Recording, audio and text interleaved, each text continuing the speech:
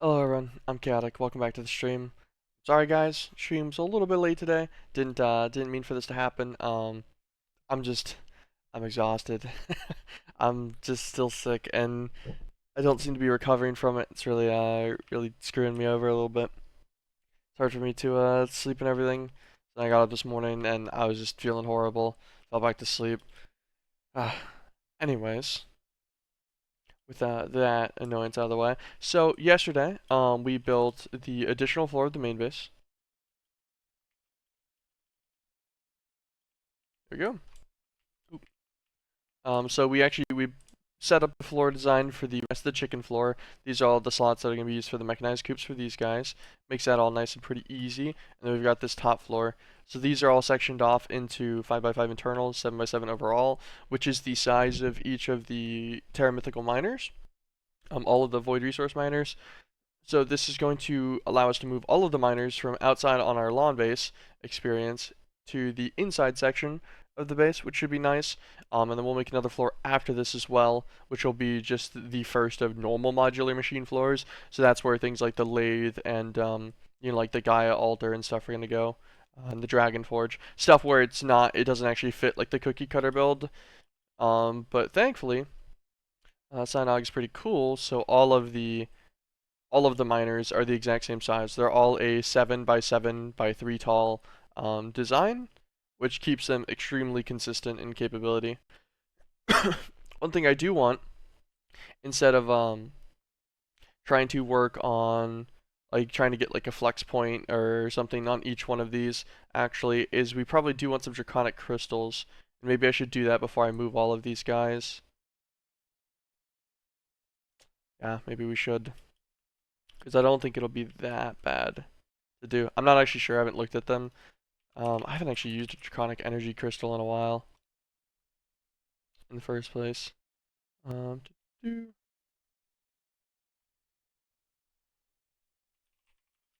Look up energy crystal. Should show all of them.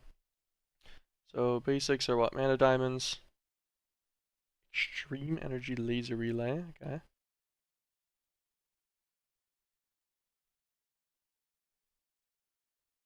Okay. Doesn't really look that bad. And that's the basic energy crystal. And then the IOs. Man, I actually don't remember how these work properly. We got the book for it, right? Hold on. Oh, I feel like we have the book for Draconic Evolution in here. Yeah. Their little manual probably has some information in it.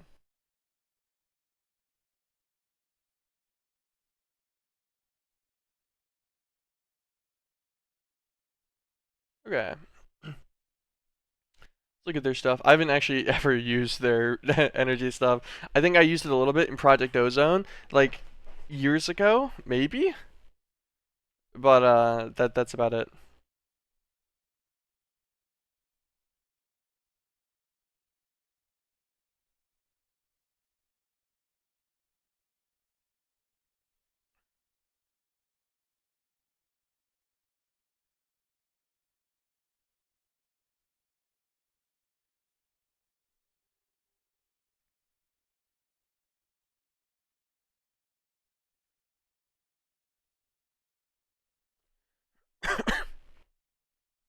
Okay, three types of crystals. So energy IO, you use it to insert and extract energy from your crystal network. You just put it on the side of your energy source or consumer connected to your crystal network. So you'll just put that on a flex point. It has three IO modes which you can cycle. So input output balance. All right, pretty easy. Energy relay is a hub which you can connect other crystals to. So it supports even more crystals than the IO crystal. Can only be linked to other crystals. Can't be linked to other blocks. And then the wireless energy. So it's similar to the relay except it supports fewer links, but can wirelessly connect to a number of energy receivers. Okay, so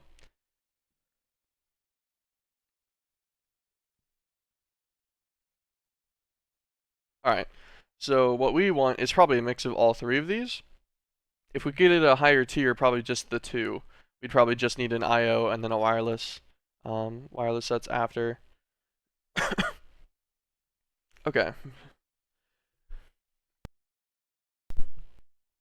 Yeah, so like our IO crystals here will only have a linkage of 2, and then these wireless crystals. Okay, so no, one IO can do into 2 basic wireless crystals, and both wirelesses can do 16 things. So one basic IO will be fine for now.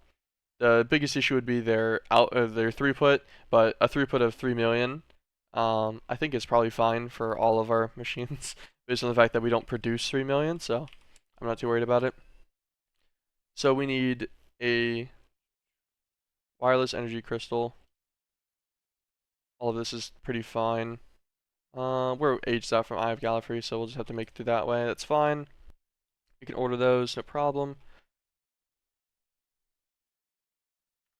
So let's start teaching recipes, I guess, real fast.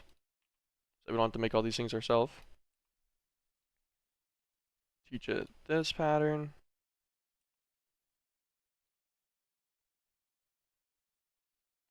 This pattern.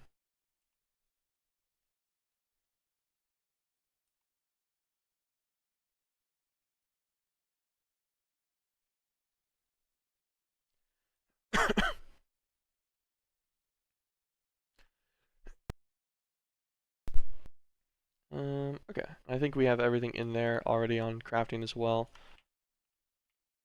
Oh, I have auto jump on now. So I did actually do that. I meant to talk about this whenever I first started the stream. So I've upgraded to, for one, Java 22. So my game is definitely more performant now by a pretty substantial tier. Now you guys get to see normal leaves. Uh, they're not like the fully blocked ones. So I'm not on the most basic graphic setting anymore. You're welcome. You're welcome. I hope that helps some people. And then, yeah, so my general game itself is a lot more performant. As you can tell, I sit at around 120 FPS now, which is where I have it locked to FPS wise, versus I was having like decent fluctuations at 80, which is fine. My monitor is only 75 hertz monitor, so it being above 75 was okay, but sometimes it'd drop a little bit below that and it'd feel stuttery. So locking it at 120 instead, and then maintaining that, way, way nicer. So I'd recommend if anyone else plays the pack, to just do Java 22 early. It wasn't that bad of a setup through Prism, and also the server I transitioned over to Java 22. It's also doing substantially better, about 25% better now. Like 23% I think is what it was whenever I was testing the average last night. So it's pretty advantageous, especially because the better you are already performing, gaining more of an edge is more difficult. So doing that is pretty nice. Very, very easy setup to just gain a lot of performance. So I would definitely recommend it. Put these slots in all of the different ones so that they don't interfere too much. Okay, and then so that gives us energy crystals. Gives us basic energy relay crystals. So then we'll set up the IOs. Oh, we need patterns.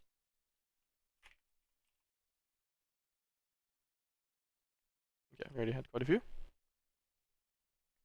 Okay, so we'll make an IO. Then we'll also set the recipe for a wireless.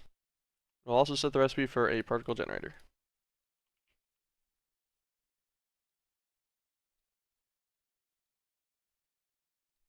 Okay, none of this is too bad.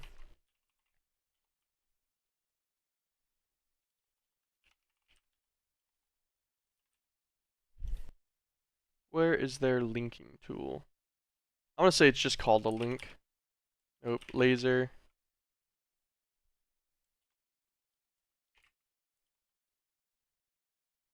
Hmm.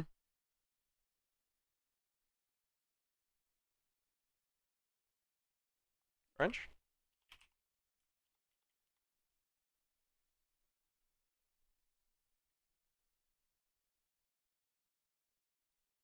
Here it is.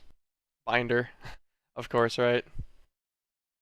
We'll craft its extra. Where'd the binder go? There it is.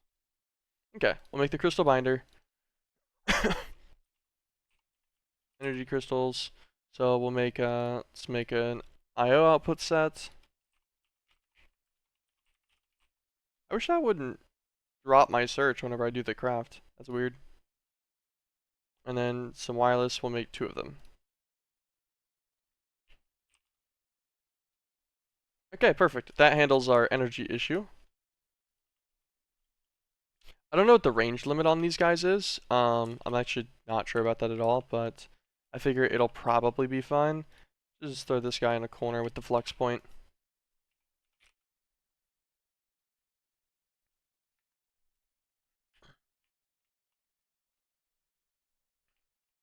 Grab a little IO.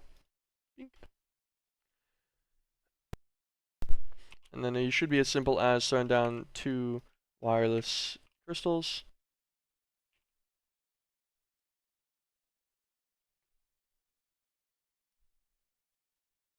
Find both of these guys as well. Nice, all of these guys are also 4 million. And then the sweet thing too is since they have 4 million storage, that's their nice buffer as well, which is pretty sweet. And they all defaulted to the right IOs. Cool. So, beautiful. This guy's got his 2 links. Oh, and it doesn't even use a wireless link from them either. So these energy crystals can link to 4 input sources, and then they can still link to 6 wireless link sources. That's nice. Good to know. Okay, sweet. And then we'll be able to link those guys to the power hatch of every single machine that we're putting down without needing a flex point underneath, since it is underneath the direct dead center bottom of each connection point. And now we'll clean up some of our inventory and we'll start moving all the machines over. I'm going to do them one at a time because I want to make sure that I don't use... How do I get this?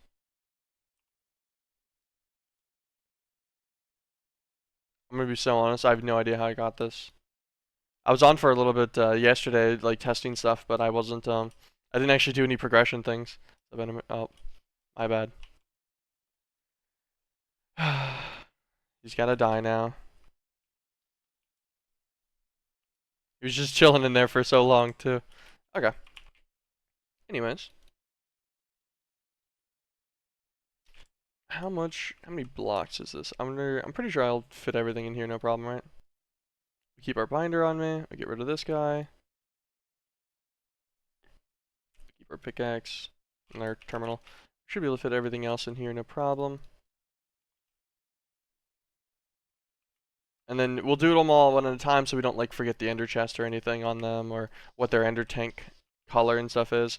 Because I don't want them to be missorted. I could technically just start dumping all of these into the system since we already have things partitioned out that way. But if I don't need to, I might as well not, right? But yeah, here's what I mean. This is what I've done for all of these. Is a flex point underneath each one, but we shouldn't need that now.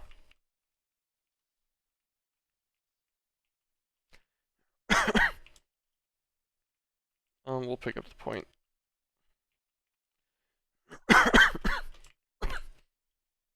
Sorry for the cough. Still got it. Still stuck with it. Yeah. I guess we'll put them in this right corner.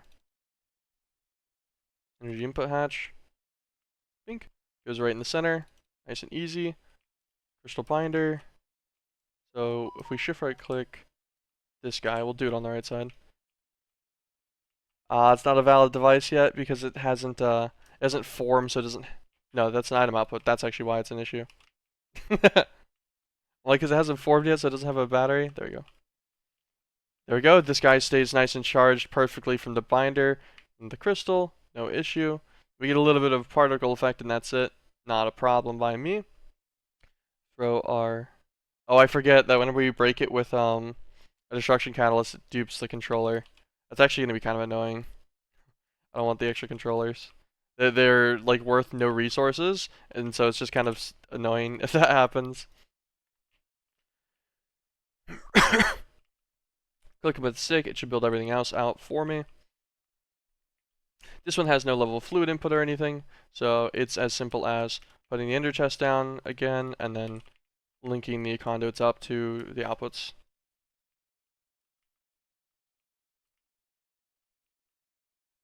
Turn this one off, this one on always, this one on always, this one on off. My mouse sensitivity feels weird, and I don't know why.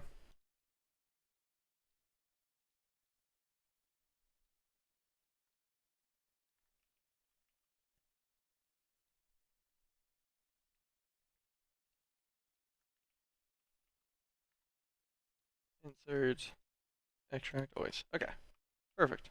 Now, every single time this guy cycles, let's double check that these guys are losing all their resources as they should be. Okay, cool. Nothing's getting stuck in the storages. That is one of, I think, 8. We'll just fly over the edge for now. We'll do this one next. We'll try to do all the ones that don't have fluids first, although I think we're already hitting the limit on that. We'll break this manually with my pickaxe, and then we'll break everything else with destruction catalyst. I don't have to deal with it getting duped on accident. Not really much of an advantage, just a tedium whenever it happens. And make sure you don't miss any blocks on accident.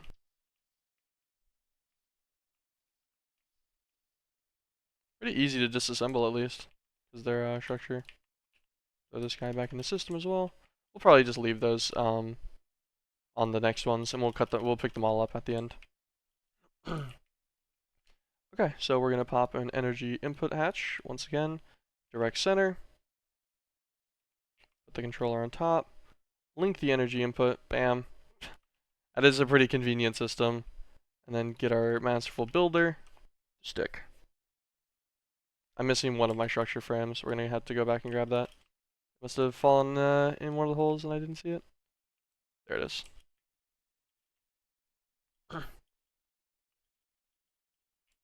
Oops. Assembled successfully. And he's working properly. Cool. Give him his ender chest. All the same with the conduit. Extract always. Insert. We'll actually do the inserts on all of these real fast. And we'll do the extract always on all of them.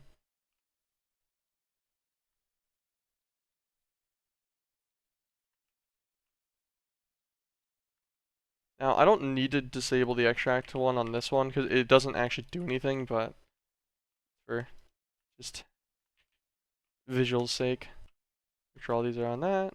All of these are on insert. Beautiful. That's the second one. This guy uses a fluid, but we've got his just directly in an ender tank. That shouldn't be much of an issue. This guy's also going to use a fluid, but he once again goes directly in an ender tank, so it shouldn't be much of an issue either. These guys don't have ender tanks on them directly, but we will, we can move over to that, no problem.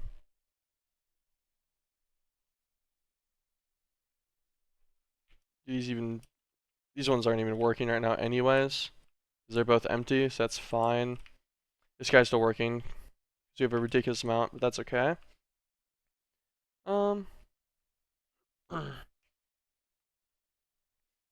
worry about the fluids on these two again later. After we get the plasmatic condenser, and so we're getting consistent sedenite, we can melt the sedenite down into molten sedenite, and then we can centrifuge that into the 4 fluids that we need for the miners so far. So we'll get the my bad. We get the liquid void, the dimensional essence, the overworldian fluid, and then the other one too. I forget the last one, Nethengaic fluid. So we'll get all of those 4 from sedenite, no problem.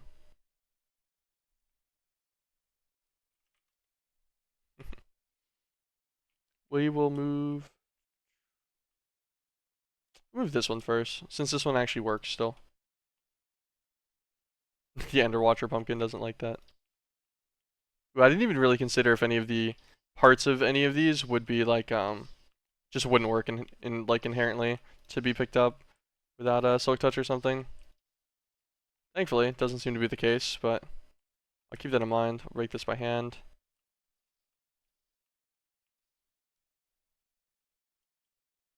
Make sure we picked up everything this time. Sweet.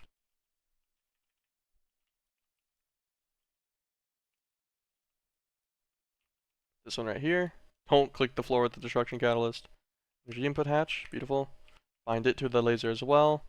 God, that is really convenient. Pretty funny. I should probably start using that. I can save myself on trying to deal with the cable hassle all the time too. I thought they were more expensive than they were. I know that like Lashmac and some other people that I was talking to pushed for them really early, but I just still assumed that was just people doing like masochism shit, you know? Not uncommon in this pack. I've seen a few too many people that have been playing without EMC, so it wouldn't have been surprising.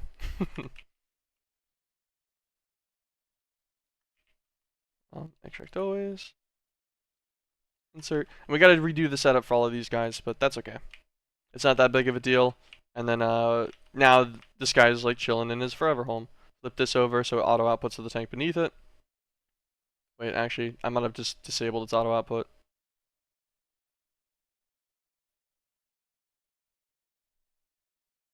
Does that one crystal not do enough for the IO of this?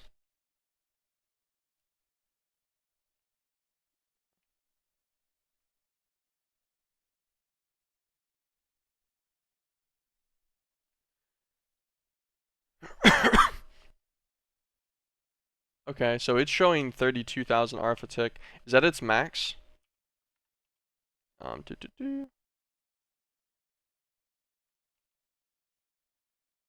on. Pop this back open.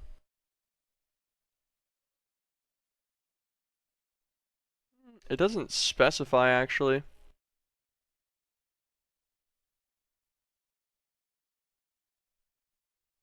Because it's showing that it's putting 32,000 into it. Oh, you know what we could do? Could we simply just double link this?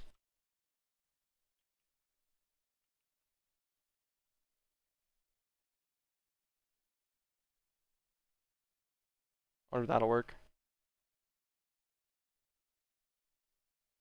Because this, so they look like they cap at 32,000 each. What's the next tier actually take? Wireless energy crystal. A wyvern tier requires a wyvern energy relay. Oh wait. Okay, no, we'll just upgrade to wyvern tier. We won't do it through any weird methods like this.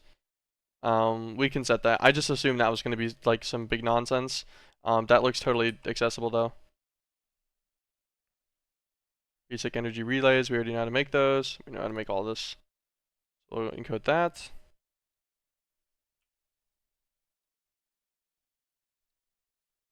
We'll encode the wyvern wireless version.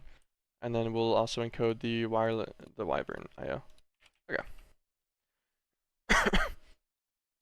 My bad, just didn't make a high enough tier to start with. And I imagine these ones will do more than the 32k, so.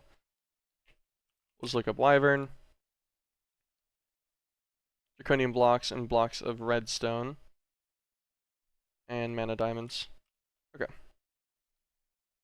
So, draconium into blocks. I know a lot of people just use compacting drawers and stuff for this, but I don't mind it having to do crafting for the recipe. It slows things down a little bit, but it's not that big of a deal, in my opinion at least. Redstone blocks as well. If this does become a problem later, where like these are significantly throttling speeds of important recipes or something, then the position will change, but okay. Can I not just grab out a block of so stupid. I think I know exactly what I did. I just don't even talk about it. So I meant to encode a recipe like that, but I think I just crafted a block of redstone in the main terminal instead. I was like, oh man, why is it not letting me put this block of redstone in here?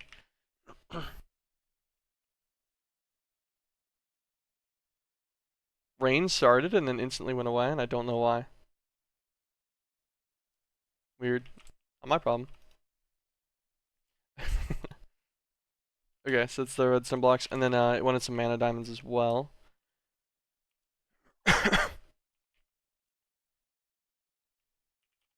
Need 16 of them. I guess we'll try to do half a stack and see. It's gonna drain some of our mana out. We do need to keep in mind I don't actually have these guys going automatically right now for mana gen either. We can always upgrade to like a Kekamaru or something if we need it before we get enough stuff to get to the guilty pool. So it's not that big of a deal, but Wyvern Energy IO. Wyvern Wireless Energy Crystals. I think.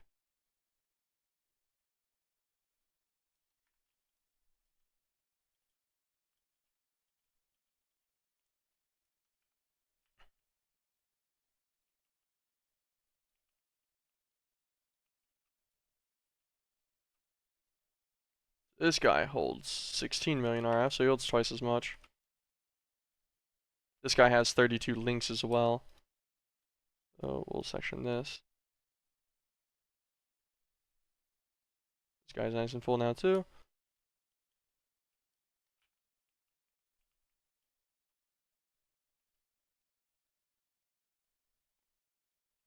Put the input back.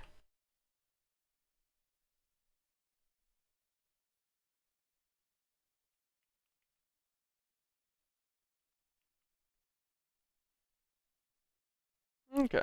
Now he's getting fed the 45k he needs, no problem. Alright. I assume that little stutter in the value here sometimes is just it waiting for it to do a tick of consumption down extra. I guess where it's not keeping up at full speed because of the way that these do their transfer, which should be fine. I don't think it'll be an issue. Let's break one of these. It shouldn't stop our stuff. There we go. Link him. Beautiful. Item outputs, and then this one. Back together again, no problem. That guy still stays set.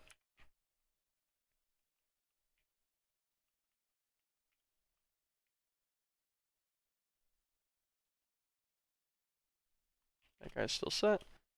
Okay, and that should be powered to all three of these guys, and just go and double check in the crystal.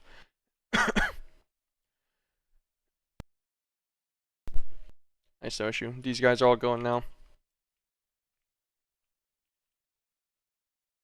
Perfect, okay.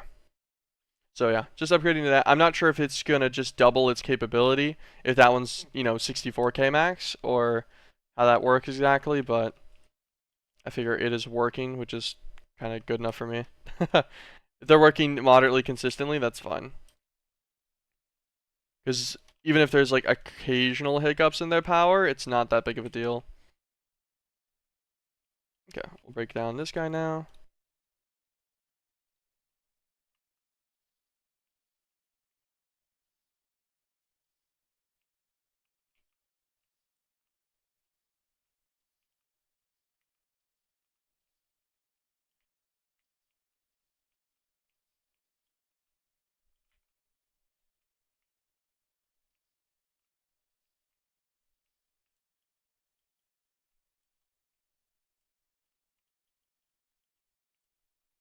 Up here, where's our energy input hatch?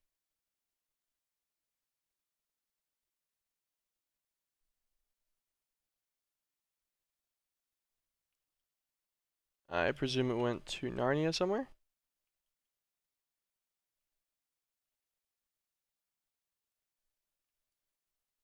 Where'd it go? There it is. I'm just blind actually. I was like, I thought maybe I just left it on the floor on accident. Nope, I'm just bad. Find this guy. Also, I guess something we could do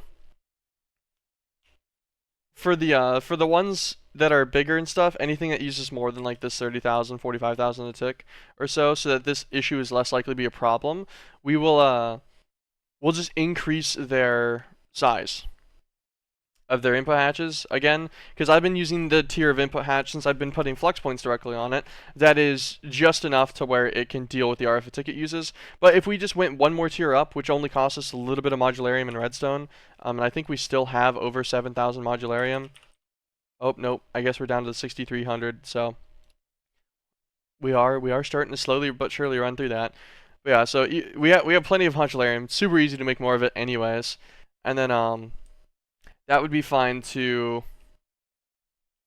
just increase the buffer on all of these, and then so even if there was like little hiccups in the way that in the time it takes for that crystal to transfer power over, it wouldn't be an issue. It'd still have enough power to keep going for the extra second or so that it needs, which should be fine in the future. So I'll just keep that in mind for later on building.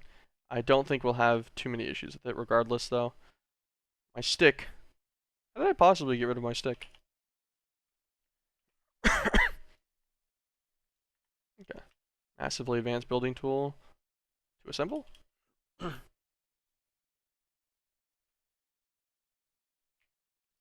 There you go. And this guy's set to all four of these now. Beautiful. We'll give this guy his proper little ender chest. doing the ender chest because since the ender chest goes specifically currently into their danks that they're already partitioned for, I feel like that's just easier that way.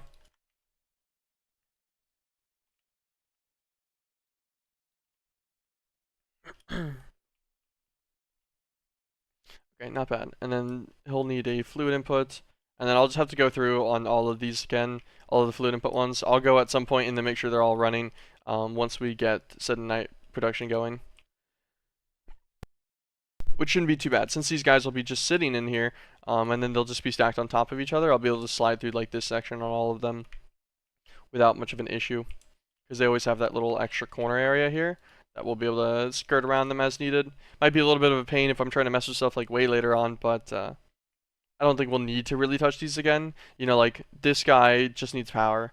He's never going to be touched again. This guy, we have an ender tank for him, so I won't ever have to really mess with him directly in here again. This guy's also just power, so should be pretty manageable, I think, at least. Let's go back down and grab next one. This is actually the last of our miners I think we have right now. No, this guy's a miner too, right? Yeah, this is our nether gig. So we've got 2 more miners to disassemble. Break this piece manually first.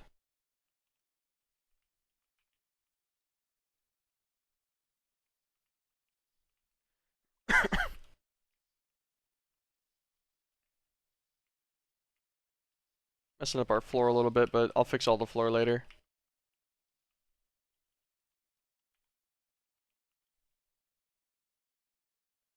Yeah, make sure I got everything from our miner.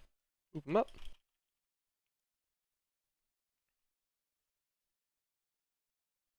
Energy input hatch. Put the miner on top. Hit him with the stick.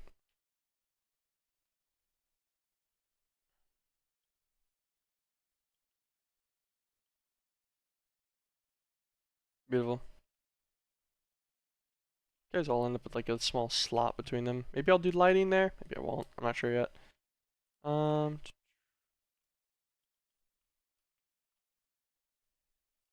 Give him his ender chest. His conduit off his item hatches.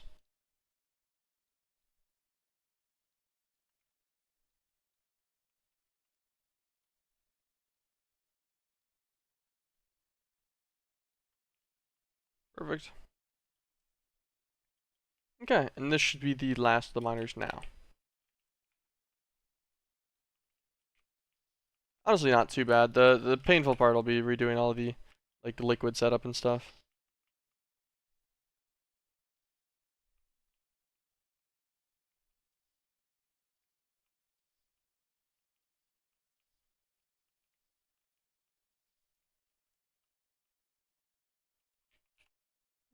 Don't have quite enough inventory space.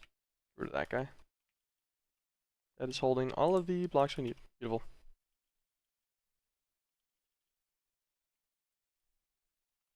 Get our energy input hatch.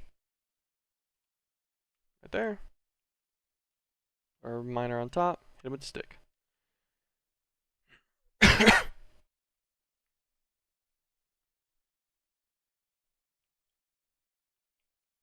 Okay. Give him his ender chest. Get our item conduits once again. Pretty simple. Small amount of tedium, but nothing that's too big of a deal in my opinion at least. There we go. That should be all of the miners nice and set up. Perfect. That's all 6 of the guys we got so far. And just to confirm that this has all 6 links. It doesn't. Did I not click this one? I didn't. Good thing I checked. Nice and easy. Now it has 6 links and there's 6 guys up here. Makes it pretty easy to keep track of. Fantastic. So this guy is one of the crucibles. This is the Enderstone Crucible, which I don't think we're going to need anymore. That guy's all related to this. I don't know what I'm going to do about these yet. I guess I'll probably move them up to the next floor, to the normal modular floor. Not sure if I'll put them side by side or if I'll put them like angled and stuff like this again. They do have some weird nonsense stuff going on, positioning wise, which is fine, but it's going to be a little funny to mess with.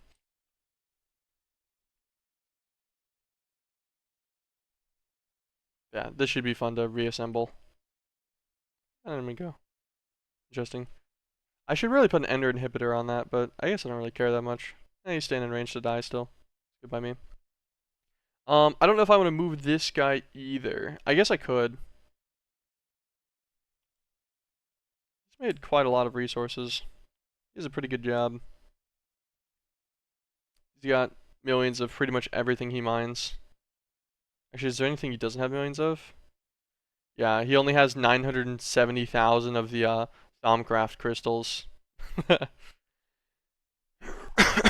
Everything else, though, he's decently into the millions on. It's pretty solid there, pretty solid. Not too shabby, I'd say.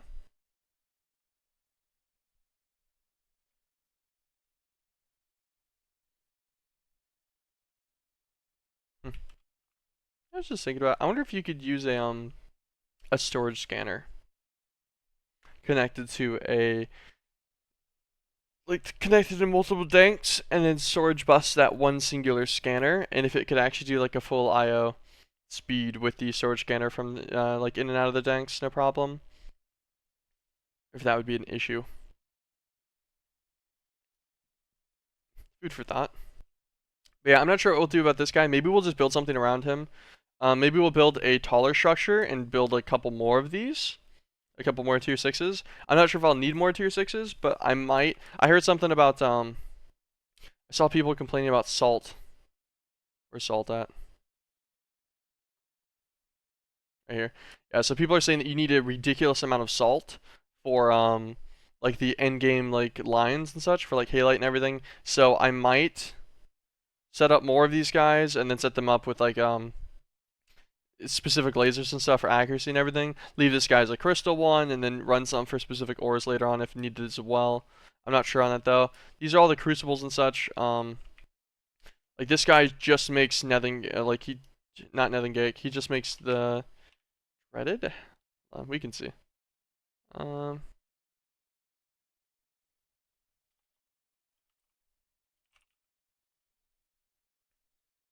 yeah, no, okay, yeah, this guy does make it. So this guy just makes Nethingate fluid. That's all he does. So once we're getting Nethingate fluid from centrifuged Sednite instead, I don't really need him anymore. Which is going to be the same with this guy, because all the Ender Stone Crucible does, as well, I'm pretty sure, is just make Liquid Void. And then if we're getting Liquid Void from Sednite instead, we don't really need this either. Dimensional Essence falls into the same boat, like this mythical resource. Wait, no, hold on, this guy can actually do other things. Nice, that guy can be repurposed. He's the one on our first floor, he's right here. This guy. He's just been making a massive amount of Dimensional Essence. 34,000 buckets of it, approximately. So, for context as well, if we use that Dimensional Essence for just a Void Miner, it would last approximately forever. I could actually do the math on it real fast. So, 34,000 buckets.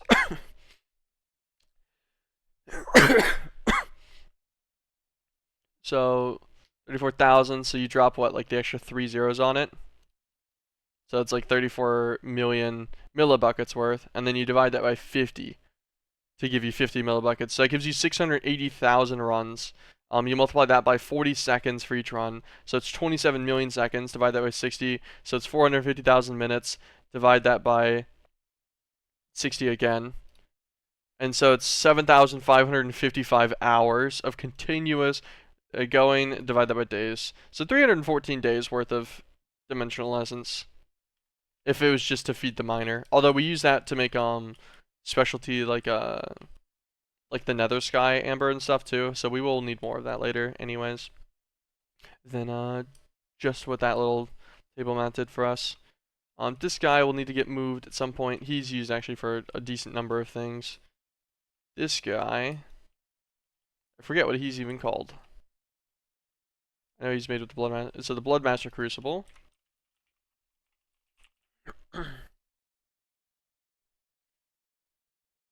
He makes recursive goo, but recursive goo is useless. So it does exactly what Molten Sednite does, but like it costs the things that you would be doing in the first place. to make the other ones. This condenses it all down, I guess, to one singular multi-block machine. By using this, by using recursive goo, or making the recursive goo instead, which I guess is good. But, like, you just don't need it whenever you can just melt Sedonite later. So, I don't know. I feel like this guy's going to be irrelevant as well. We'll just cut him down. This Dragonfire Forge is unfortunately going to stay relevant, and so is his, I think this little homie over here, Dragonfire. Because that's the Crucible, I guess, is what the other one is. It's the Crucible. He's going to make the Ice and Fire Dragon Steel, and we'll also need him for, like, Dreaded Steel and such. Which, I don't know what we'll need that for in mass, at least, but we will be needing it. Just make spatial pylons, whatever I need those for. Dreaded steel plates. Oh, that's what we need them for. Dark Soul Machine Chassis need dreaded steel plates, so we'll need quite a few of those. Annealed highly dense frames for a living case. That's not horrible, I guess. That's for a radiator casing for this guy, although you do need quite a lot for the dice in a radiator. What does this guy do? Essence of the Halite Warrior.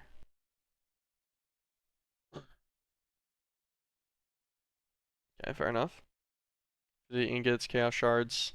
Oh, and then he's got all the different seed types as well. With the defined seeds.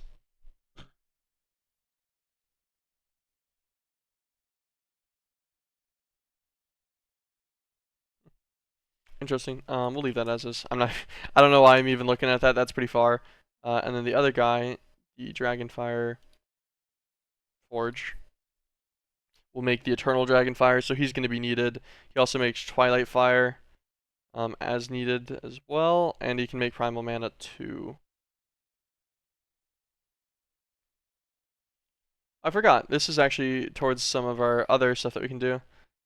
Thank you, BBSBS. SB Sula, appreciate it. Welcome to the stream. You can make the inert botanic alchemic catalyst, and then you can run this guy through, which technically works. What, for 1 mana dust? Makes 200, so you could get 2 of those. I don't think that's super high throughput speed in comparison to just the dragon loop. Still need though. Make skill crystals. Nether Seal Loom needs it as well.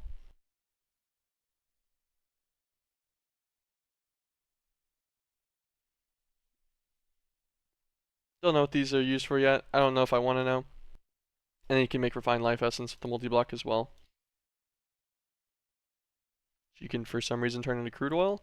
I don't know why you would ever do it through this way, though. I think Magma Crucible with bitumen is just better now.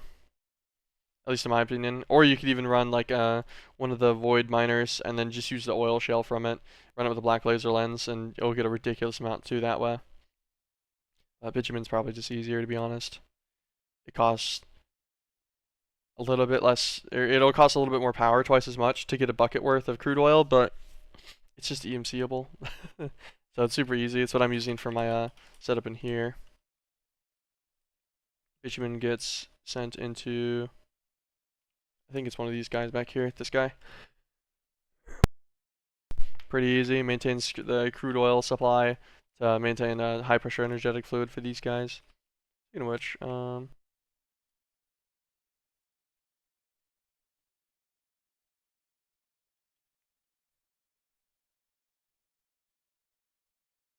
wait, are my turbines not running at full speed now then?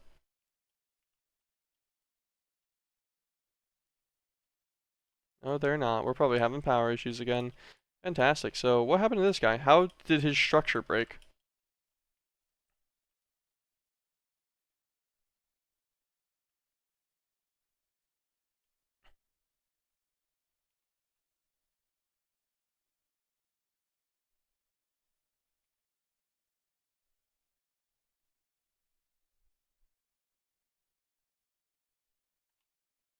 So the only thing I would have done is upgraded the versions. So maybe the advanced compression engine is a different build now?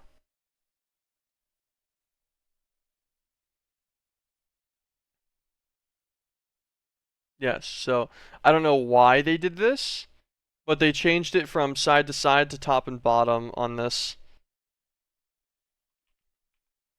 It's kind of irritating. Doing things like that is a little bit annoying, especially if you don't realize that they did that to you. Because yeah, here's where the output hatch was. It needed to be side to side, which was weird and like kind of tedious. I guess this will let these two wall share again, so then I can run both of these top ones together, so that's cool. Maybe that's why he did it, was that they could wall share. So I guess the dynamic behind it is understandable, but it did make it a little tedious. Let's figure out what it wants these to be positioned in. Okay, so output's on top still, beautiful, and then input's right here. So we give this guy his input, no problem.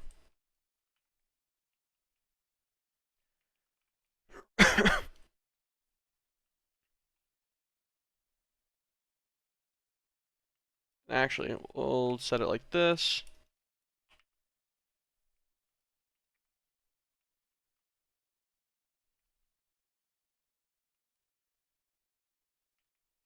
Okay, this should be pretty easy. Grab a compass and a laser wrench. Compass. I think laser wrench is still in my inventory somewhere.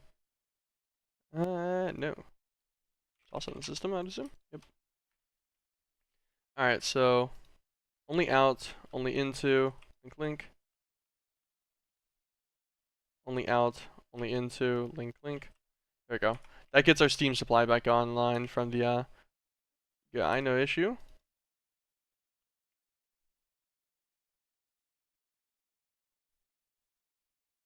Does he not produce enough, really?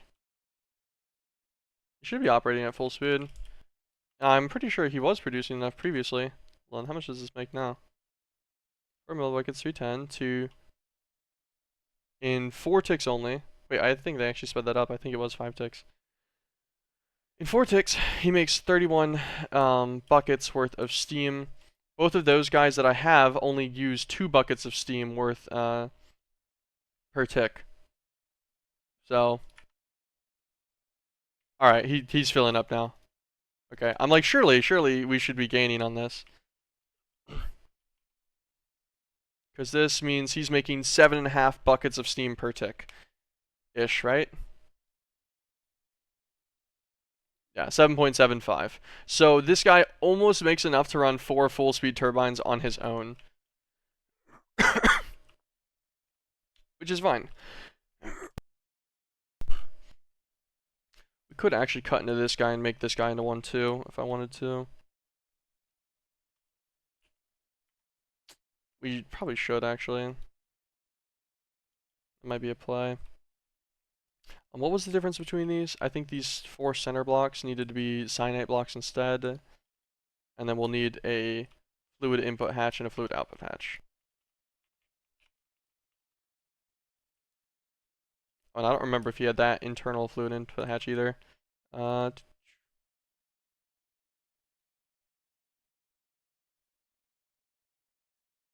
Yeah, so he still has the underneath fluid input hatch, which just doesn't matter. I think this one has it too.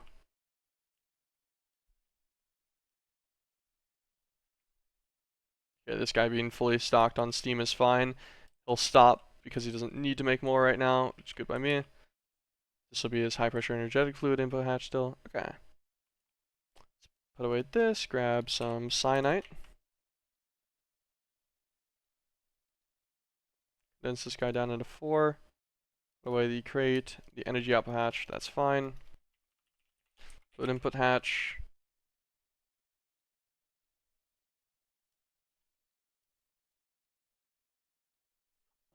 Let's make 2 of these. I'll upgrade them both in kind.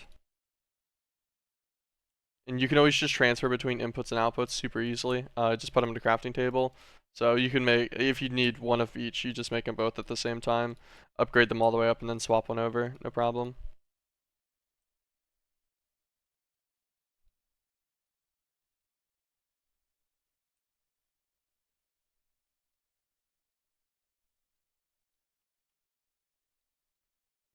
Do this one.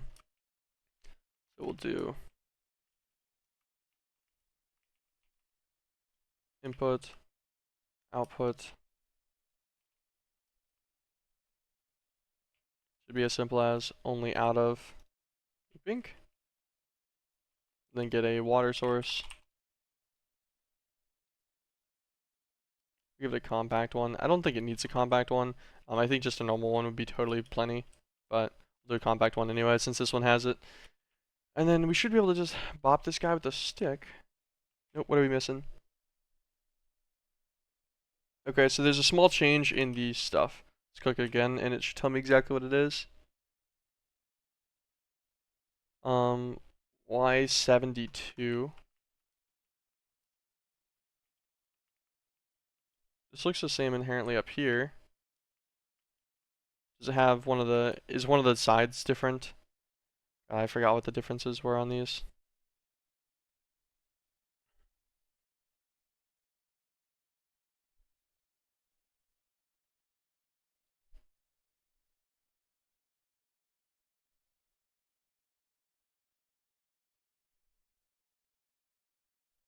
Oh, it looks the same.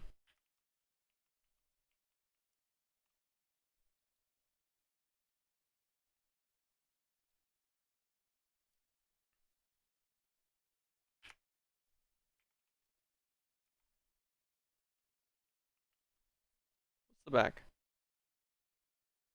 Steel block. Folded, right?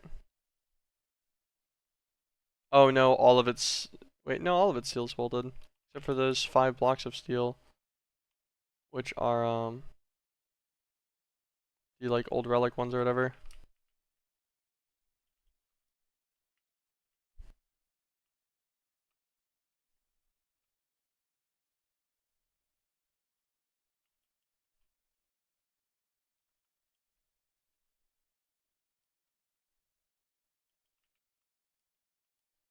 Oh, that's why. I'm stupid. Gotta change this guy out, duh.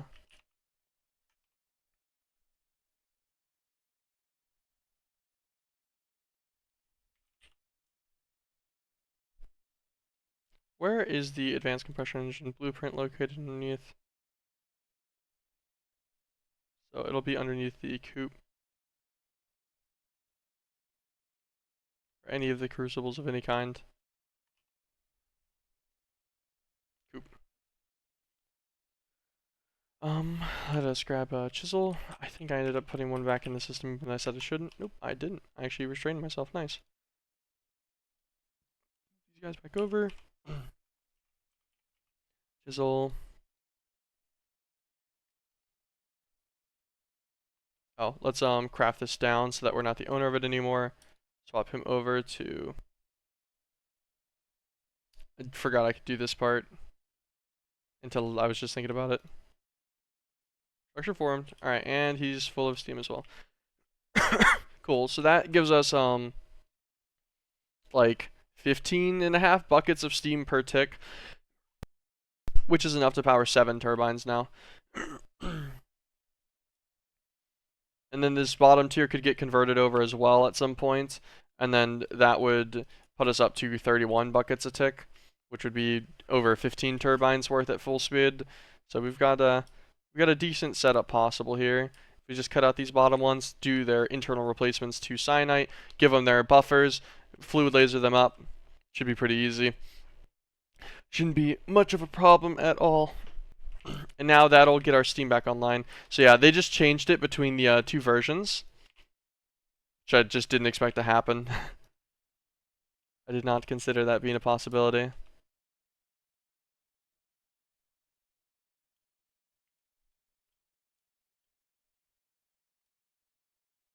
Yeah, since it's happened, is that this drum is the steam drum that then goes, it gets cycled into this from this tank. I'm doing this in such a sketch way. So that gets cycled from the steam tank, and then that tank itself is, or that drum itself is being yoinked from here, and that's how the fluids are going in to each container section.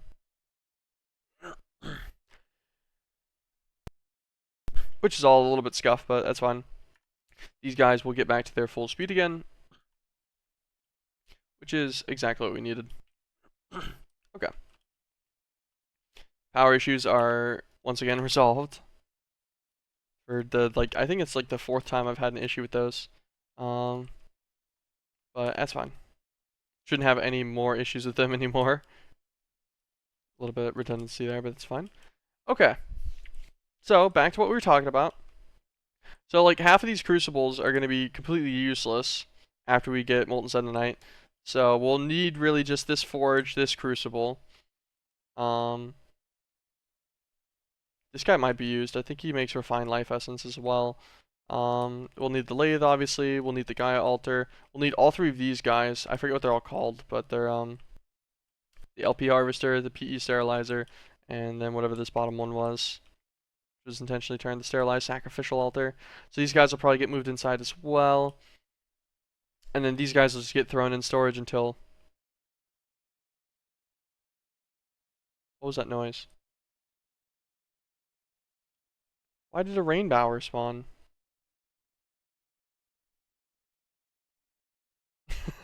What? I've never seen one of these spawn before. I did, I do think I saw people talking about this. We'll kill him. I don't know why rain bowers are spawning like that, but they shouldn't be. They normally don't. Little weird. Whatever. Oh yeah, I guess we'll just double check that all of this is working properly too. Hey, we're back up to 65,000 blank slates again.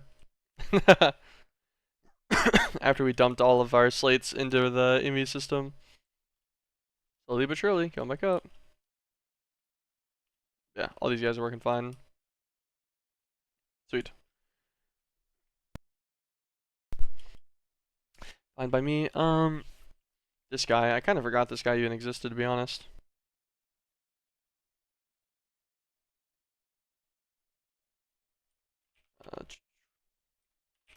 What's resource miner?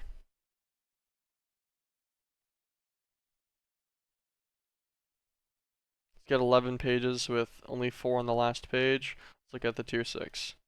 11 pages with only 4 on the last page. Yeah, so there's no difference between their tiers, is all I was checking. Do I need any more of this stuff? I got sponges.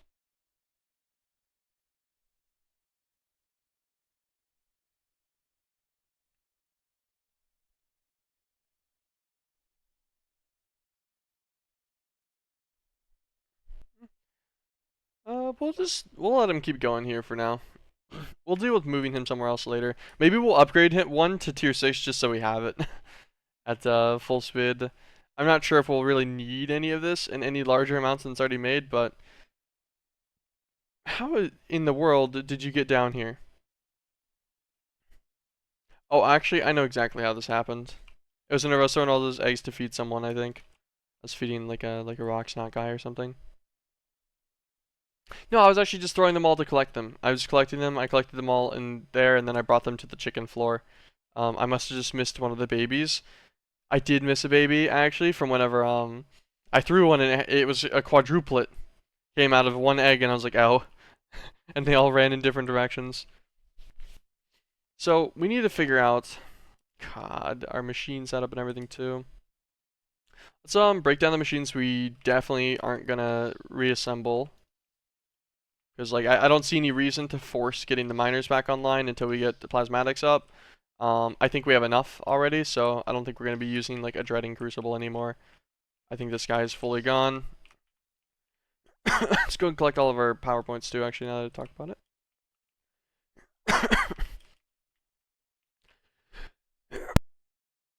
Apologies for the coughing, guys. Really can't seem to help it. And I've been sick for too long. I can't take medicine for it all the time. Not good for you. This guy is also going to be toasted.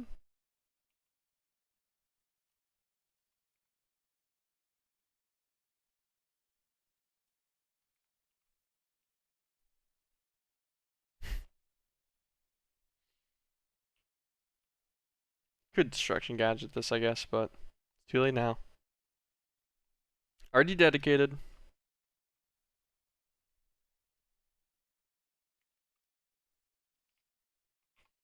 Okay.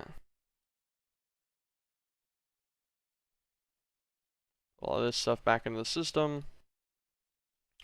If I need it, I can just yoink it right back out. If I don't, it can just kind of sit there. We have enough extra space. We'll leave this setup for now because we just don't have a spot inside for it. Does this guy need to go? Just double checking him again. I'm pretty sure he makes the refined essence and like some other stuff. Wait, no, this guy only makes overworlding and mildly recursive. He's completely and utterly useless, I believe. Because recursive is only used for these essences. Okay. This guy can just get decomposed. Nice, got some of our Bloodmaster blocks back. That's sweet.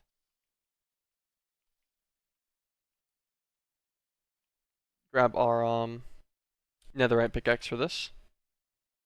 This one needs a higher tier mining level. Don't want to lose another power stone to that. God, it sucked finding one of those again because of that incident. Okay, put all this away. Too big of a deal. Alright, so in total we have 4, 5, 6, 7 things that need to get moved. I thought that was like a mob right there next to the infusion altar because I saw it turn. I was like, what is that? Oh, I guess this guy too. He's also incorporated. So that's 4, 5, 6, 7, 8. Technically I have 8 multi-blocks to move inside still. We need to make a new floor for it.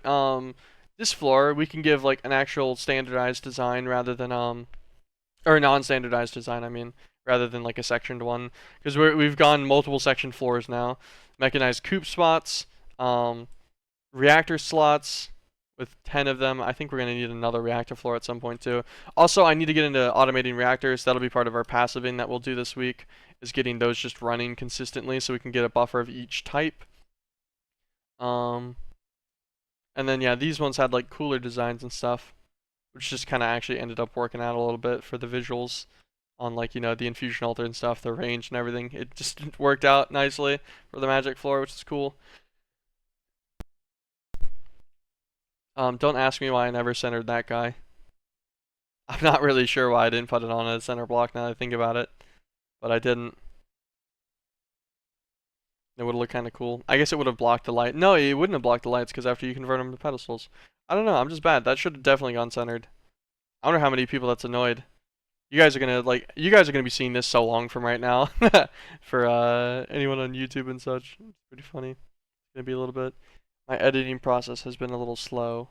I'll be honest. But yeah, okay. So we'll just need to build a cool looking design. I don't know how want to do it yet. But let's grab ours. We'll do it a quadrant at a time. So let's cycle. Get some marble and some basalt. Marble bricks. Basalt bricks. I should have gotten a little bit more marble. I know better.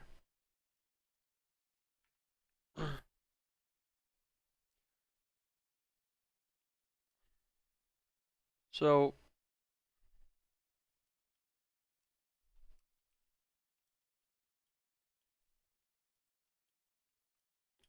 kind of the intention here is we'll do an intentional design on a quadrant, I think. I think we'll do a 4-quadrant design still, similar to like the earlier floors. And then we're just marking the 2 elevator positions.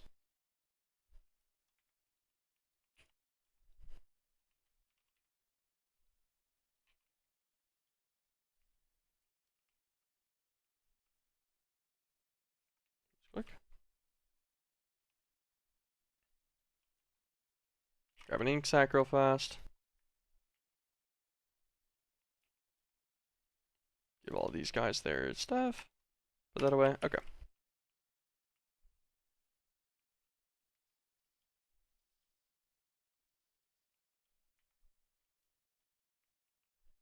Alright. This gives us the totality of a quadrant now. And then we'll have the line between them. We'll determine stuff for that design later as well. What am I thinking? What am I thinking?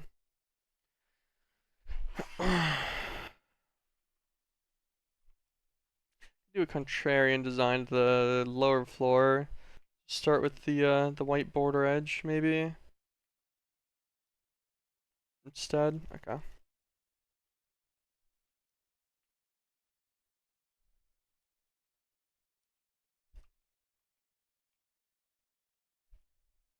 I want to do a full. Okay, we'll do the full circle for now, and then we'll adjust it after. Circle, square. Save diff.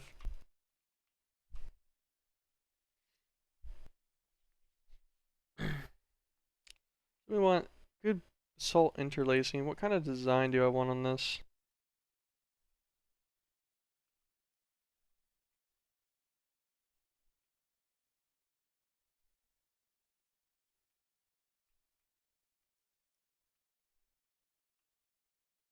Do a pretty simple design based on like a 2x2 center output.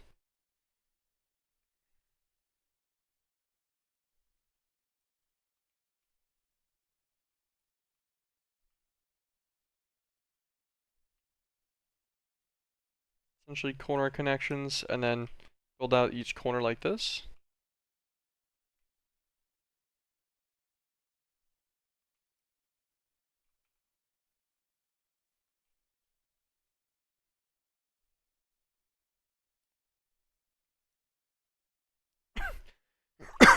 Okay, this isn't too bad. Pretty simple. Kinda like it though. Simple's not always worse.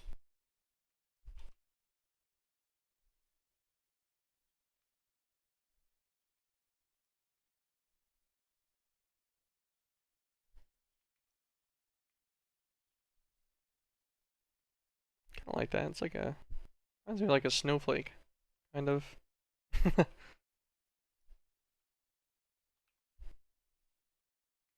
Break its like exterior border layer on each edge.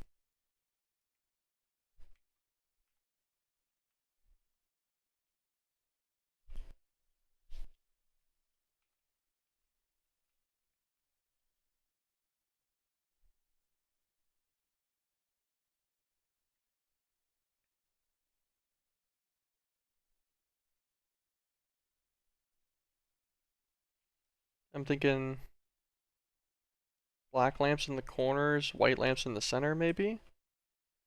What do I want to put here? Third block into the palette? Or just a bunch of lamps like we did on the first floor? Think about this.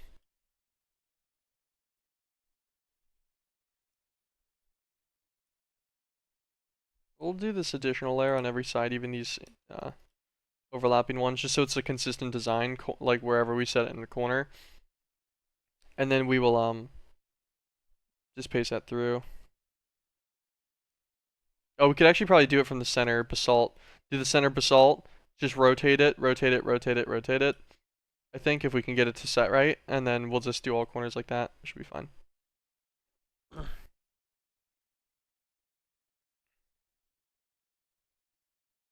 Contemplate if I want the corners to breach all the way to the corner edge.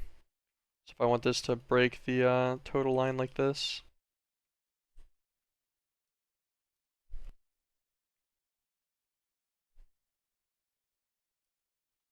Maybe I do.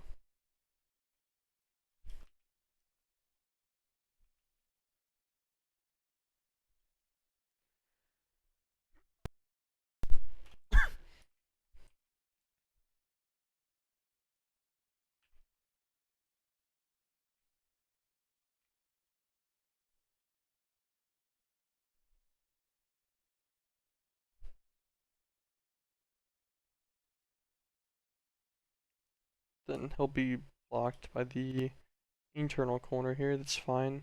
Just have to keep that in mind on the rotation.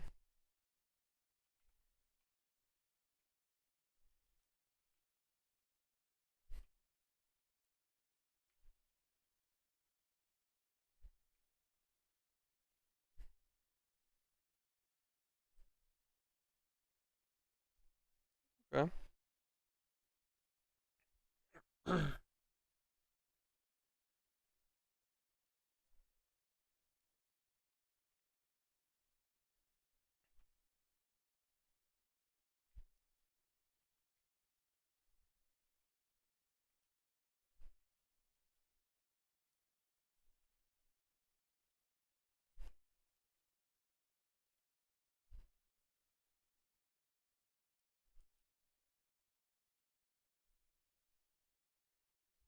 Really accent the edges maybe here.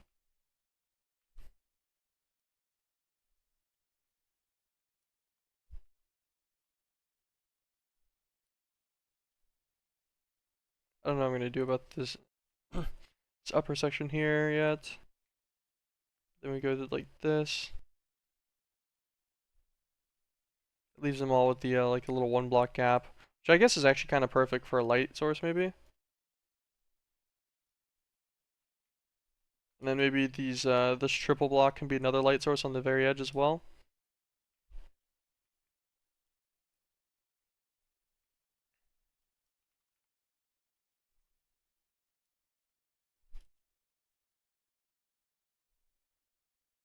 Why are there just rainbow hours around now?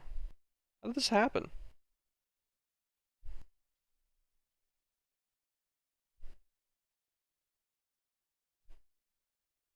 I assume just a mistake was made in the update that like messed up the rainbow hour spawns. Now they're just around. Which I guess is what it's not. It's whatever. It's not that big of a deal. It's just a little weird though. As long as they're not like spawning in like ridiculous quantities or something somewhere, which I guess could be an issue at some point. But I don't think so. Um, okay, I'm thinking something like that with all the empty slots being light sources. I think that honestly looks okay. Does it look phenomenal or anything? Probably wouldn't say phenomenal, but you know, I think it's good. I'm happy with it. And this is an okay, plenty okay design.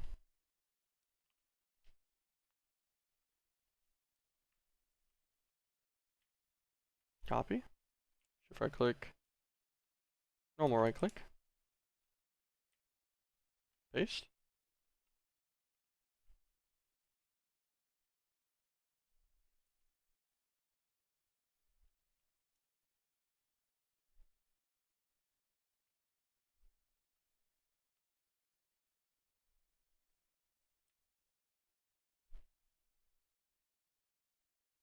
Rotate. Ah, that's the issue. Copy.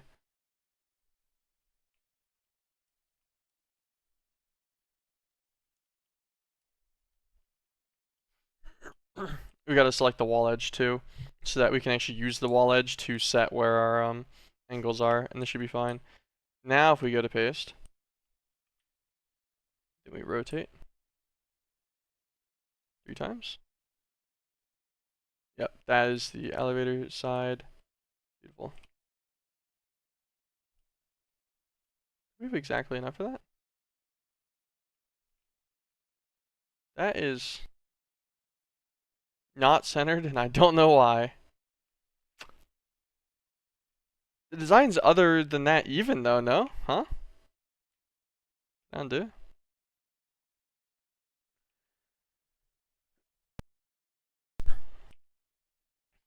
Um, centered on this edge.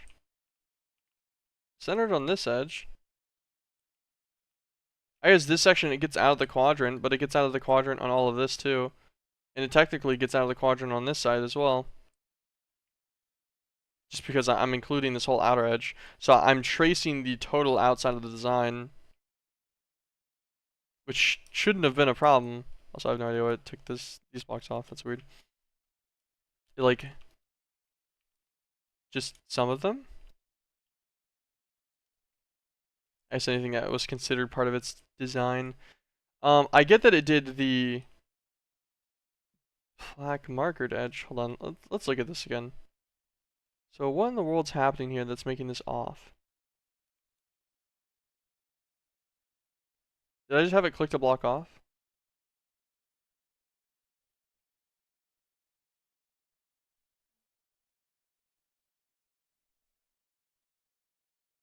Okay, well, I see what's happening here. The elevator's on the wrong side.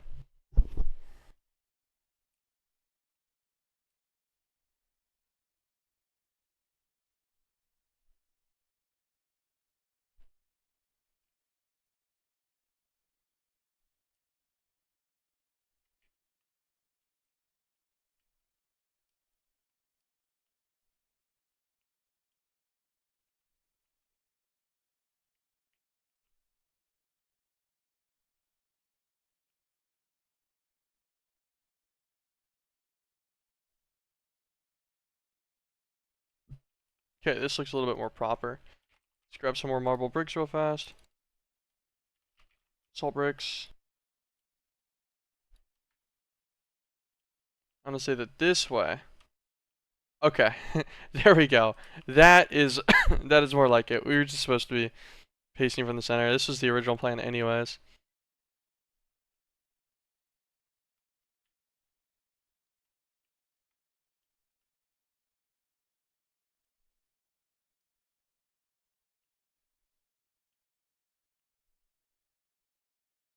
That might be a couple too many rainbow hours. Anyways.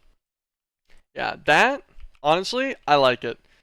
Um, do I want all of this to be lights that's open? Not really. I feel like that might be too many. But maybe if we fill these interspersed gaps, like the 3x3 slots on the connection points with basalt like this on each one.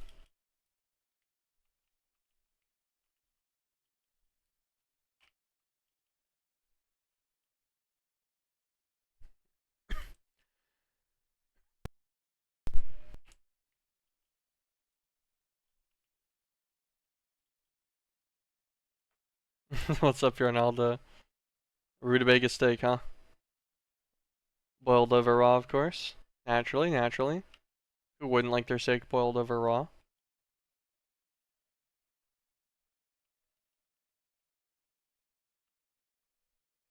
Can we drop maybe marble brick center points here on these? I was gonna originally do lights, but I don't think I think I should probably cut down on the lamp usage a little bit. I think it might have been part of my FES issues originally. And then lights in the rest of these slots should be fine. What am I thinking? Let's grab a stack of both lamps. Do black lamps still go well with this? Yeah, they do. They're still fine.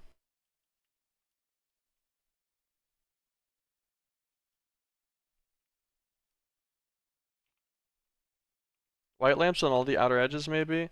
Black lamps on these internals. Like this. So every 3x3 on the edge. White lamps. They'll contrast against like that main wall edge, which should be fine.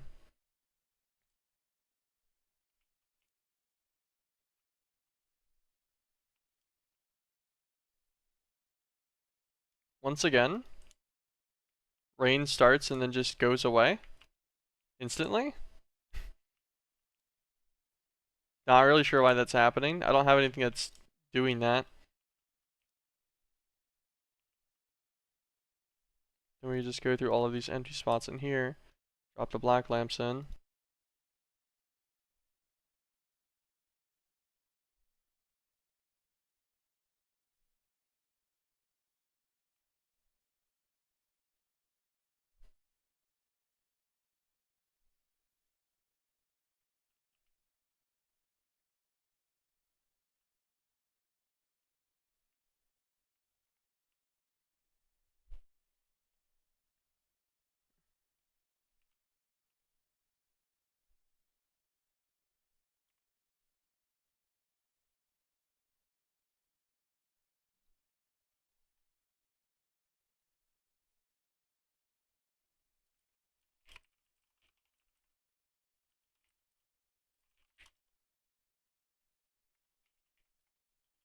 Send this to an expert.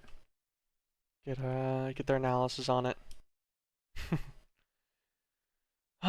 Honestly, I like it. I think this is a vibe. This ain't bad. Doesn't conform to anything major, which is good. This one will also be plenty lit up, unlike the other ones. I felt like I remembered something. Yeah, this block I placed earlier. I meant to break it.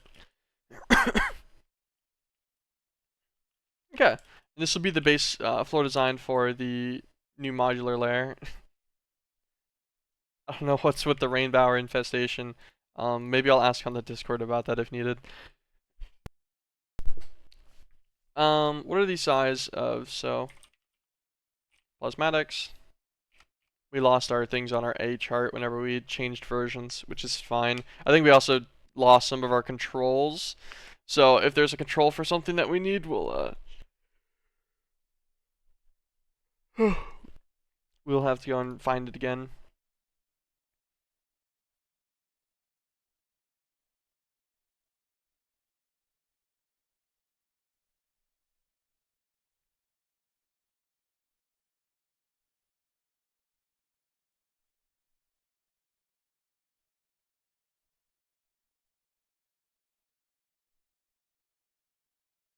Yeah, I was pretty sure the token of remedies just had the wrong tooltip there. Like, I don't remember that doing that, but oops. So condenser is 5 blocks tall.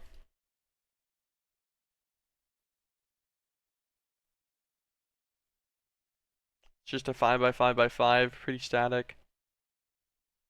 Or no, that's not the condenser. The controller is 5 by 5 by 5, pretty static. The condenser is 15 by 5 by 15.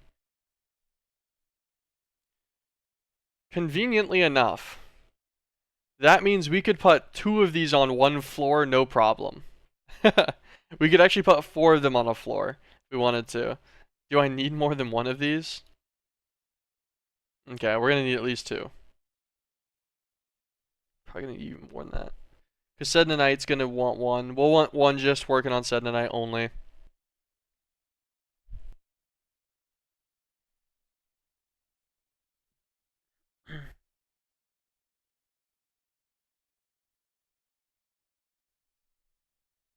We'll probably want 1 for handcrafting. To make like the different chickens and stuff.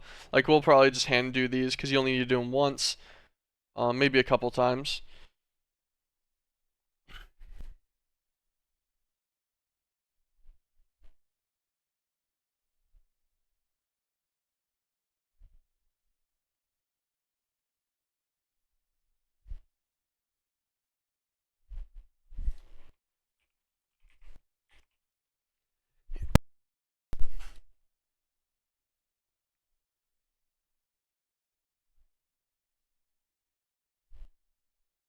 Make the ores and stuff too.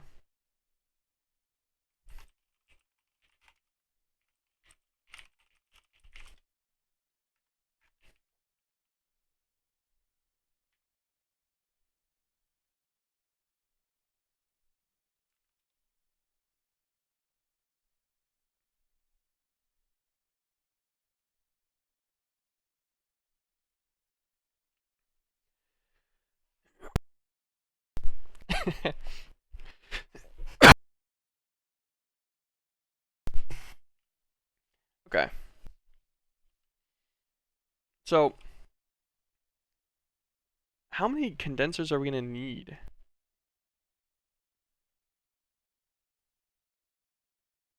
Is there any way to get Sednanite past this, or will it always be through this way? Is there like a chicken for it? Doesn't look like it. I guess, oh, we'll have the, forget that we can use the industrial blast furnace with dust to make, additional ingots that way too, so that we pulverize something majorly. Like tectonics, so it'll give you a triple. Or you can just run an industrial grinder. Oh, with a little bit of dense plasma, it gives you a quadruple on it.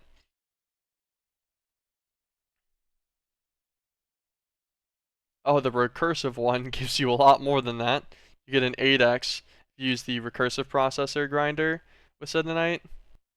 Turns 4 ore and 100 dense plasma only into 32 dust.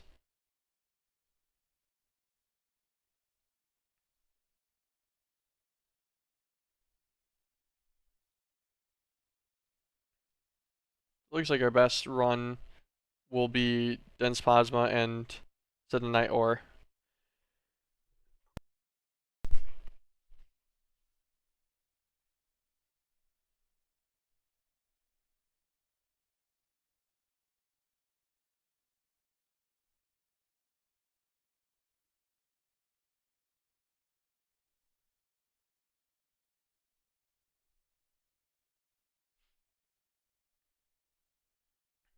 Oh, Arkenstone with recursive does a decent amount. Interesting.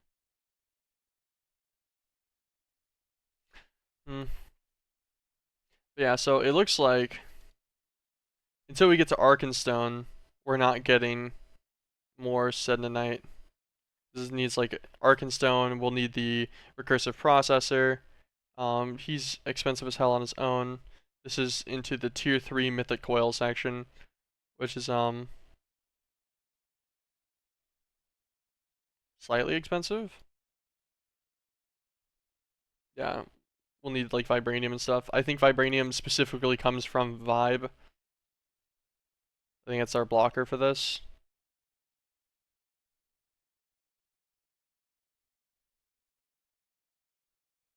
How do you get the first one? Okay, you get it like this. You use the alloy of some kind, or the combination craft, I guess. No, probably not the combination craft. You just alloy smelt it, so it's fluctuatite, skeletal, and baronite. And then I guess the intention of this is a duplication recipe in the crucible. I'll also make a rhenium chicken at some point.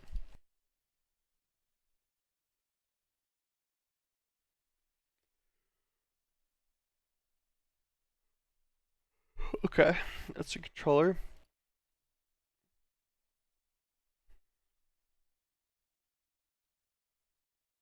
Interesting.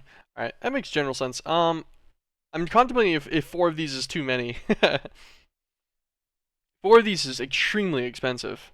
Um, at least for me right now, because that requires 100 and no, that requires 320 of these, right? I think it takes 80 each. I guess really the only bad thing about these is probably DU plating and weeping blue. I think everything else I can make 300 of no problem. Oh, well the red coal too. I don't have set up yet. I should really set that up. Um,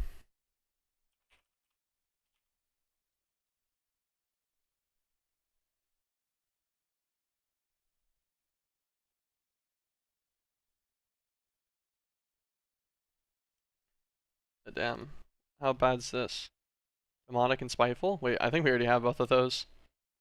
With the skeleton bone chips, creative essence. Um, we can just make more of it. We have a creative essence, right? No, we don't. You find it on Luna. Okay, so we just go back to the moon. We can get creative essence.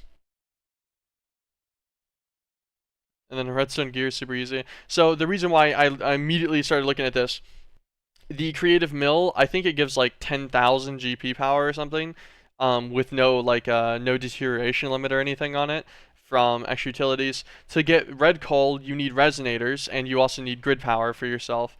So I figure if we make a creative mill, that would definitely handle that problem. So we can go to Luna for that to get all the better red coal. I feel like I'm getting slightly ahead of myself. Anyways, let's build up this floor. So this floor is gonna be normal machines. This will be all of the normal like hand used ones from our current selection of guys. How tall is this total stack? Real fast. So it could be smaller. Definitely be at least 1 block shorter for each layer. Because you really only need 2 blocks. So each one just needs what are these, 7x3s? 7x7x3s, just like the miners are. Yeah, so if this was a 9 block tall layer, it would fit it. We'll make it 10. We'll give it a 10 block internal size. It'll be a pretty big layer on the base. People are probably going to be annoyed that these layers aren't even, but is what it is, right? 1, 2, 3, 4, 5, 6, 9, 10, 11. We'll give it the 10 block internal, and I think that should be absolutely plenty of space for all of our handheld modulars. Handheld modulars, hand-used modulars. Yes, so I actually walk around with my 28 by 28 block modular machine in my inventory. Just how it works. Put them down whenever I need them. Pick them right back up whenever I don't. Pretty simple, honestly. I didn't mean to do that. We use steel for that one. Maybe we should do another steel layer. Because this is like the same dynamic. I think this side will look a little bit better than the other one did. For having steel in it though. With the only reason for that being that I have a lot better lights. So I think the lighting situation is not going to be nearly as jarring on its visual aesthetic. I'll need to make sure that the next layer has good lights on the floor too. So it lights like the top of the window and everything too. I like this. This floor looks good. This is a vibe. I'm pretty happy with this one. I think I did a good job on this.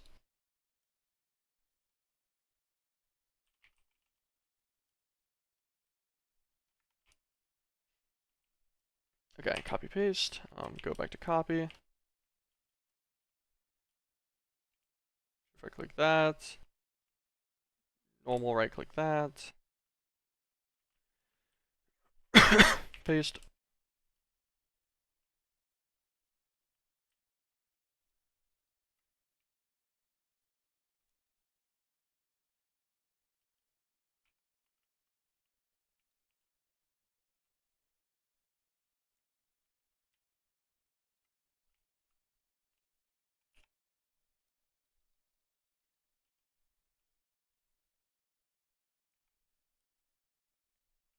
Beautiful. New modular machine layer. These center spots not having lights is actually a little sad. I'm thinking maybe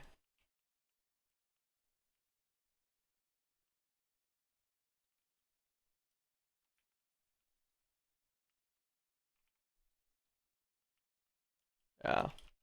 We'll center light all of these, I guess. I originally wasn't going to. Rain's gonna start and it's just gonna stop again, right? That's so weird. I assume these are just a few bugs with the new version. A little inconvenient, but we'll make do. Alright, that's better. That's nicer lighting system now. I didn't like those lighting like gaps that we were having on this floor. Since this one's not gonna have consistent like full coverage of machines and stuff probably. I want it to look better. I want it to be more well lit. Okay. I guess we could move all of these guys over if we wanted to. Probably start from the bottom since it's where the minimum one goes. This guy do. Guy gets liquid LP from this occasionally.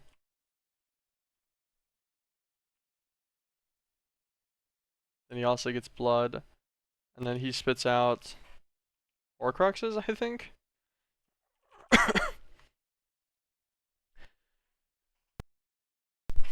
That's all this altar does, right? Yes. So he makes Horcruxes, which will be needed for Gallifrey Fabrials.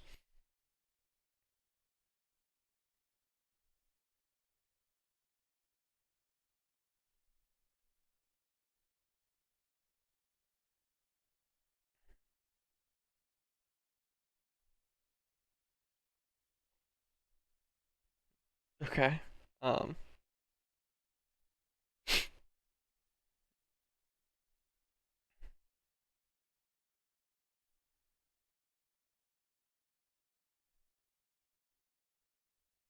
Visual Divinity.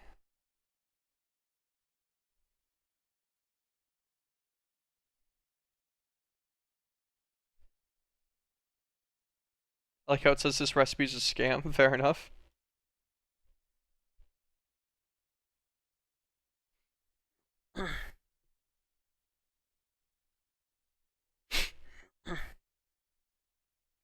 So it gets you access to the TARDIS portal,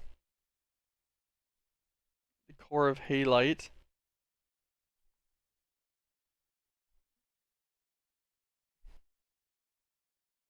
Cosmos and everything, swords and such.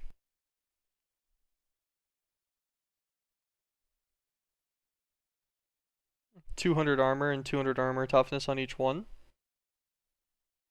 It's a little decent. Okay, so we don't need a ton of that. I don't even want to know what these are. Okay, well I kind of do, I guess. Warrior Combs, Soul Visage. Soul Visage is reusable. You find it in Gallifrey. Okay, that's fine. Gems of Recursion, which will need the garnets and the chunks. Which needs just gems of each. And the garnets are going to be needed from either Mythicus. There's, yeah, okay. Alright.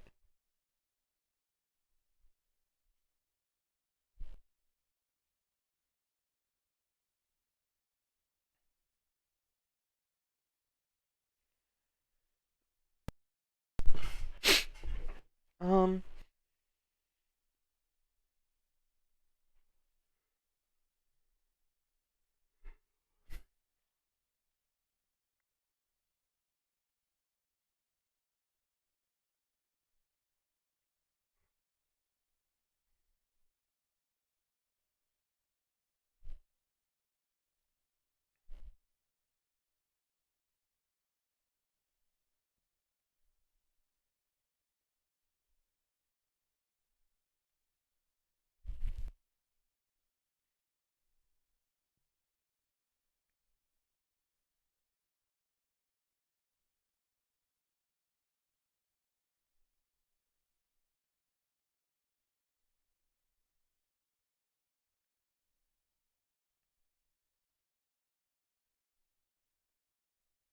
Very interesting.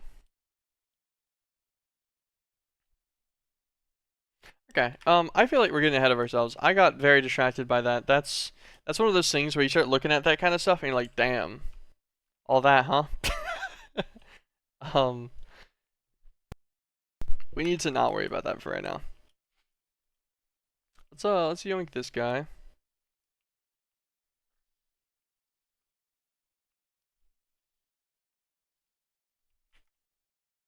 This guy normally.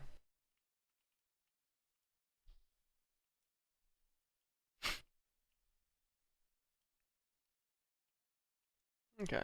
So this will be the lathe. We have him. We know how he's made as well. Let's grab some more aluminum sheet metal actually. If I'm gonna give him feet, he should have aluminum sheet metal feet. I think that'll be fine. We'll grab his flex point too. It's fine. These two crates. Probably automate him at some point, or on demand him, I guess, would be more specific. We still need to swap this whole section of facade out. I also need to see how many extra slots this guy has. Where's your network visualization tool? This guy's only using 2 on this floor, so we could totally string him all the way up here to this floor to use, and that would give us an extra 30 just from this one line. We just need to paint all of these conduits again with the basalt instead of seared brick from the bottom. Put that piece of grass back at some point as 2 whenever we do that. Move this whole arc furnace so that it's not breaking our wall, our glass window, I mean. That's kind of dumb.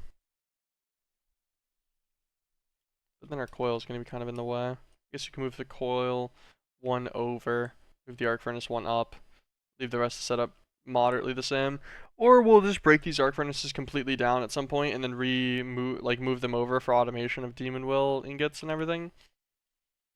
I'm not sure. Not sure. Yeah, I could do management and stuff with like level emitters and such, I guess. If I wanted to. I'm just trying to I'm trying to think about how I want to set everything. So the lathe, if I want it to be an on-demand automator, we will put him in this corner, since this is the corner that we'll already be running a lineup in for sure.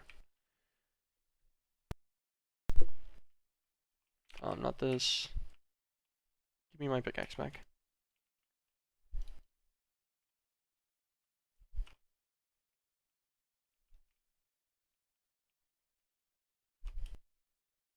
Okay, and then now the controller. So he is flat on the bottom. Yep. If I put him here, we grab a stick.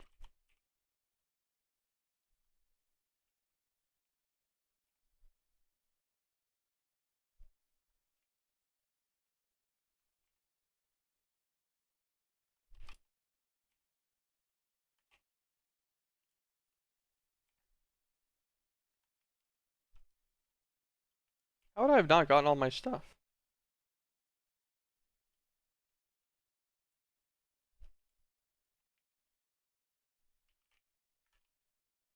Put it in here, right? No. Okay,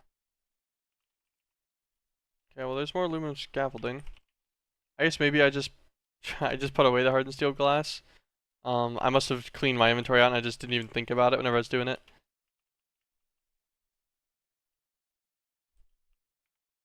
Oh, we weren't missing the scaffolding. We have the energy hive. The energy hive does force you to do 16 at a time, which is fine. But we'll just keep that in mind. And then that would give us the access to do like an input here. Let's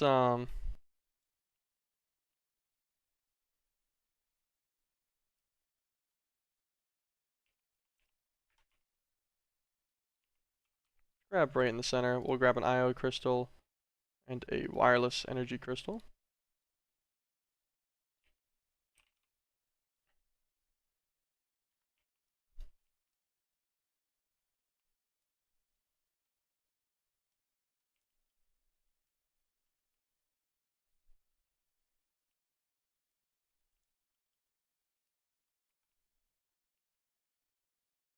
Oops.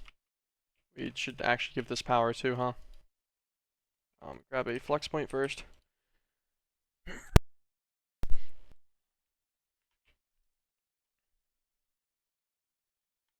I did have a flex point on me. I'm like, I felt like I should have, but I didn't see it immediately, so I was like, I'll just grab a new one.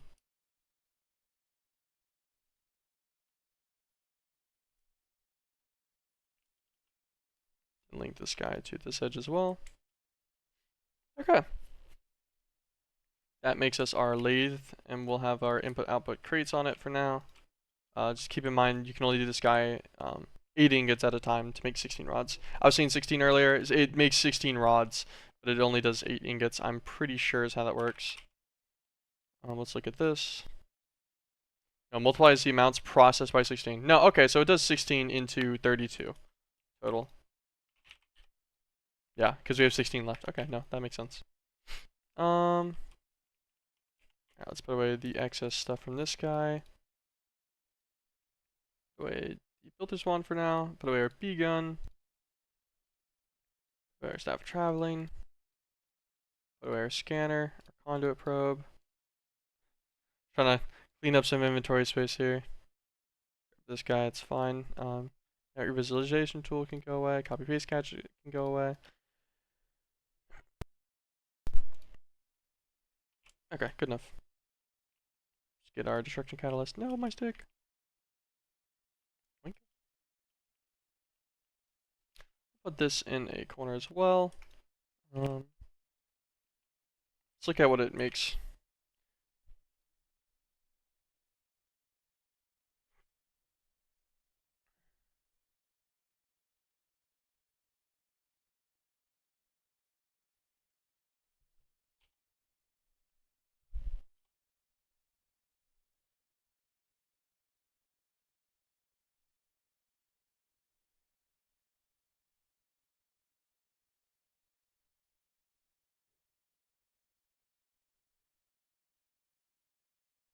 This is some super enchanting. These dice of fate. I'm just trying to see if there's any reason that this will need to be automated.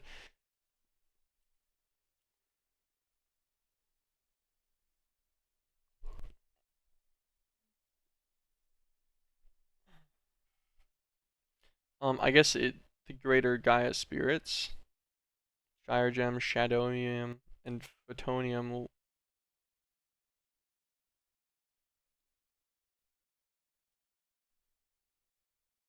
Okay, so it looks like it can be combination crafted for the exact same cost, but less RF, and it doesn't need a specialty machine. Seems weird to me, but okay. Normal Gaia spirits, once we get the Simpan spirit, we'll be able to just make from occult combs and elementium and such.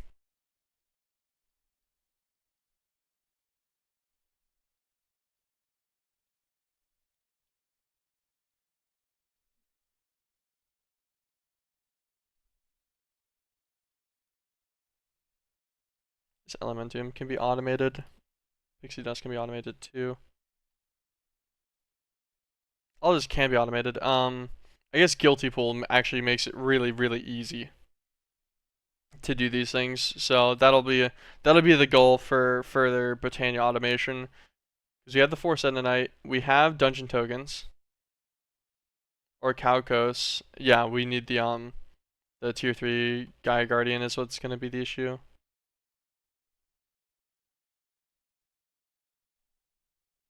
Because I remember I was like, oh, do I need this? And it's honestly not even that bad to make this, except for the Lymph of Pixonia. That makes you 3 ingots. So it's a way better ratio, but I really only need 4.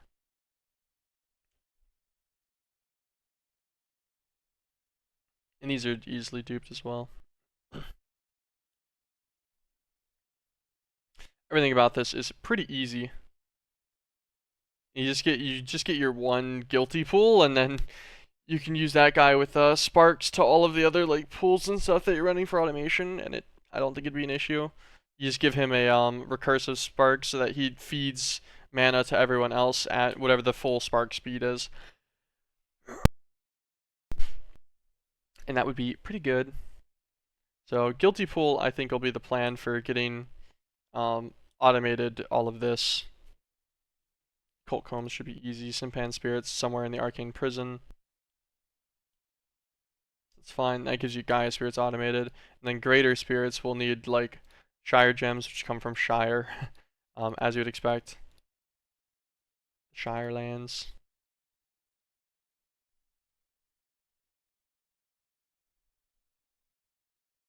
And the garnets and stuff can cut through as well. Emo ways for the follow. Appreciate it, appreciate it. Yeah, so we'll worry about all of that later. Anything else in the Gaia altar that seemed important right now, at least? Fix your bed? You know what? I don't want to fix my bed.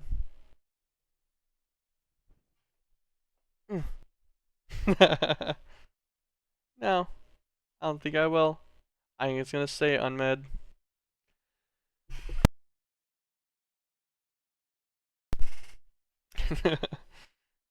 I appreciate the follow just to tell me to fix my bed.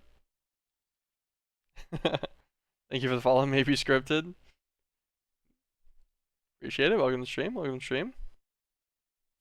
So this doesn't look like it's gonna need anything automated. All of these have external recipes as well. Wait, oh, maybe Metals of Heroism. It looks like might be needed. Might need automation, but it can still go on the other side for that. That's not that big of an issue. Everything else here looks like it'll be manually done. So we'll put it on the opposite corner for now. We won't take up where the most likely connections will be for now.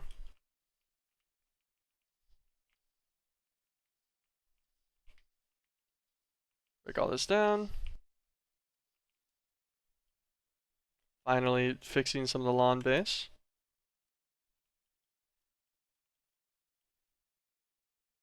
Okay. So we can go back over here. How big was it exactly? It's 7 by 7, right?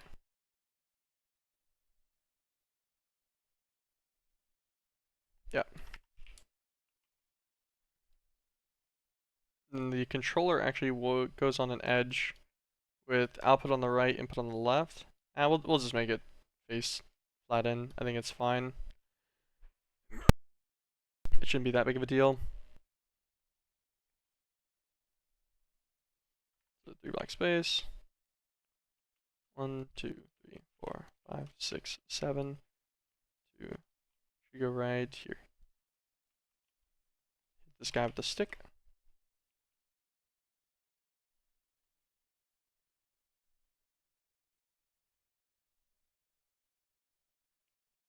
Nice, okay, fully reassembled. Grab our crystal binder, feed him power. Okay, Gaia altar controllers in. Get the Dragon Forge and Crucible, this should be fine. Yeah, we'll grab all of both of these at the same time.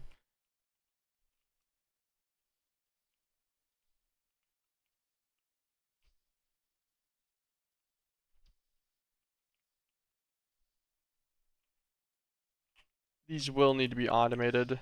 At least this guy specifically will. And then the other one's connected to him to some extent, so we'll probably put them next to each other.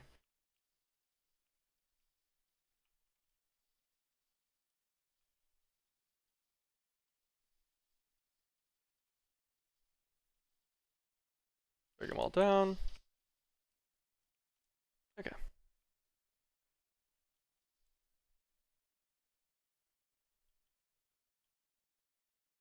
Make sure you don't miss anything. These ones are kind of annoying to make.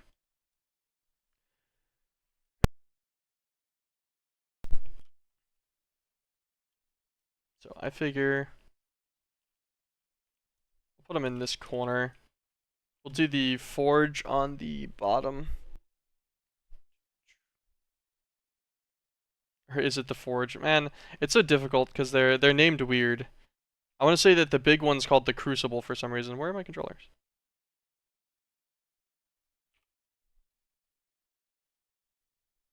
Yeah, so the forge is the small one, and the Crucible's the big one, which sounds counterintuitive to like their shapes and sizes and stuff, but I don't know, maybe that's just me. Oh, and then he goes all in a weird spot too. I remember this. I don't know why it's set up like this. I think this is a trash multi-block design, in my opinion, objectively. All of the inputs and such being on the bottom like that is not good. I don't like it. Not a fan. The fact that the only thing that's not on the bottom is the output, but even then, like, I don't know. I don't like it. I feel like these blocks should have gone on like an outer ring or something, like one more block on the outside edge, and just required more of the dragon bone blocks. And that would have been better for the design for the multi-block, because like this is super inconvenient, because it requires us to elevate this one by a little bit, which is just dumb. Let's see Dragonfire forge shape again. Guess we could put this underneath, but it's gonna look all lopsided as hell. That's what makes it so irritating. It's difficult to put it in like a good looking position. What's the total size on this guy? It's 9x4x9.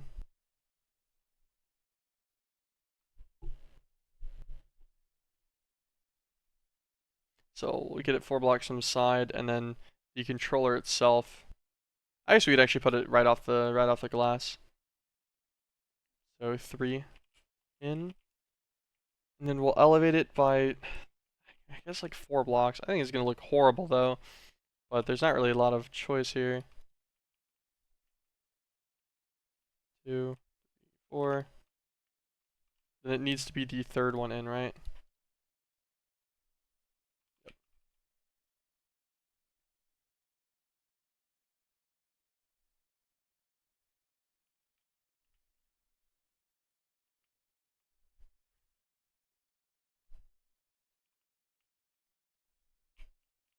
Put an extra block here, because I want this to aim the right. Oh, these take forever to mine. Keep that in mind. I want this to look the right way. I'm pretty sure that's the way it's supposed to look. So that it generates the blocks on the right side.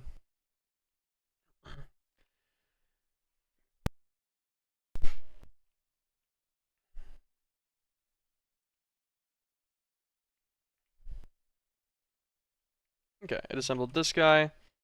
Then let's look at our Dragonfire Forge, the little small one. He's a simple 5x3x5. Once again, like kind of a weird setup, but this one's fine, because this one's fully accessible from the outside, no problem. Like you can mess with all of this from the top, and it's not an issue.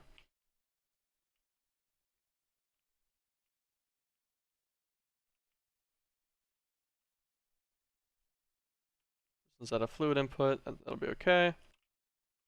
I guess we could center it underneath the fluid. Where's the fluid output on this guy?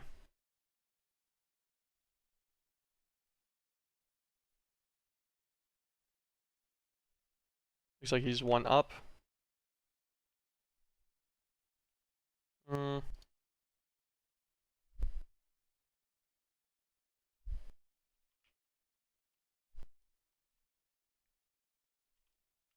Right there. Does it look?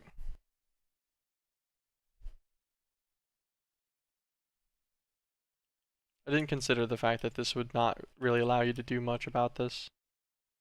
I guess it's not too much of a problem. I still objectively think this is horrible design here, intrinsically. Let's make some more of these stupid fire bricks at least.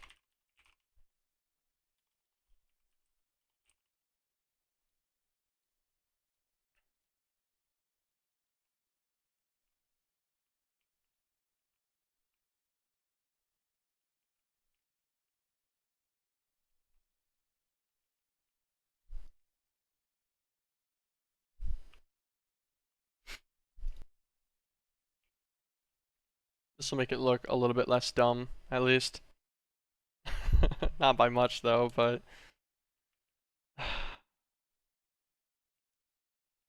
whatever. It's gonna have to look a little awkward, I guess. That's fine. It is what it is. Do either of these take power? I actually don't remember. No power on this one. That's a completely different block. Okay. I was pretty sure they didn't have power input hatches, but I wasn't 100% sure on that. It's fine. Move all this back in. Okay. that'll be those. We can deal with automation for these in a bit. Because the thing is that this forge will have better things later on. For one, the bone fragments and stuff are going to be huge. It also has we can put a Mithmanite smeltery on it too at some point. Once we get to it, and that'll increase the output by 8 times, which is going to make it even better. Makes it a little bit more usable. Because currently getting enough Eternal Dragonfire for like any of the bigger recipes is kind of a massive pain. This is what we'll use to make Berserker Steel, at least at the start. Oh no, just in general. Okay, so they add crucibles for Berserker Steel always. So we might need more than one crucible. Can we stack another one on top? No, it's too tall. Put one, I guess, to the side. Another one right there if we wanted to. Worry about that later. Or they could just go somewhere else. I'm not sure. It depends on how many slots we end up having later on for different production guys. Okay, well that is the movement of almost everything. I guess let's grab our Abyssal ones now. Sacrificial into Sterilizer with LP Harvester on top is how I did it this time. I guess it doesn't really matter the way that we move them.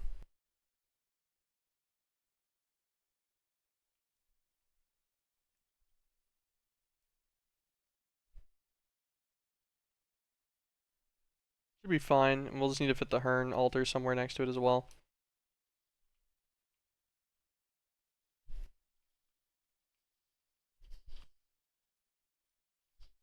I don't know what that guy was feeding that, but we'll have to figure it out. Shouldn't be too horrible to reassemble all this. I built it once. Okay.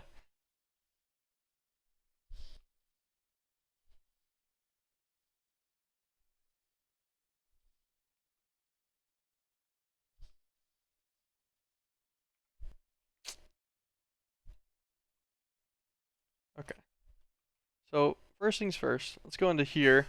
We're going to just start putting all of this away. Try to put away things I know specifically aren't actually part of the multi-blocks, like our drums and such. I feel like some of those Abyssal Stone bricks are a bit much. Okay, we'll actually just put all of this away for now. I don't want to lose anything on accident. We'll take things back out as needed. Okay, mine all of these. Use another I pick on it. Unfortunately, these are an absolute pain, so.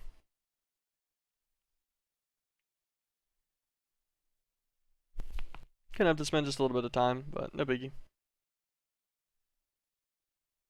Keep it moved on this. This will be the last bit of our multi-blocks moved over. Once we get all of these set up, should save us from some of this lawn basing we've been doing recently.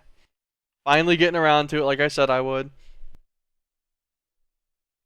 Get all this situated, and then we really need to start focusing on what needs to be passive next. Because I want to prep a decent amount of infrastructure before we try to keep pushing through Chapter 4. Getting here was cool, and I think we've got a lot of things that we have access to now to progress a bit better. Getting rid of these real fast. I'll fix all that grass and stuff later too. Okay, let's go and get all of these altars and stuff set up.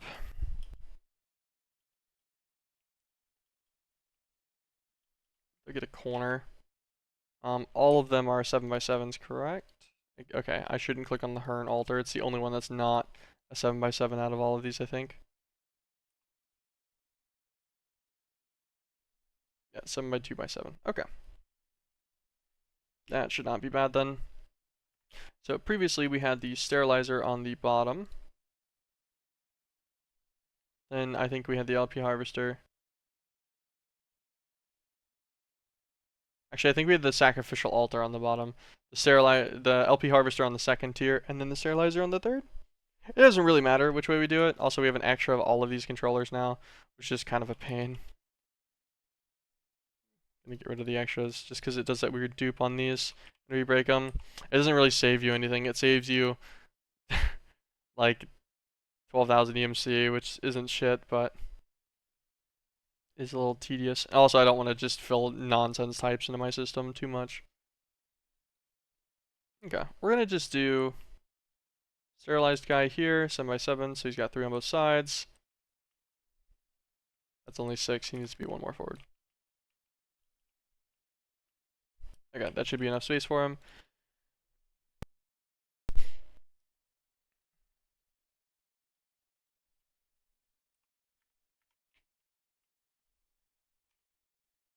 Energy hatch, containment stones, abyssal stone bricks.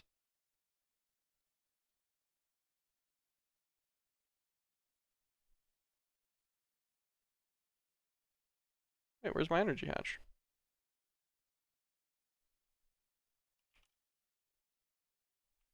Oh, wrong way. Should be over here. Yeah, because if it needs an energy hatch, we should have picked one up for sure. Make sure it didn't fall into one of these divots.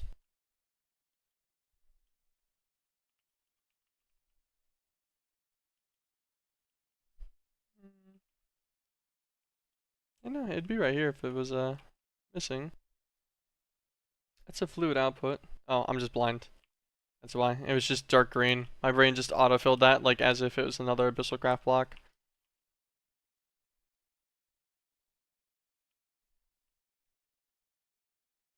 Abyssal stone bricks.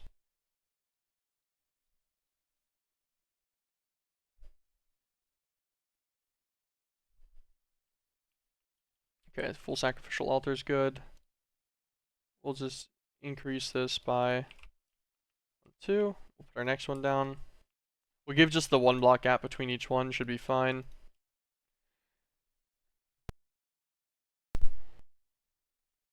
Dreadlands containment stone.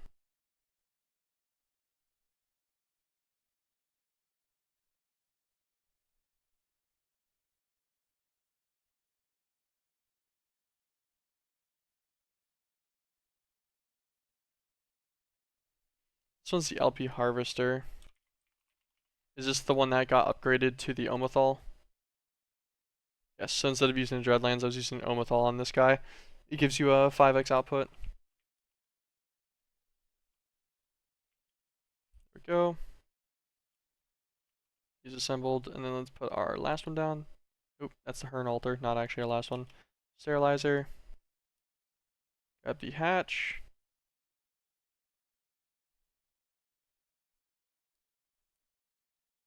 He's gonna need all of these statues and such too. We'll just click it like this for now. We'll take the other statues as needed.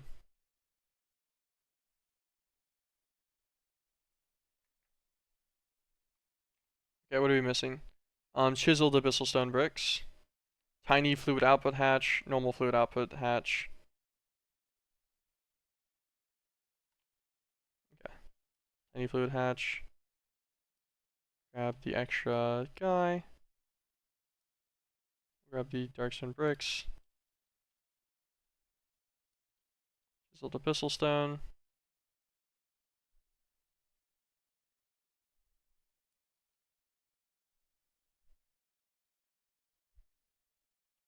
This guy's the PE sterilizer.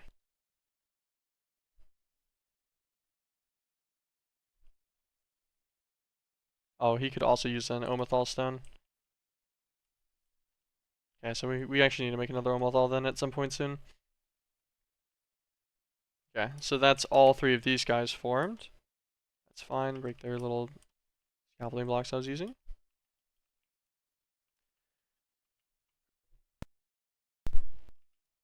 I don't have any of them set up for now. I guess we can worry about that at some other point whenever these start to be needed again. It shouldn't be too bad. It's just a lot of fluid laser stuff for the most part. Inputs and such. That should be okay. Give them their little Hearn altar back as well.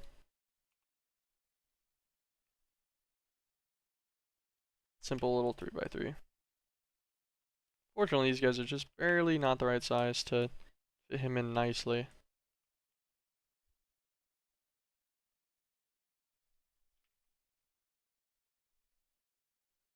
put them right here. Grab our Hearn altar stone. Okay. Some of these guys probably have the wrong hatches. Like this guy does not need 2 vacuum input hatches, I'm pretty sure, for the Hearn altar. I think he only needs. Oh, actually, maybe he does. No, he would only need ludicrouses. I would have only made him a ludicrous hatch for each of these. So he definitely has. He definitely is yoinking hatches from someone else.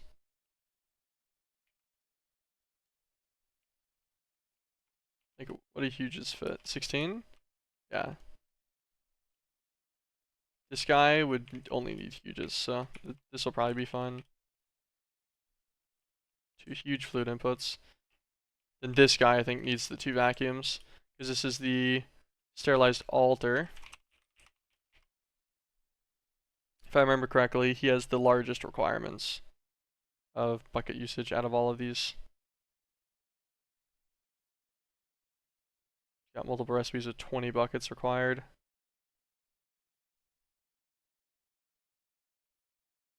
I thought there was a recipe with even more than that needed at one point. Oh, okay, doesn't look like it. Okay.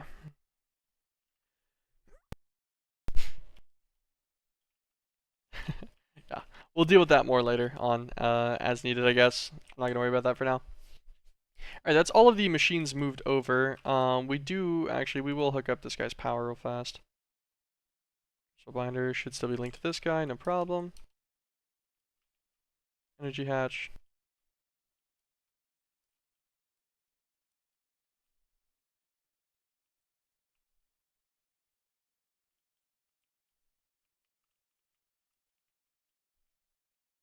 Okay. I assume neither of those ones needed energy.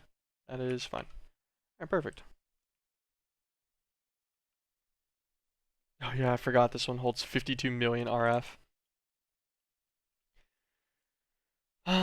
What is the step of passives to start working on? We don't really need to automate any, like, we already automated these stones, but I don't think I need these for really, their essences that any of these can break down into. Since we already have enough, I'm pretty sure.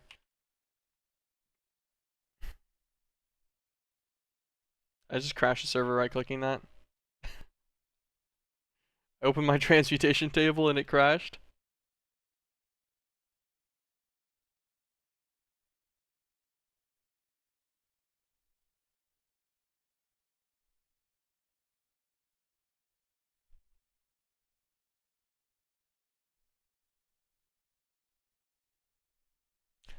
Exception access violation.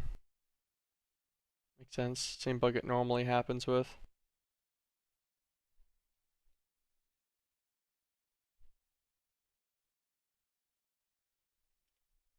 Counted as 5 crashes there for some reason. Not sure why that's the case, but slowed it down a little bit.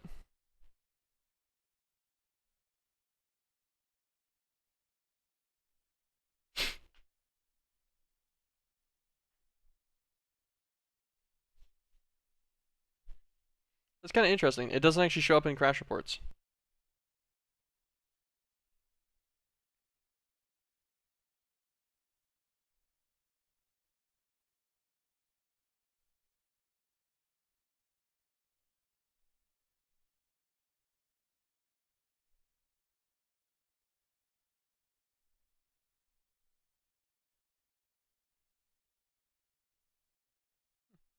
Looks like it actually crashed a couple times, like last night, randomly too. Obscurely.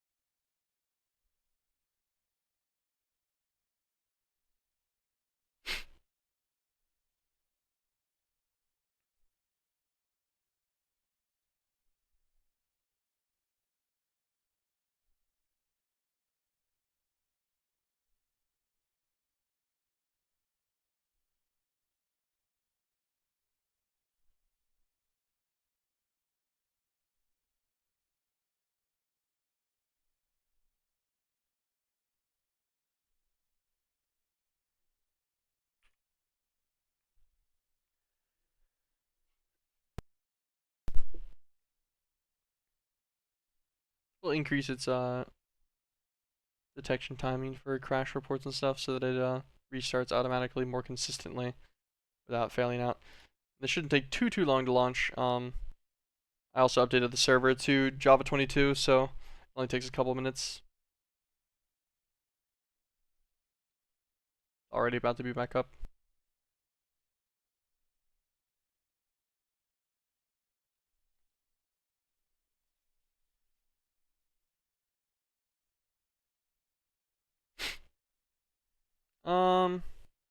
Hopefully we didn't, like, it didn't undo our progress on a couple of our machines or something.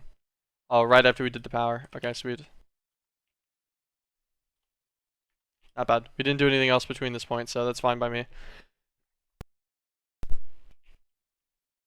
Let's see it.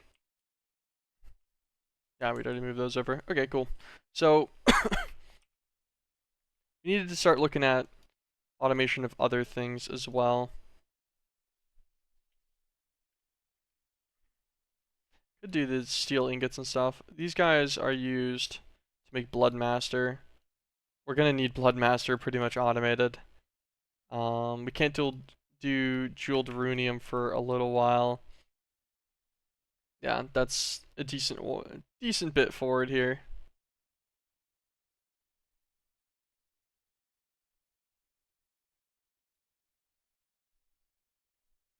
So yeah, I don't need the everything else and the enchanted mermite and such too. Which isn't too bad, but we'll need to go through Pixonia and all of that. And we're gonna need plasmatic condensers for this anyways. But we will need a ton of Bloodmaster to do any of the plasmatic stuff, because while it is expensive in the regards of the fusion electromagnets that they need, being pretty decent price-wise, nothing crazy, but still pretty decent. But they need a bunch of Bloodmaster. Like, this guy needs 31 blocks. The actual condenser itself needs another 31 blocks as well.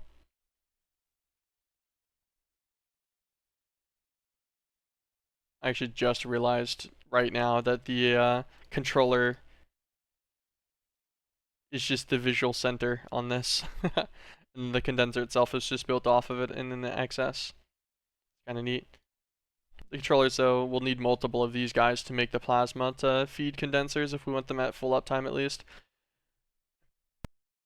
Because this makes dense plasma every 20 seconds, 32 buckets worth. Versus the condenser itself, you know, like if it's making selenite. Okay, you're never keeping up with that, never mind. Well, you could, but you're never reasonably keeping up with that unless this guy can get a massive accelerant. Oh, he can. Okay, fair enough. I stand corrected. An accelerant of 400 would be exactly what you need. That reduces it from what, 20 seconds to, okay, it reduces it to a singular tick per 32 buckets. That would make sense. Also, I don't think this happens for a while though. Yeah, muon crystals and then Darxian lamps and such. Muon crystals required the high impulse accelerator, which is an expensive endeavor on its own. So, we're a little bit out from that one as well. But yeah, TLDR, we're gonna need a lot of Bloodmaster blocks. We're gonna need a bunch of plutonium blocks as well. So both of those are gonna need to get automated. Fabrics of reality, I think, are fine.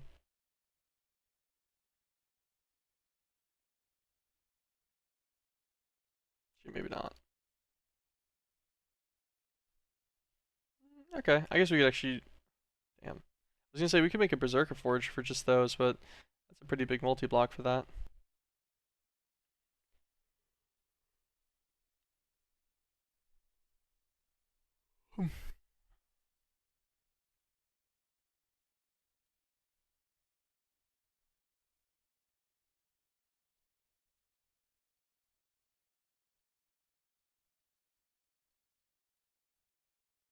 Okay, so I assume any fabric of reality is an altered fabric of reality. If you dye it, I assume you can't actually make any of these.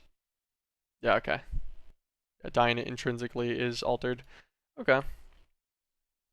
I was just trying to see if there's any other recipe for it, because that recipe's slightly a pain. Just a lot of arcane ashes, and I assume they'll get used fully too.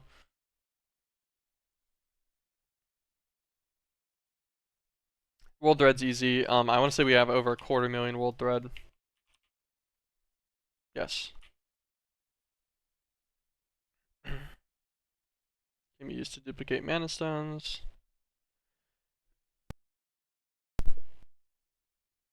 Use it in dislocators, which is why we originally actually set it up, was to get more for dislocators, I'm pretty sure.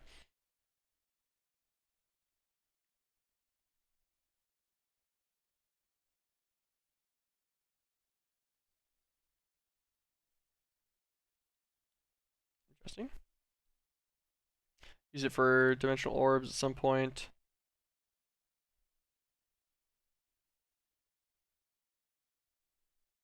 Some of the super enchanting stuff.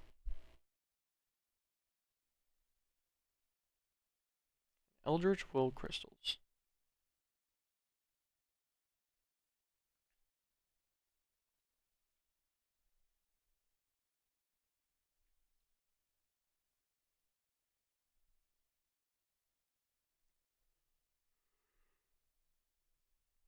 So it looks like you just make these through a seed. So you just handcraft these 4 times. I was like, why is there not a Berserker Forge recipe for it? There's not intended to be one. It's understandable. What does this guy do that I'm gonna need a lot of? Multiple things.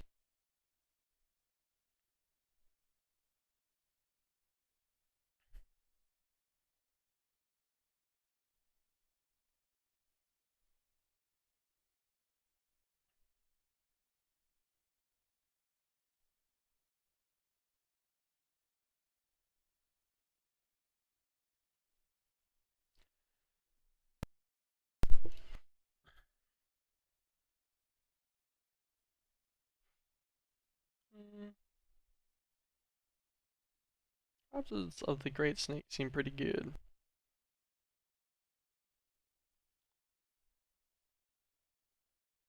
You can duplicate those. It looks like they get used though. Sudden of Night's probably easier, even though it's less efficient. Recipe wise.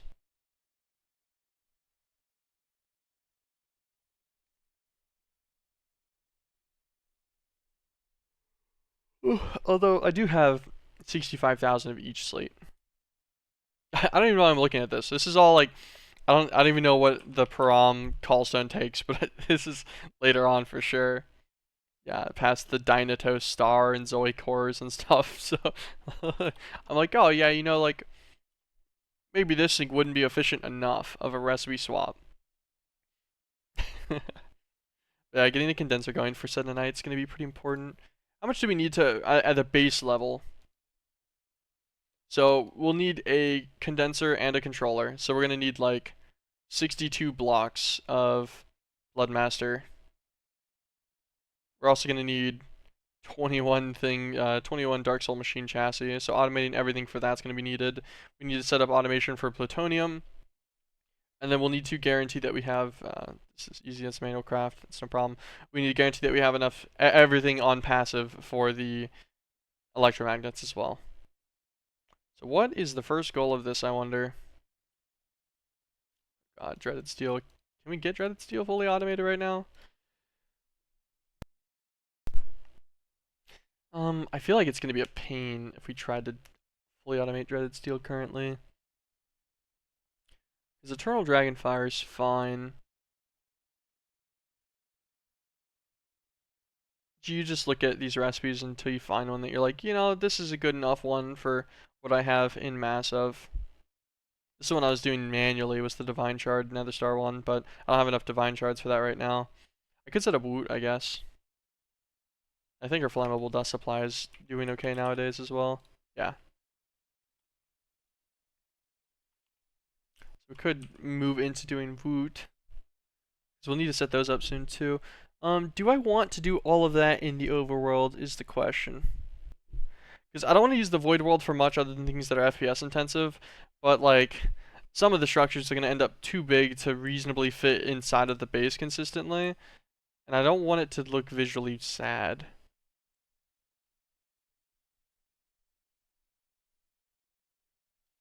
Could use compact machines, I guess, for things like Woot and such. Where we're gonna, if we make a bunch of Woot spawners, they're all pretty big. It'd be kind of a nuisance. Versus we could just stick them, a compact machine per spawner, no problem. And then just have them all named and labeled. And then just have them recursive, where one of them opens up the Woot spawners. And then in there you have a bunch of other compact machines that lead to the actual spawner locations. I guess that could happen. What to work on right now is always the question, right?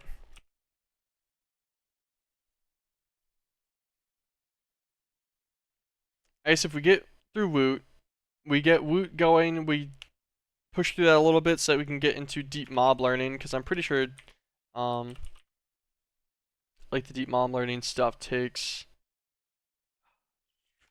deep. There we go.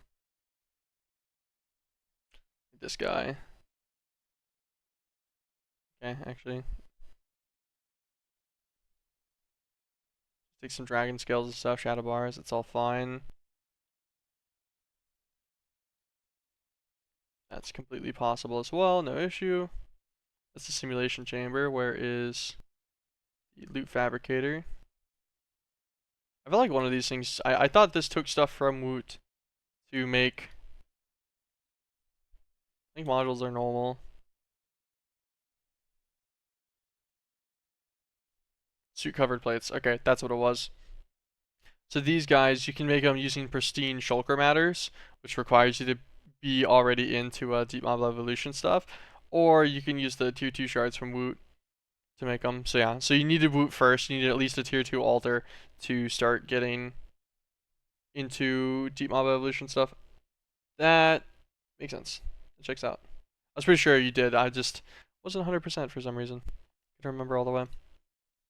There's like large plates. This will be pretty easy. Just melt these, I guess.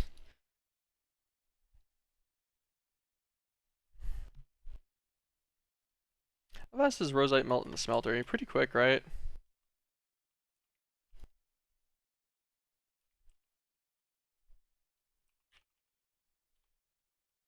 I want to say it was pretty fast. Okay, not ridiculously slow, but not as fast as I thought either. We'll just dump that. That'll make some large plates manually, it's fine. Only gonna make like 8, but whatever. So we can set rosite up with an export to a melter, and then that goes directly into a Tinker's like Smart IO, which will be fine to make the large plate cast. So that is pretty easy to automate.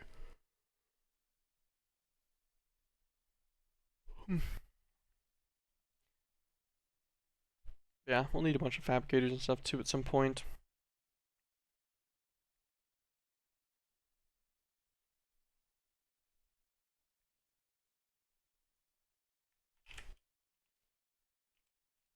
How many slots we got going on in these guys? This one's full, this one's full, full. That one's our new one that's empty, right? Oh, this guy's one slot left, nice. Why does this one have an extra?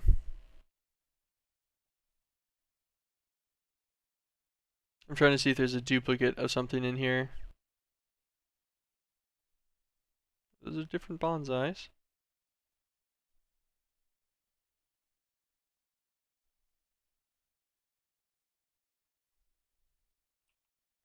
Where did I get crystallized obsidian into this guy? From. Okay, the end mythical.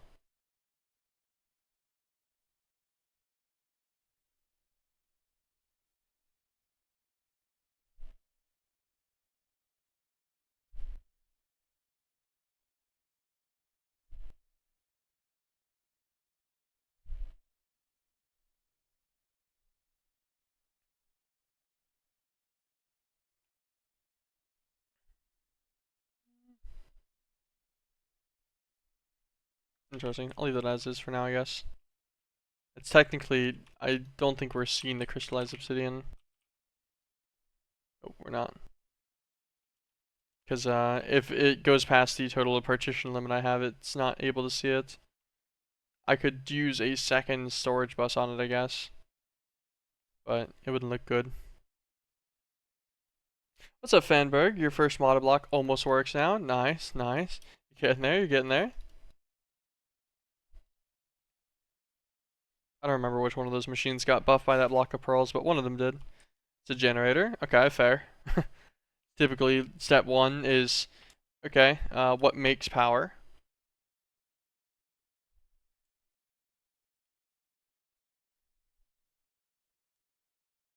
Tiny item input, why is it on extract? Oh, it's because I disabled it for flammable dust. Yeah, because I figured that this was enough. That's what happened. I was like, yeah, we can turn that off for a little while. We'll let that stop. It's seen as the GUI part. Fair enough. Let's turn this guy off too then. I set it to extract so I wouldn't have to like use a wrench on the side again.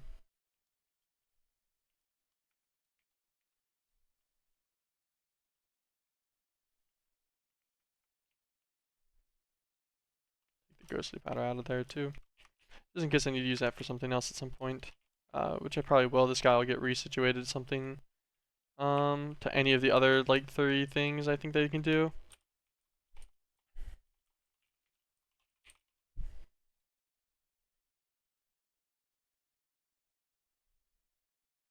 Okay, any of the other 2 things, because he can make liquid UU matter,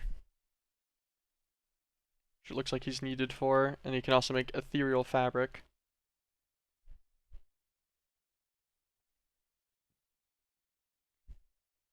Which can be used in the replicator, or made in the replicator as well. And that's used for the Vox Pawns Garnet, and the Vox Pawns Mythical Void Miner. Okay.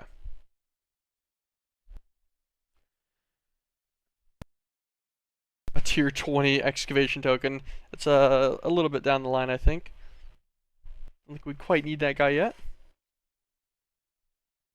Fair enough. Okay, so this guy has 1 open slot. Looks like that he has an open slot down here too. Yes. So he's red, white, red. I guess we could do a very simple setup in one of these.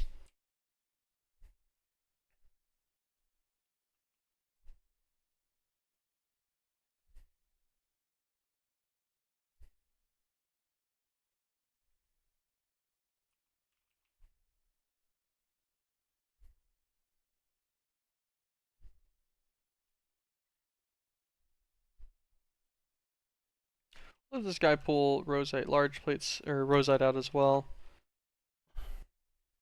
Got a phantom face.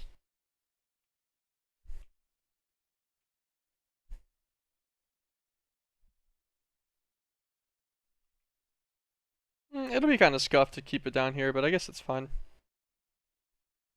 Actually, it's just large plates. I could probably just take it out down here, farm it down here, and then send it straight back into the immune system. I don't think I'm ever going to get that many of these. And we'll keep its speed rate limited by the rate of the machine that it goes. My climb in League was potentially going really well until the system policy put me in Smurf queue and I lost a ton of games to level 30, 40 accounts with 80+% win rates. Right? I'm not Smurfing. Please put me against my own rank. I'm legit my peak rank. Whoops. Nope. You suffer now. That's what happens. That's what you get. It's they're like, yep, we don't like alt accounts around here. Which is kind of understandable, honestly, so not exactly something I have a gripe with them about.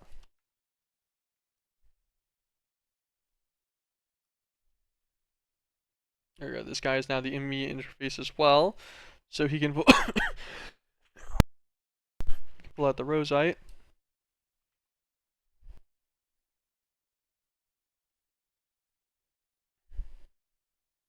Oh, and actually thinking about it, since I'm gonna be using it like this, couldn't I just move him here instead?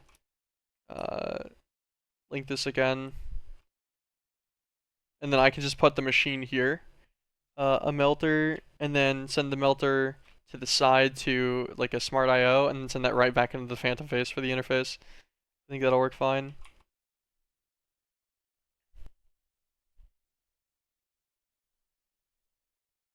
We might need a couple more blocks for this than I thought I did. Actually, it'll be fun. Got some conduits.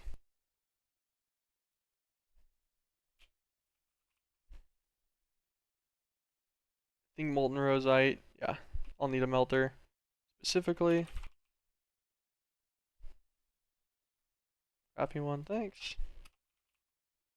It's my new main account, to be fair. That is fair enough.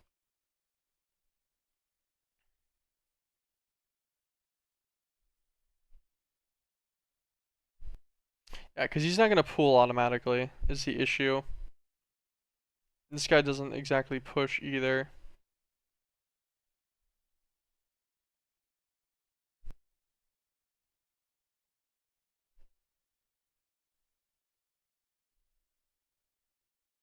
Yeah, okay.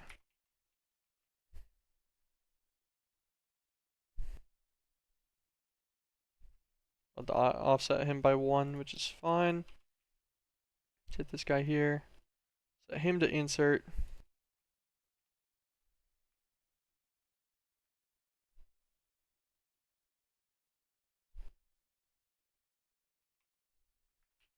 Grab a smart IO.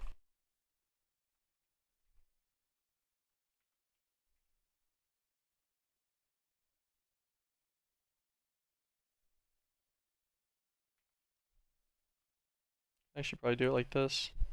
Smart IO underneath him. Set his output to the bottom to a push.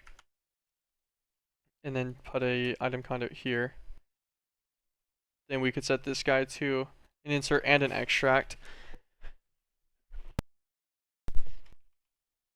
This guy would be extract always on the bottom. We need to set him to a large plate cast. I wonder if I have an extra large plate in here. Oop. Yeah, we got one over here still though. We'll just take him. He's already done his job anyways.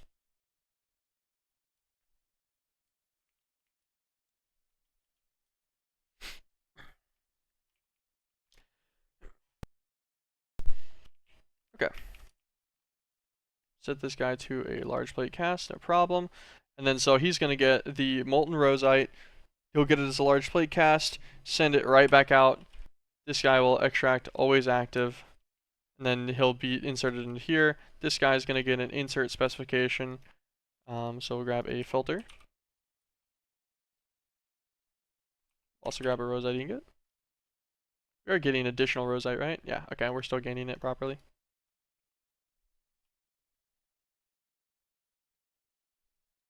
Insert filter, rosite ingots. And this guy should just be able to go to extract always. This will come out into the melter. This guy's hella slow by default.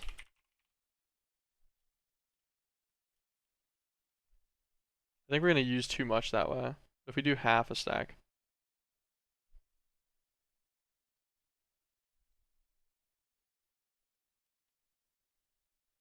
What's our rosite supply looking like?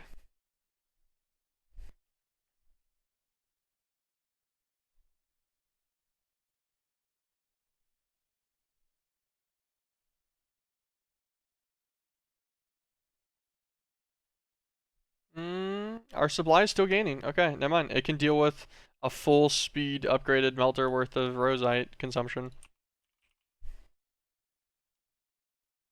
Okay, sweet. Yeah, no, that'll be fine. I thought I would have to limit the speed on this guy, but I didn't want him to be too slow because I do want a lot of rosite plates later. Rosite large plates en masse, no problem. That's pretty sweet. Okay, that'll work. Very simple setup. Just using this interface saves us extra channel bases and stuff as well. I'll probably use this consistently as a as a way to do automation setups and such without using too many interfaces. It's just use interfaces that provide the or too many channels. It's just use interfaces that provide the items, and then the setup itself organizes them, no problem. Don't think my win rate was high enough to enter Smurf queue after 40 rank games, but I guess it was, because my win rate was naturally dropping as I approached my real rank, still above 50%, but nothing too crazy. Yeah, it just always tries to equalize you, because it thinks, oh, well, maybe you are a Smurf, you're getting unlucky games, maybe if we put you in other people that are also, like, that we know that are higher ranked, then you'll win games and stuff again consistently. Like it could be like a teammate issue kind of vibe. And then you would gain more LP that way, or you'll start losing matches and they'll be like, okay, no, not a Smurf, and then they'll put you back down. It's a decent sorting system. What is where's Woot? Hey, book of creation, right? I'd assume. Yes. Okay, we'll start here. Factory Heart, the Intern, and Ender Shard.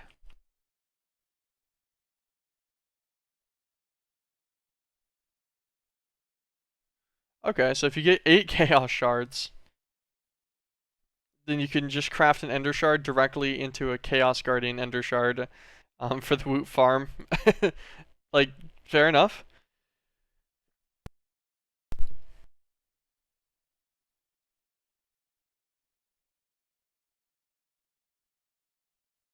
Okay, so we'll need a Sticking Anvil.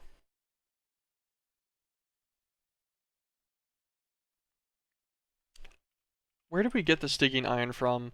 What planet did we get this on? Because we're going to need a bit more of this, but I don't want to craft it. I'm lazy. How bad of a craft is this? It's actually not that bad, right? Blaze Quartz is simply just a crafting recipe. Cursed Organic Matter's duplicatable with Hop Graphite and Emerald. If you make the first one. Guess we need to go and get a Gorgon Head, an Armor Plating, and a Sea Serpent Scale. Okay, no, that's craftable.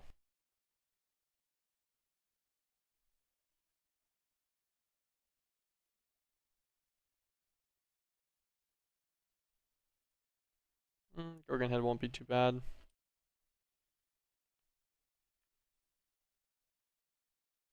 Hold on. We'll look at the rest of the stuff and see how much Sticking Iron we actually need.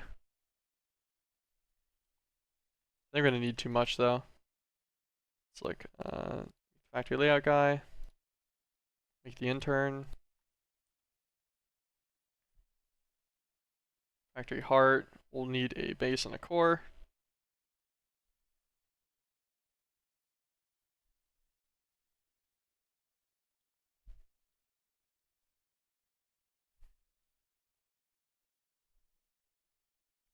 Okay, so stone slab with the sticking iron plate. So we'll make one plate. Oh, we're gonna need a yaw hammer real fast.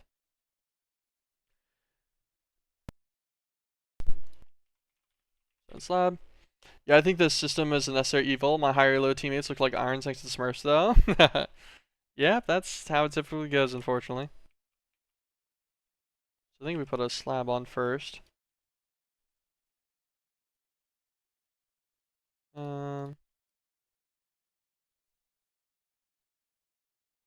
Oh wait, I think I know. You throw this down and then you right click it after, right?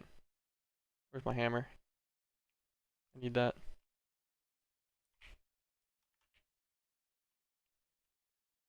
Oh, must be sitting on a magma block. Forgot about that part. Oops. Nope. I keep accidentally moving my guy around on accident because I forget to close out of the inventory all the way, or I just click it too quickly. I think is usually what happens. Put this guy down. Throw this guy. Bonk him with a hammer. That'll make us a plate die, and that'll let us make sticking iron plates at half the cost. Gives us a chance at least of making it the rest of the way through with what I already have. Although the chance ain't looking high, I'll be honest.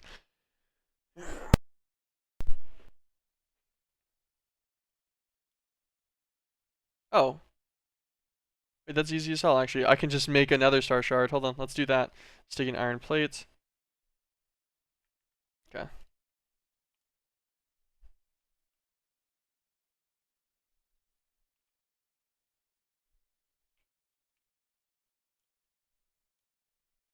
Yeah, and then it was what, over a piece of quartz, I want to say?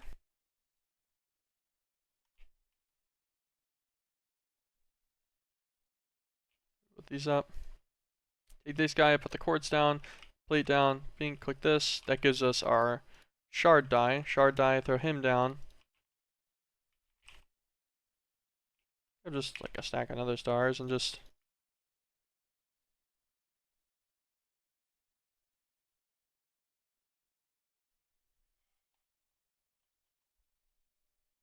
Yeah, perfect.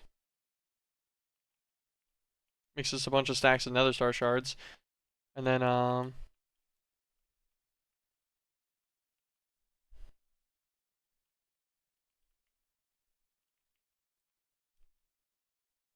be as simple as just throwing them in here, right?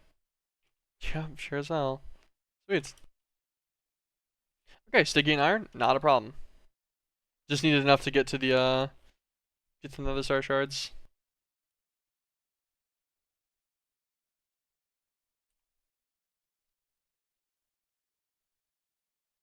Pressurizer can do this too. I'll keep that in mind for later.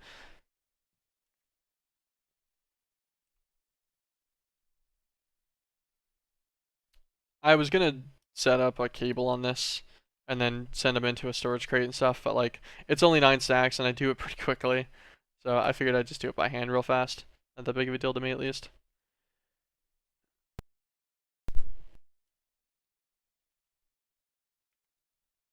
Yeah, make it just a little bit faster.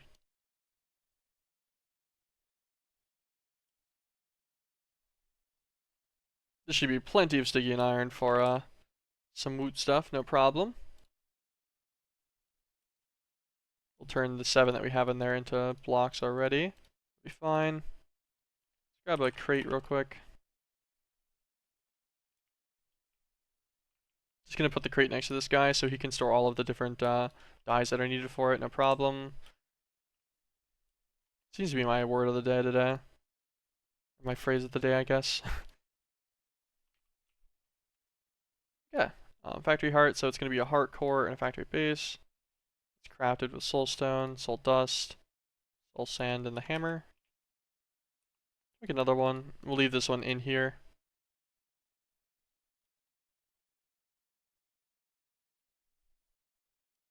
Okay, put all that away.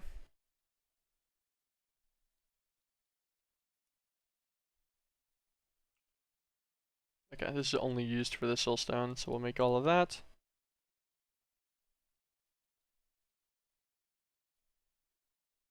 A few of those. Then we need factory heart itself, heart core, core die. So sticking iron over redstone to make the core die. And that's going to need even more sticking iron plates and such and blocks.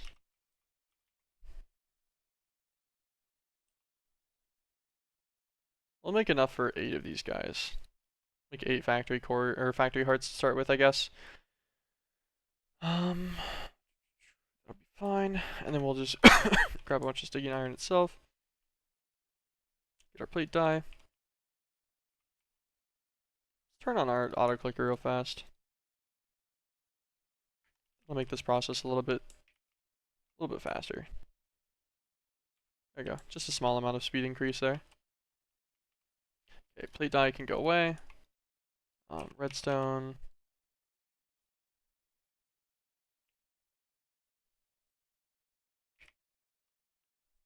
It gives us a core die. Our core will need this guy again. 8 sticking iron plates, 8 blocks, and 8 magma blocks.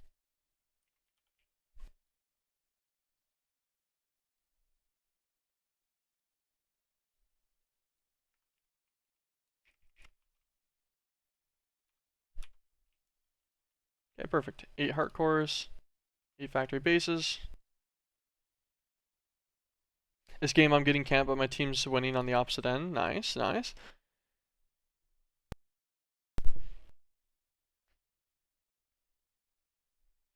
It's fair enough, you know, like weak side goes hard. Doesn't matter to me as long as we win the game at the end of all of it.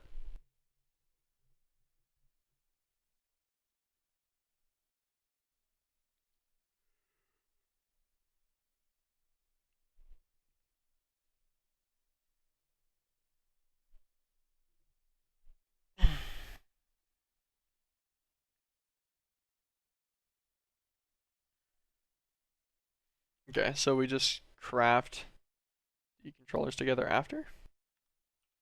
Let's read the quest. Okay, the quest says the same thing, but it's all in one page instead.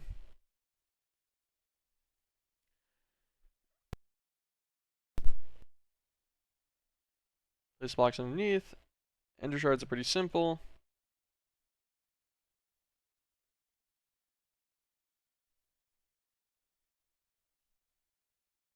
Okay, so we can just craft the heart together.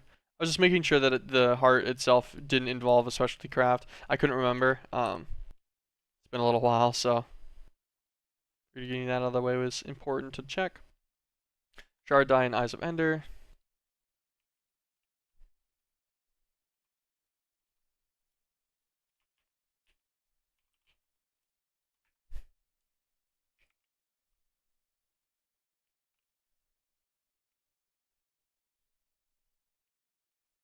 Okay, I didn't realize how many this was gonna make. It made 3 per. That's fine. Okay, I think we're good. We have a couple of Ender Shards now. We can do a few mobs if we want.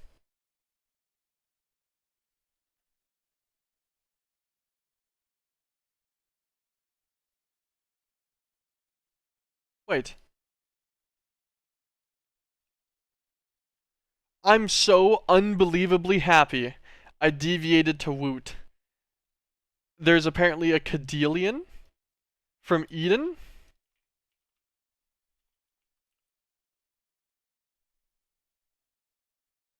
And they draw, I guess whenever the Cadelian's killed, it gives you Bloodmaster stuff. Maybe the souls are just from Enderman, that's easy. Also, do I even, how many of these do I even need? Do I need more of these singularities? No.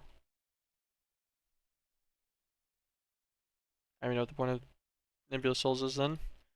Oh, thank God I looked.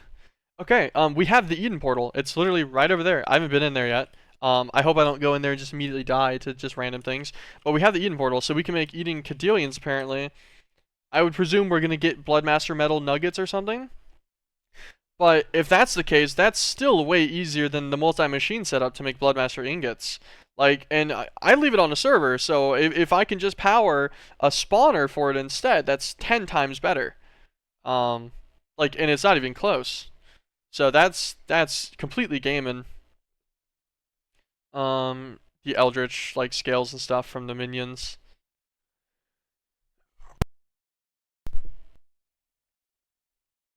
We'll need that, so that makes sense.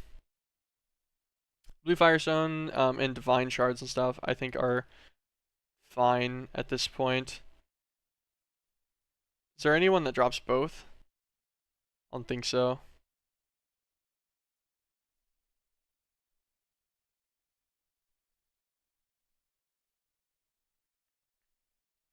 But we'll check on that.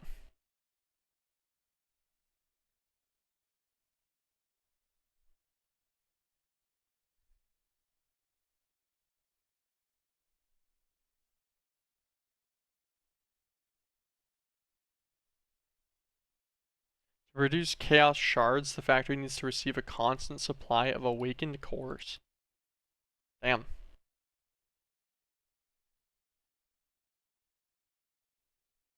Oh, hi, Enderman. That's some on the corner of my eye. Recursive Feather is probably the way to do that then, I bet. Drop by the Chaos shit. Oh god, that sounds like fun to deal with.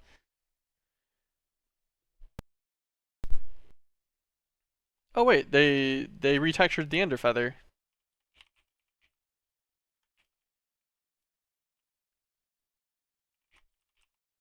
Where's your Ender Feather at?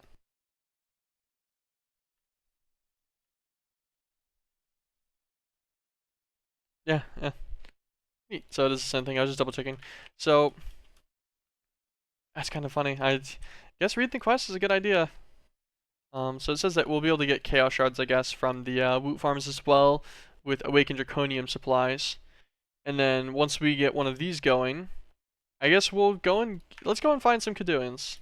Let's get these. We probably won't be allowed to fly in Eden. I think our flight's gonna be restricted in there again. Let's grab some golden apples.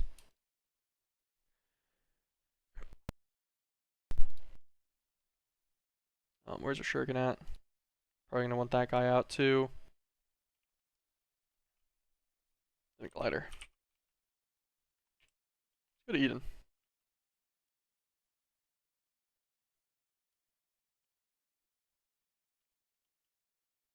Oh my god, we can actually fly in Eden. Huge! Massive dubs! Unexpected. Unexpected. I didn't I wasn't Um, I wasn't anticipating anything good here, I'll be honest. Let's grab, what was I gonna get? There's something I wanted real fast. Just get me out of here. I was gonna just grab my home, dislocator real fast, just in case it was needed. We need Cadelians.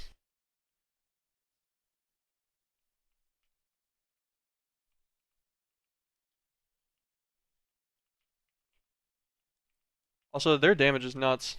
Can I kill you? Okay. So, the weak Cory or whatever, absolutely destroy me. That was kind of neat.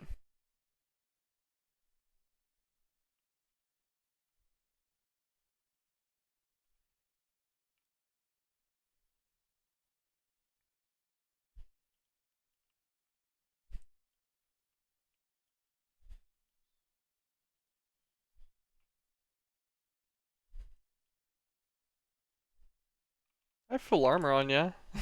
I do, so. Whenever that guy, gosh. Yeah, no, yeah, they just do like 20 hearts worth of damage, just cuz.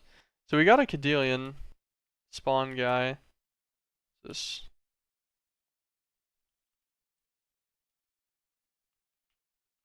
mana diamonds and crystal team.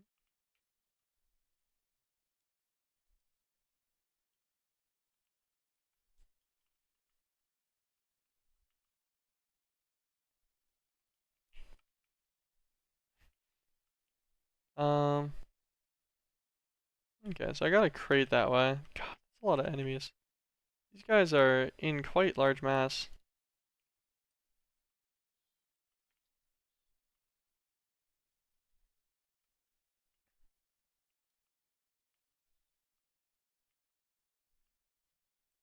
We're gonna kill a bunch of these Cadelians real fast. I just want to see if there's Bloodmaster nuggets or not inside of our base. We'll leave all the bunnies as is. Wait. Interesting, that didn't count for the Cadelian kill. That's fair. What was in the crate? I broke the crate with my tool and it didn't. I didn't get anything out of it. Um. We'll have to find another one of those structures then. So let's check this guy. Okay, so Cadelians just drop full Bloodmaster. Oh, okay. Well, now it's showing me the mob drop. So they just have a 25% chance to drop a full piece of Bloodmaster armor. Then they also drop the empowered meat and Eden souls. Eden souls are nice. It can be used to make the basic plating a little bit cheaper. It'll be Eden souls instead of platinum, I guess. Used for the Eden gems as well. Should make Eden chunks.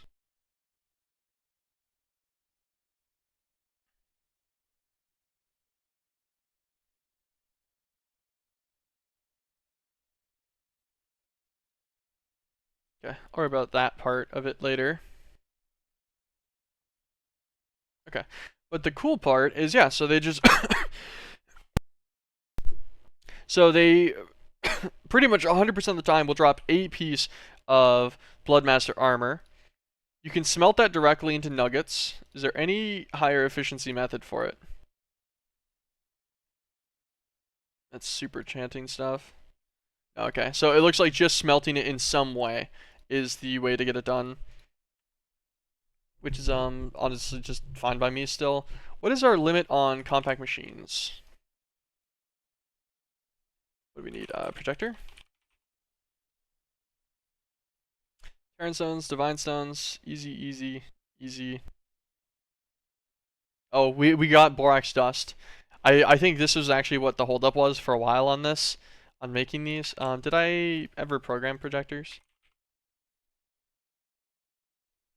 Oop, I did not. It's elite crafting. We should be able to just program that in. I think this one's got plenty of slots, yeah.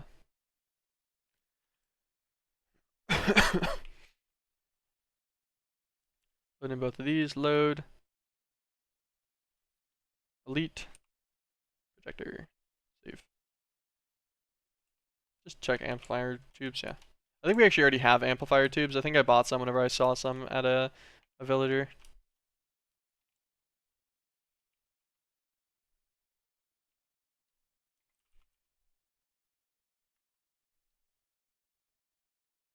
Personal shrinking device, all that we're missing.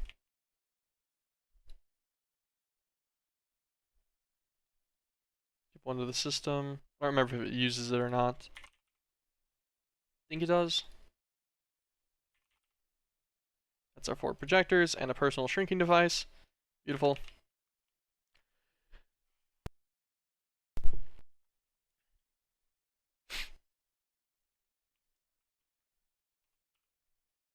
Where's the quest setup for this? Maybe logistics? Organization?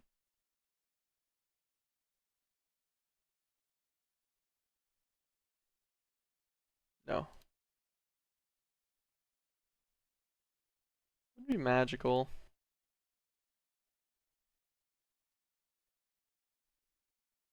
Just back here? Okay, yeah.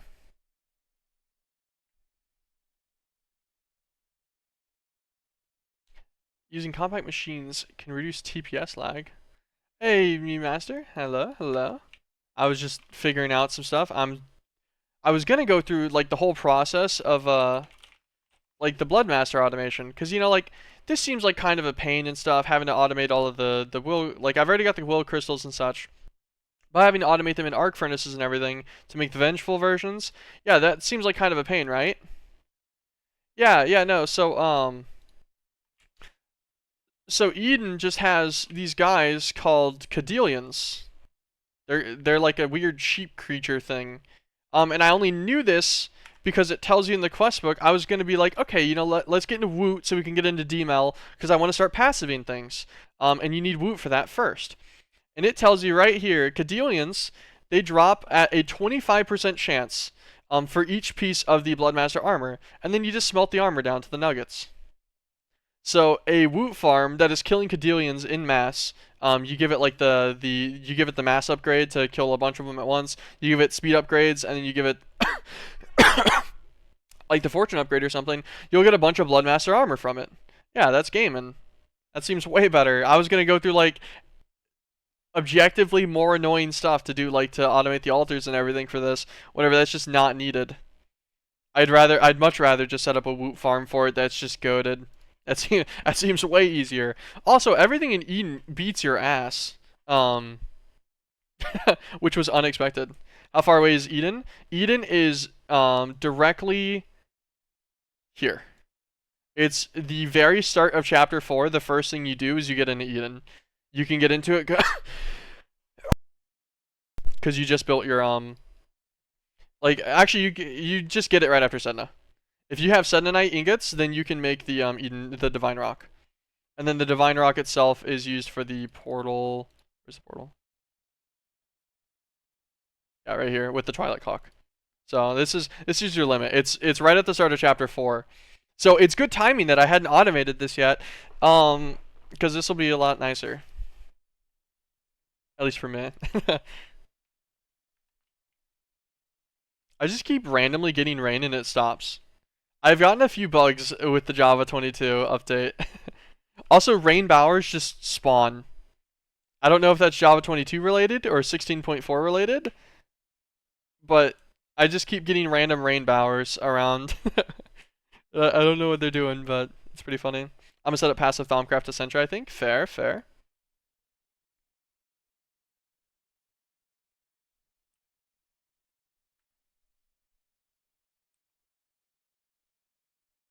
Yeah, so I'm getting the healing stones from rain bowers. A rainbow heart canister.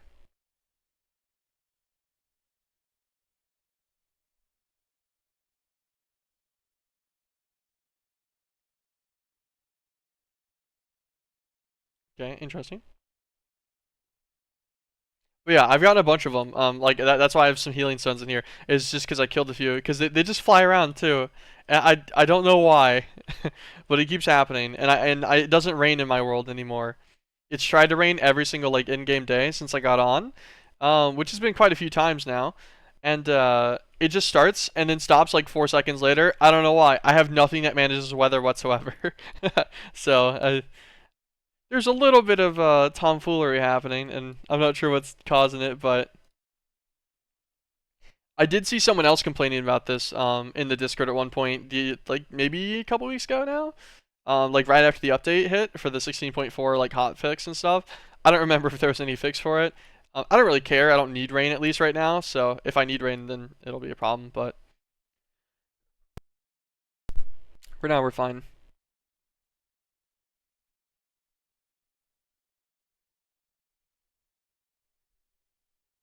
Lower tier at the bottom and higher tier at the top.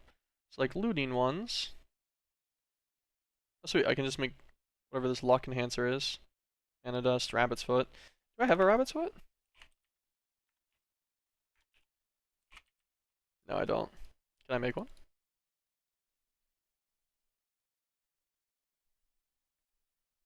From a rabbit. Phosphorus and calcium can make a rabbit's foot.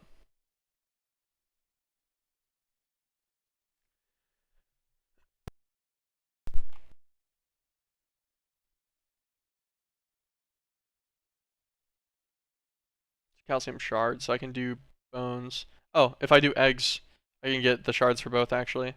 Eggs in a crystallizer.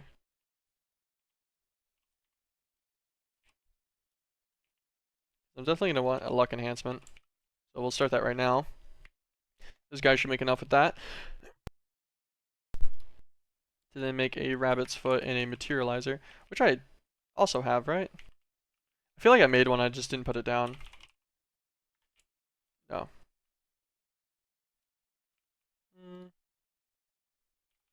Materializer. Walk up with axiom, 2 blocks.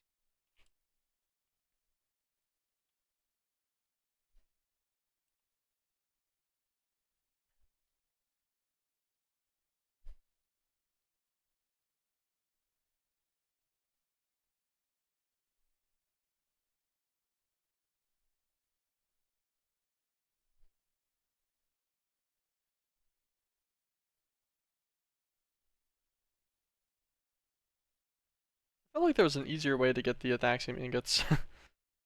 That wasn't any of these. Actually, do I just have a primordial prism? Is that the one I was using? Okay, I do just have primordial prism. Okay, so that must have been the recipe I used for it then. We'll just drop a stack in here. That'll be fine. The Athaxium bricks are simply Athaxium smelted. And Athaxium itself can just be transmutated endstone. Okay. Maybe I should automate all of this. Maybe all of these should be things got sent on passive. Because none of them are hard. They just take a little bit of time.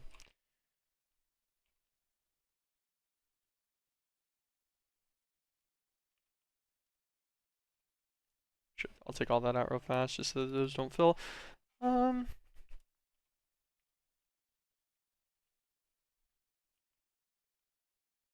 This just goes right into our IME. I guess this guy could really manage it on pretty immediately. We got EMC links.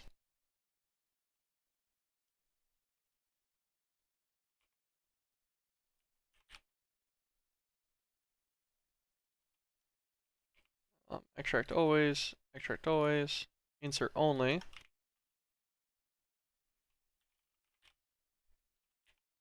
Endstone. And blaze rod.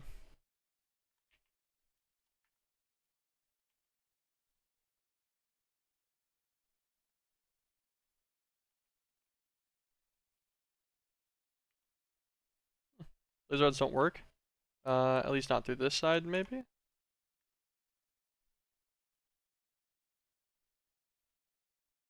Okay. It works on an insert through the side, that's fine.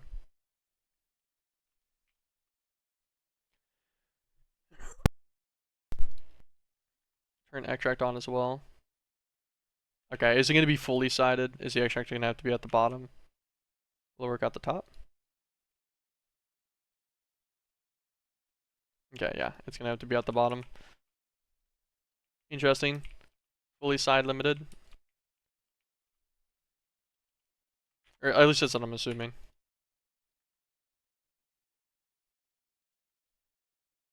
Yes.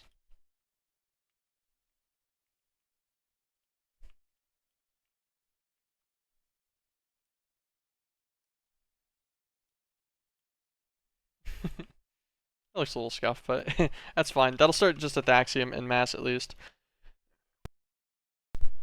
Slowly but surely into the system, which is fine by me. All of these out. And then the axiom bricks and stuff will be manageable later as well. Our materializer, we need an antimatter bucket. Let's take all of these guys out, throw them in there, it's fine. You want to just grab this whole pile? Yeah. You can queue it all on the floor though.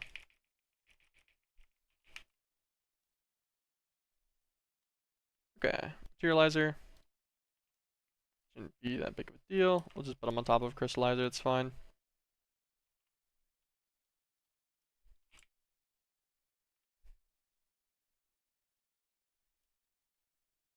Make all 24 of these. Have 24 of these too.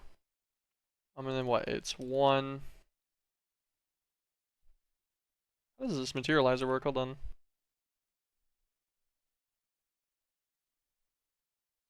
Probably magical mastery for that one, right?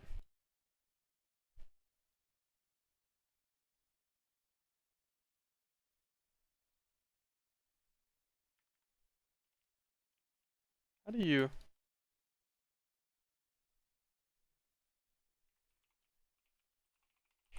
I've actually never used the MeatBallCraft materializer before.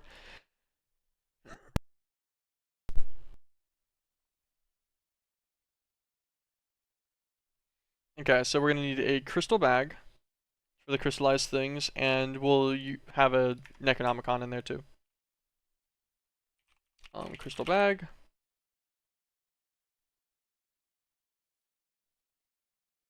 Let's make a small one, that's fine.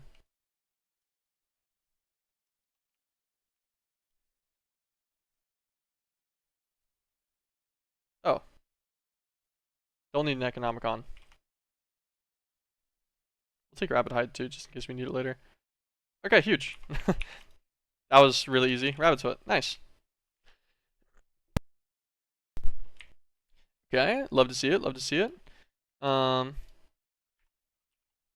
That was us just looking at the upgrades for Woot. Go back to creation. So we should actually we should click into this and we should try to mark all of these real fast. So rate upgrades, looting upgrades. I'll make a looting upgrade or an XP upgrade as well. Don't think I want to. And I think efficiencies are for power as well. Can I see what kind of tier my shard is? I wish I could.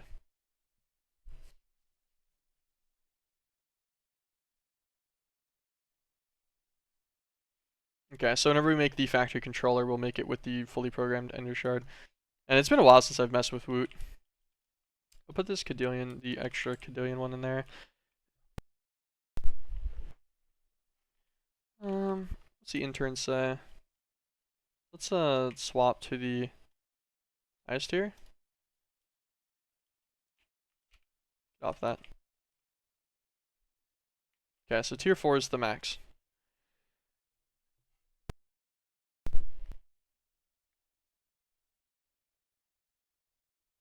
So tier 4s take 95 nether casing, 60 ender casing, 35. What do the casings take? Factory casing.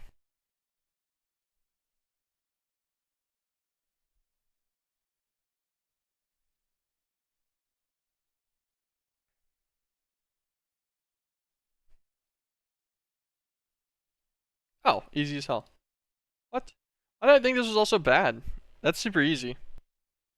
And then, so we'll need upgrade bases.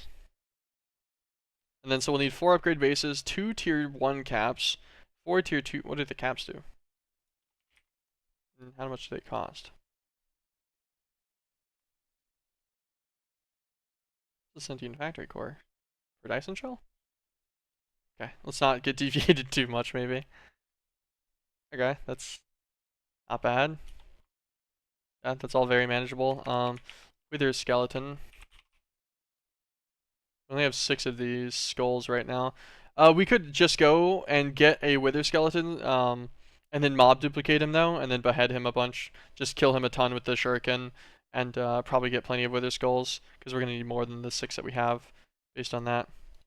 What are the other caps take? Creeper, skeleton, and zombie skulls.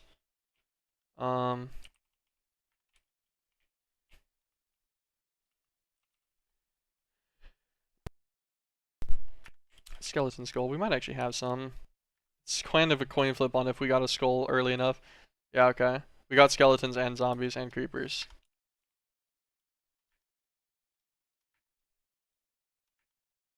Let's grab a little bit of all of these. I should really hook this up to the system at some point, but I haven't. It wouldn't even be that bad either. Literally just, I wouldn't even need a pipe all the way over there either. I could totally storage bus it to like a phantom face if I really wanted to.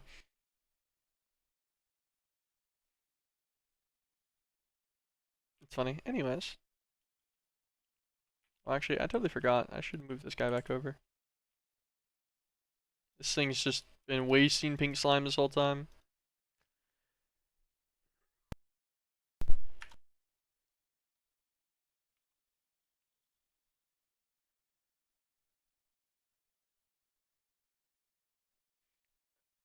Is it not putting out the pink slime? Oh, the fluid conduit has meat. I see. I see.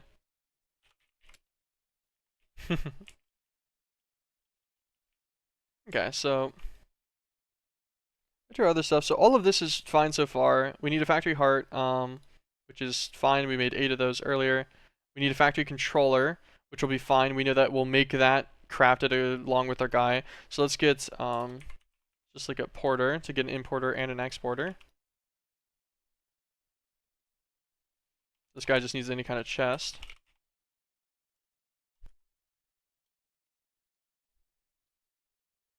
Importer, and the exporter will need a bucket.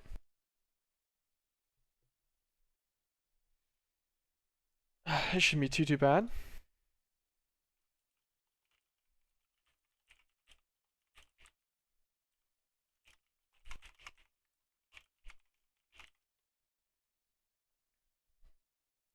Importer, exporter. That should all be fine.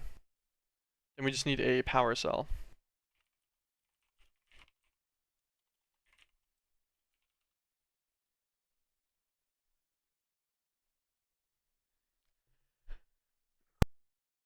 I don't know what tier of power cell I'm going to need for these.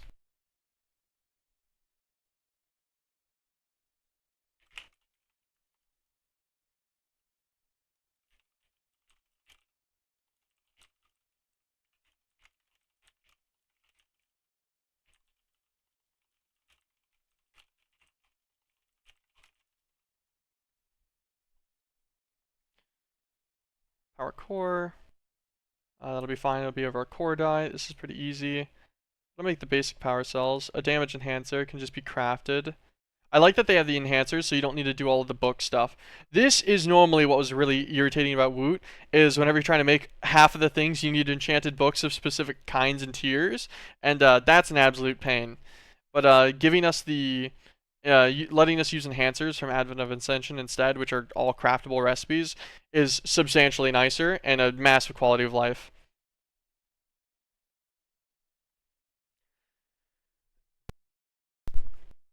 Okay, so basic power cell.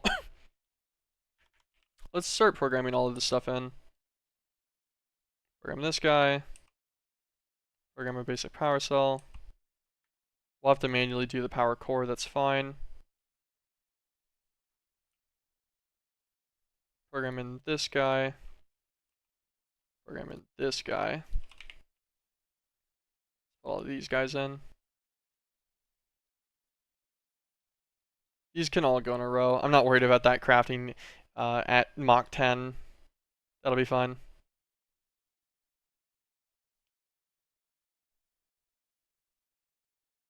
That'll be an advanced power cell. Okay.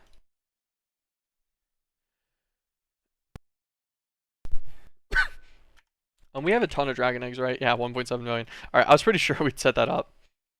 So we'll do the speed enhancer.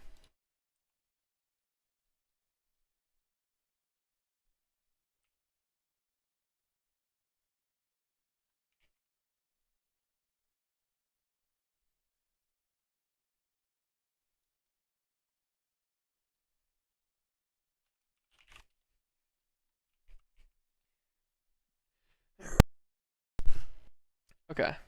Let's try and see what is it gonna say that we're gonna require for the oh, we didn't actually put in the recipe for the premium power cell yet. Where's that?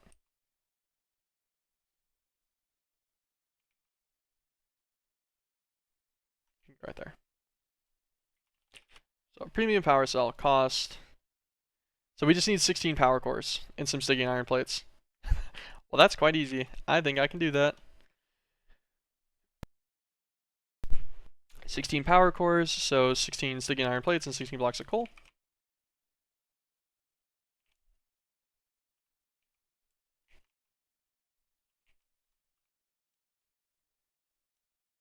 Core die.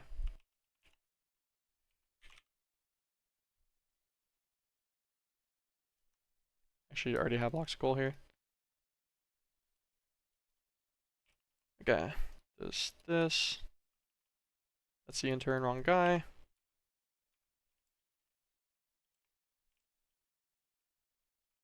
Perfect. Throw him in there.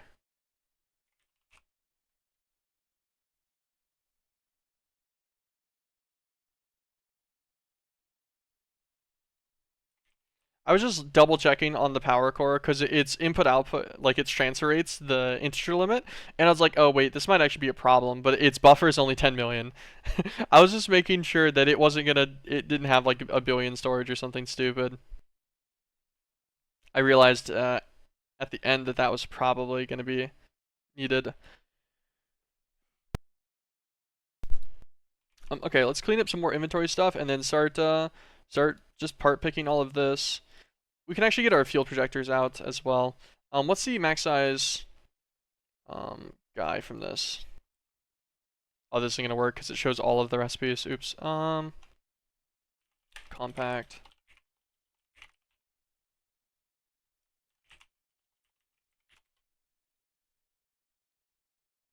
5 by 5 by 5. So not that big.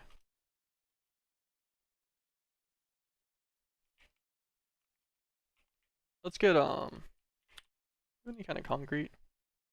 Oh, there's advanced rocketries. I think we have concretes in here. Black concrete only.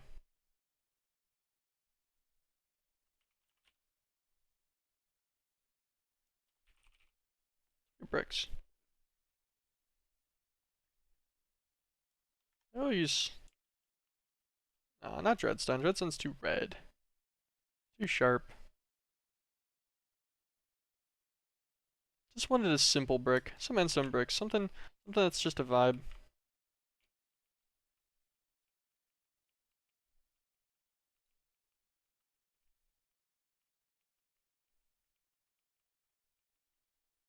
Simple little 5 by 5.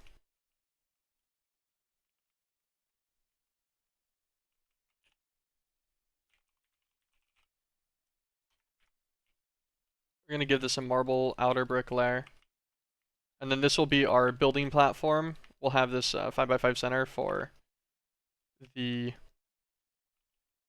miniaturation field.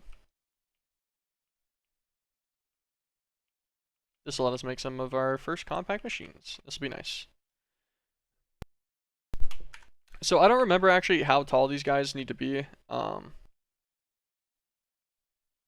it to be like 5 by 5. Is it like right here?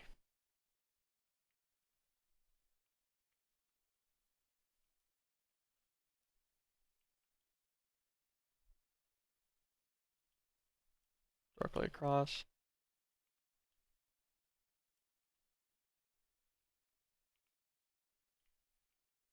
I'm gonna assume this is probably 5x5, right? Don't worry, I will replace that one marble one. Okay, yeah, this is exactly the 5x5, it's just one more down. So, place this guy.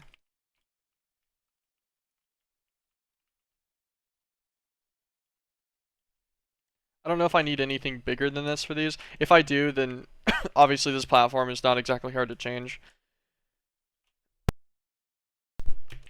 But this is fine. Because I want to start putting like the bigger things into compact machines and such. I think some of these things should just go in them consistently. So now compact machine itself. Alright, the walls are made normal. It's just redstone, iron, redstone. Is there any other crafting recipe for this? Oh, it has EMC. I just need to make one. That's actually really easy. Well, it would be easy regardless, I guess, just to clarify. It's not exactly a breaking the bank recipe, but it's just a little inconvenient if you have to make it a ton manually because you have to wait for this animation every time.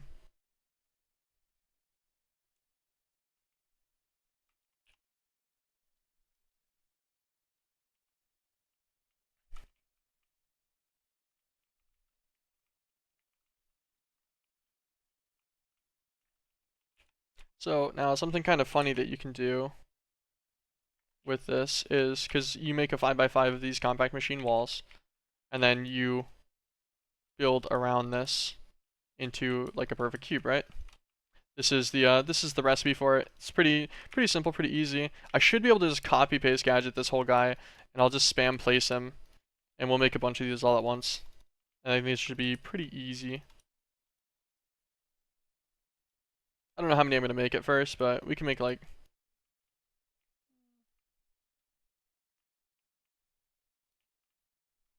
I don't know.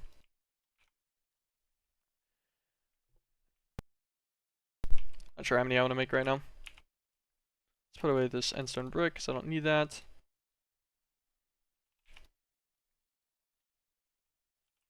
Emerald, we'll just take it. Emerald blocks out. More compact machine stuff. Let's take and then ender pearls.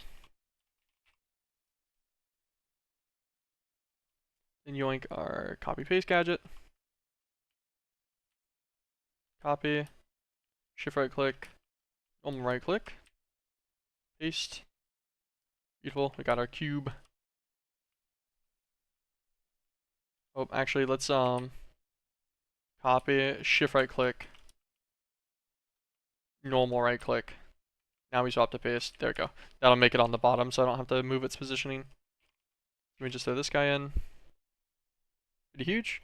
MMR is finally bad enough to not play against level 40 games, and the game is so much easier now. Nice, nice. Well, not nice. Unfortunate on the fact that, like, you couldn't just rock it at the higher rank stuff, but nice that you're not suffering as much anymore.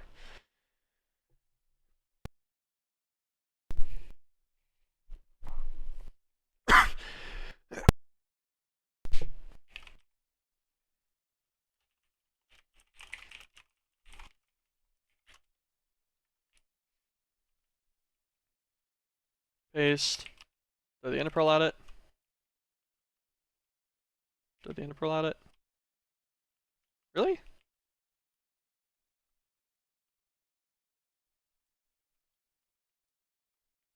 Oh. Why did this go shorter than it was supposed to? I was like, oh, this shouldn't have a top slot like that. Edit placement, Y+1. Okay. I'm like, I should just be able to do this. There we go. I'm like, that was the whole point of me doing all of this, so I didn't have to mess with it much. This should be fine now, right? Why did you... Well, that was not supposed to happen.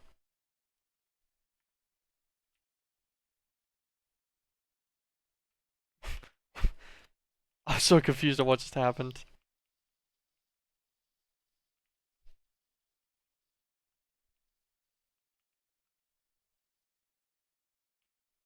Okay, well, it made our compact machine anyways, at least. Nice.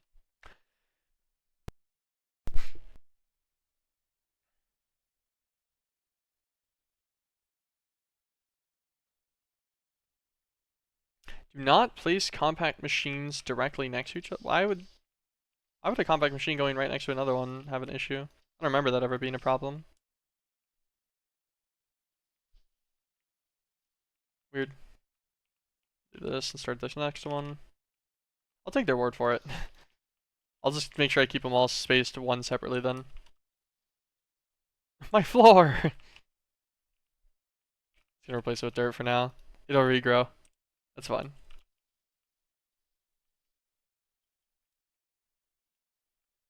Okay.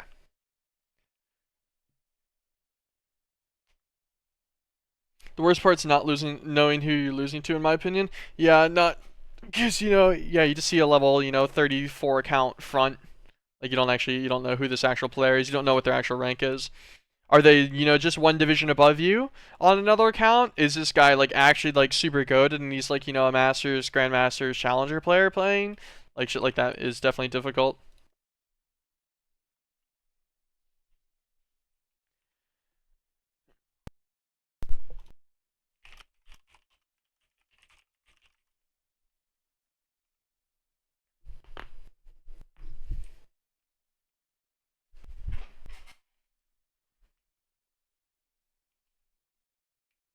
Make one more for Mal. This will make us 5 compact machines, which should be plenty for our current endeavors. I really only needed like 2 right now to start it out.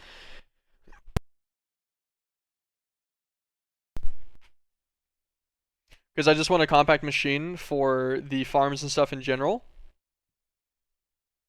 For the mob farms, I guess, specifically. Like, so we'll get a Woot compact machine, and then I was going to put the other compact machines for each one individually in there after. So I only needed 2 for now. One for the main one, and then one for our increase. Where do I want to put these?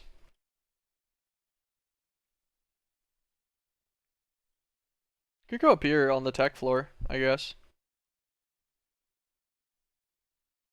Could leave a section on this side for compact machines. Guess we could start this very first one. Start him right here, a couple blocks away from the wall.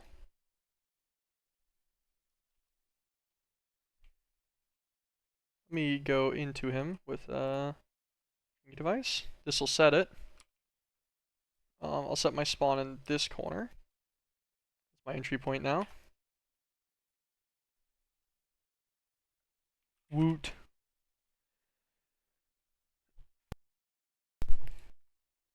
Okay, now we just click in. We can load into this guy at any time. And then this guy, we'll start right here. Click into him. Well, sure if I click on this side. This guy will be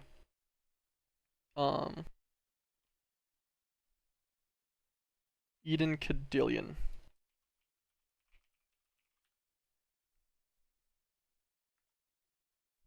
Pretty sure that's how you spell it, right? Yeah. Okay, so this guy will be the Eden Cadillion one. Then we can just go out of here and this goes all the way back out. Nice. Not bad, not bad. Okay, we'll put away the extra compact machines for now.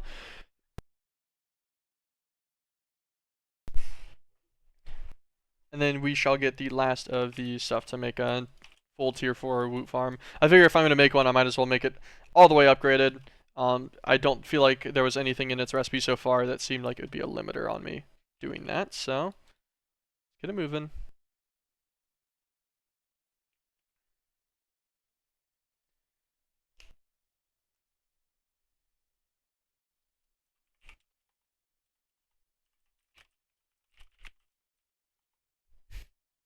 A little bit of misclick. What would I get specifically immediately? I guess let's get the casings. So we'll just make 2 stacks of nether casing, a stack of ender, a stack of blaze, a stack of bone, a stack of flesh.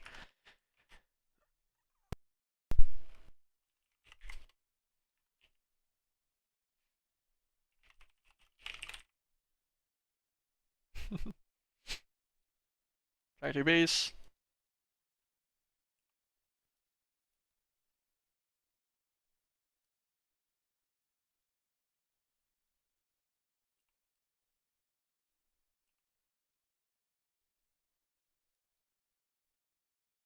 And shift clicking out of this is kind of lagging the hell out of me for some reason whenever I do it.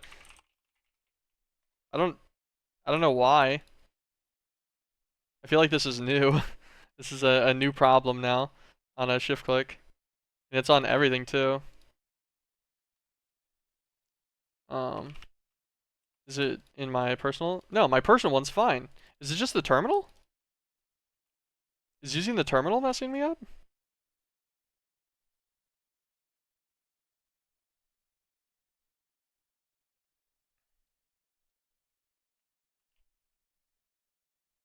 Interesting. I'm just trying to change its settings to match my terminal settings. So maybe it stops being weird. Oh, okay, factory base. Okay, yeah, I can click out of here just fine. I guess I'll just use this.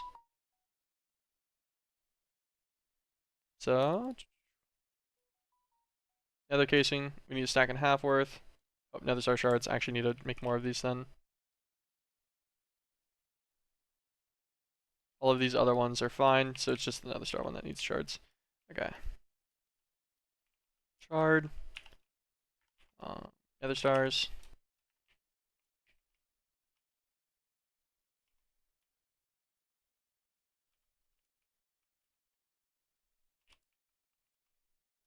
Throw these guys in here, that's fine.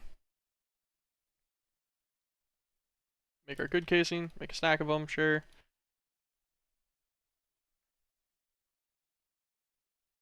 Oh, we need more than that. Duh, we need 2 stacks of this guy pretty much. Not actually, it's just barely over a stack and a half. Not even a stack and a half? Yeah, barely not a stack and a half.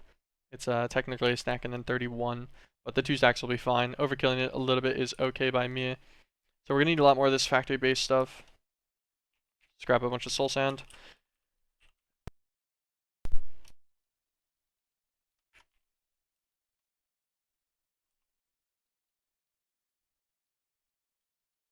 Yeah, okay, I can shift click out of my terminal just fine.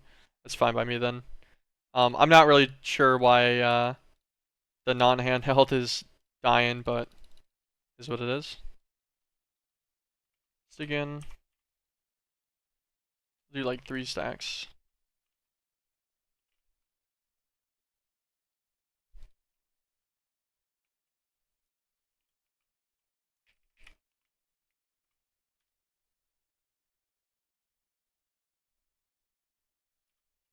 Okay, get all 3 stacks out. Yoink. Nice and easy. Factory base, 1, 2, 3, 4. We'll be fine for now. I don't use up all of my plates yet. I'll need even more bases eventually, but I figure right now we'll just try to get a stack of each going. Okay, so stack of ender casing. Then a stack of blaze, bone, and flesh. Blaze. Bone. Flesh.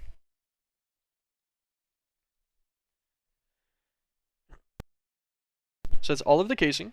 We'll need factory, upgrade, bases. Need how many? 4?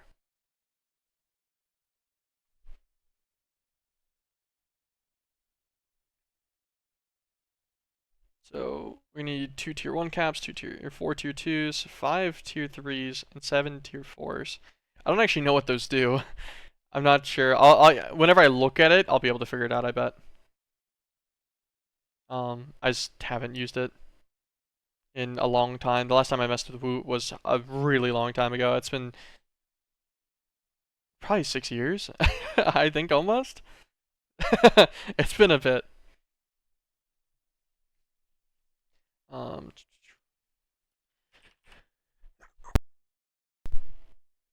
2 tier 1s. Quartz shard and cap core. Okay, so cap cores. Make like a stack of these. Core dye redstone blocks.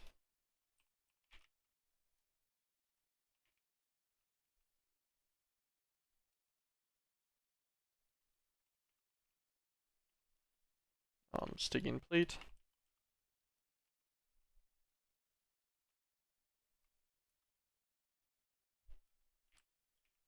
There we go. Okay, they only stacked to 16. Interesting. Alright, we'll make exactly the amount that we need for each of these then. So 2 tier 1s. Quartz shard. What are these going to take? A diamond shard, an emerald shard, and another star. Okay, so another star is fine. So we need diamond, emerald, and quartz. We'll get a stack of each. Let's grab our shard die real fast.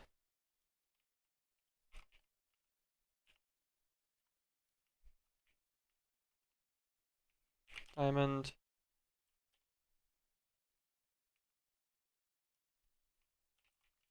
Emerald. Quartz.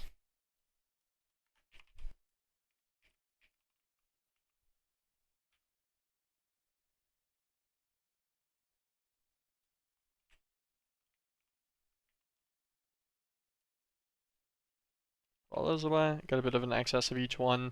And by a bit, I mean a ridiculous amount, but that's fine. 2 for these guys. 4 tier 2s.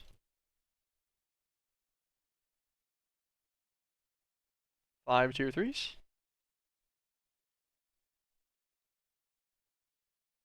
And then it's what, 7 tier 4s? I only have enough for... Okay, well, I only actually have enough other stuff for 6. I only have enough skulls for 6 of these right now. Can I get another skull with anything I have? Oh, I can. Exactly one more. Okay, perfect. It's good enough for now. We're gonna need more for the actual looting upgrades now that I think about it anyways, I'm pretty sure. I want to say...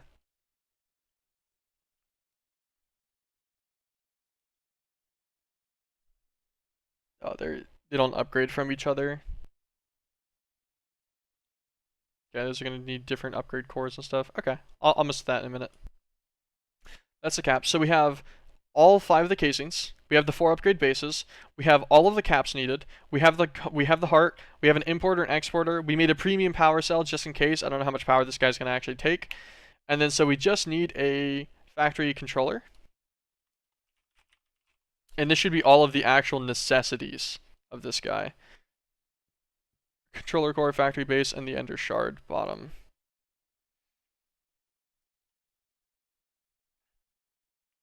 Controller core, not that one. Core die with a prism. Can I make a prism? What am I missing?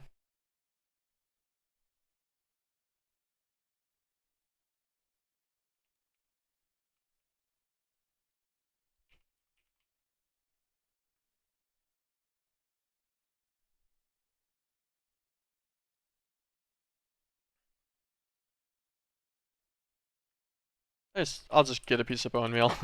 I was gonna be like, oh, let's try to get a white dye or whatever. I can just get a piece of bone meal, craft it with all the dyes I do have, and then this guy has EMC. It doesn't really matter that much. We'll deal with white dye at some other time. So prism, sticky iron plate, and a core die. Core die. Stygian plate.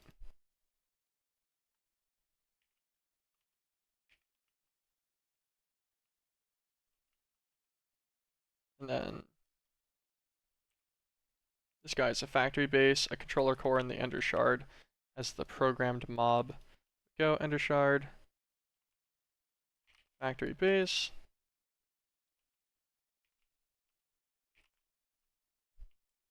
This is a controller programmed to an Eden Cadillion. Well, we know now the Eden Cadillion is tier 3. So that's cool. And that should be everything to actually build him out. So we can go build him out, see if there's going to be any issues with that. First. Fine. Go in. Go in.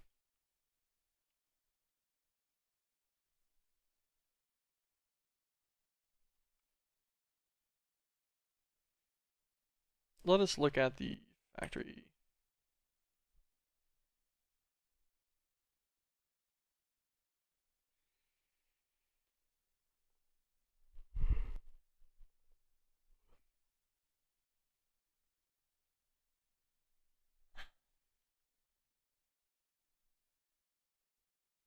Use on the factory heart. How many blocks? I just wish I knew how big the Woot farm was. I guess we can actually just kind of stack an obscure amount of blocks, and it doesn't really matter much, right? Use that one course just because I have it. Okay. Stop the too big. That's true. I agree. And then we'll get a factory heart. Put this guy down.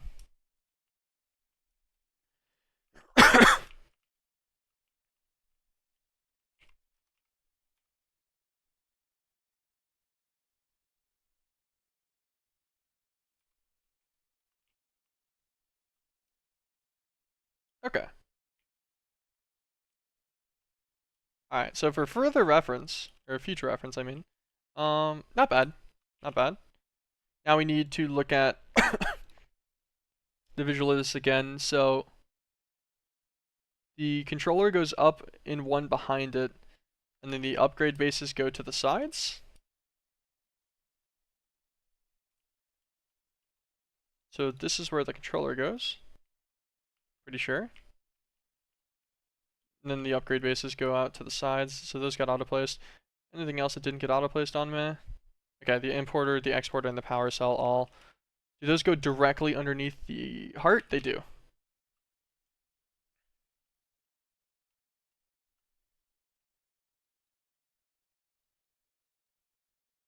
We'll just put a block here, that's fine.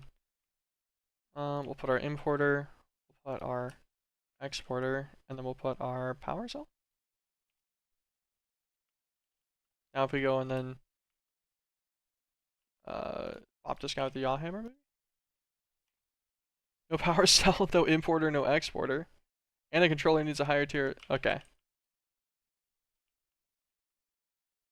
No power cell, no importer, no exporter. Is this block in the way? Does this have to be open?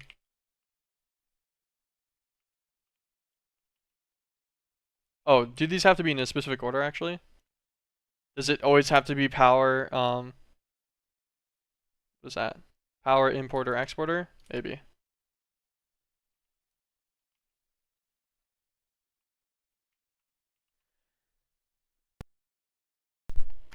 So exporter, importer, power? Okay. It's probably the angle needs to be, or the order needs to be specific. Yeah, beautiful. So what's the info? 100. Oh no. 395 RF a tick. I'm like 126,000 RF a tick seems wild to me.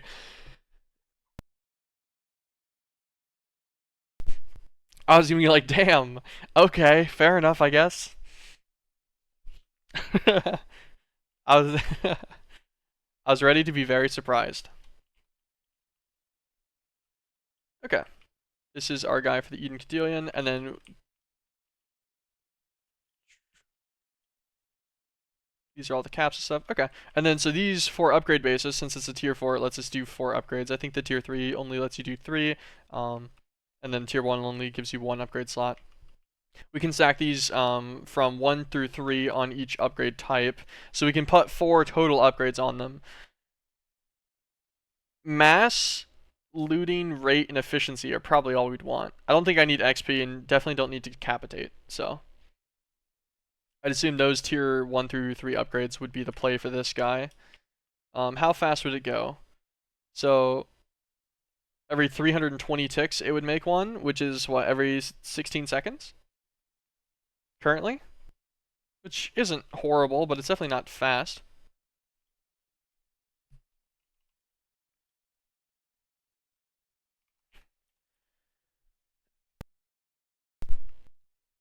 Set a dank 7. For now.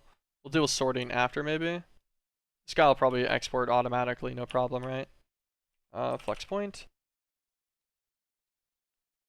Get one that's already named, or already labeled, or whatever. There we go. Hey, this guy, he's working. Let's see if this exporter just spits it out into the dank. And they're all full durability armor too, so there won't be any kind of like sorting issues with that, at least. Never mind, not full durability armor. Okay, I guess it's fair enough. I kind of expected it to be, but it doesn't really matter if it is or isn't, other than for the most immediate storage. Like that one kill right there dropped 3 pieces of armor. Okay, so now we need to get some kind of furnace.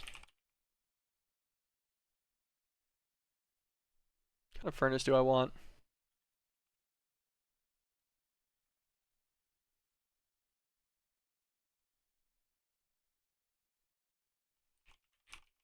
Resourceful furnace is pretty good.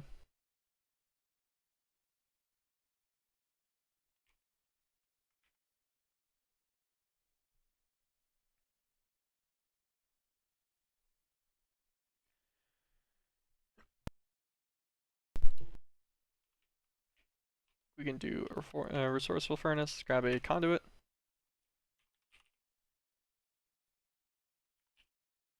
The filter. Get an advanced filter. I don't know if I'll need one, but there's nothing bad about it.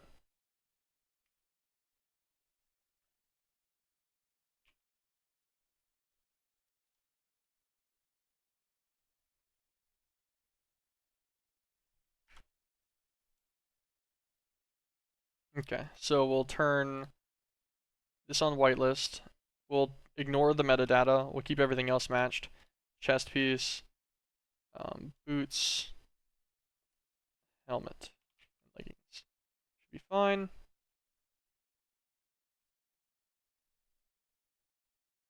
That'll be good. Actually, thinking about it, we're probably going to want more than one resourceful furnace. These guys are pretty fast, like regardless, so I don't think we'll need a ton of them. But doing like 4 is probably pretty decent. That'll let us smelt simultaneously 12 pieces of armor, which I think should be plenty.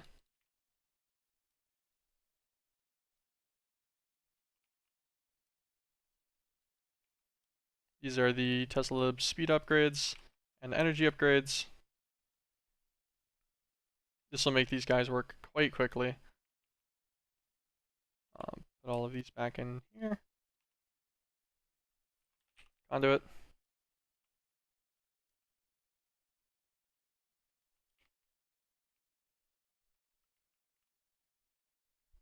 Grab a normal item conduit as well.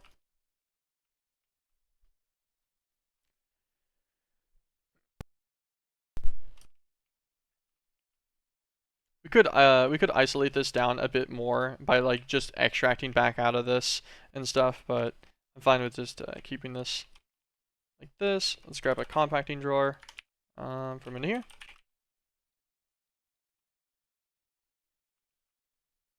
Insert into this guy. These guys are on always active. Then this guy will get a Bloodmaster nugget. It's fine. Let's grab a key so that we can lock him. We don't need to lock him. I just like doing that whenever I use compact. Really any drawers. Grab an ender chest.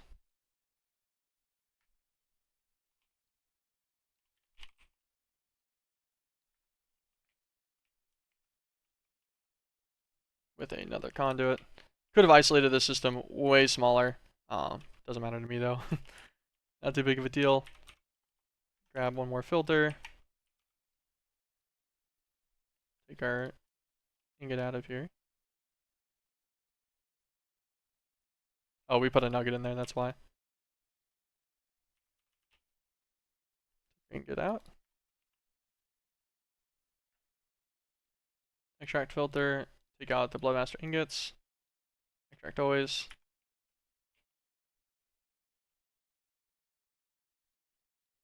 Extract always.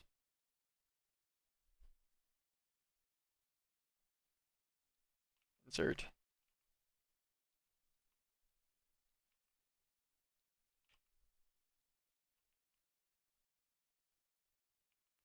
Does this guy not have the filter in the right spot? Yeah, that would be the problem, huh? Gotta take this out. Alright. Put our shards in. Sort them a little bit.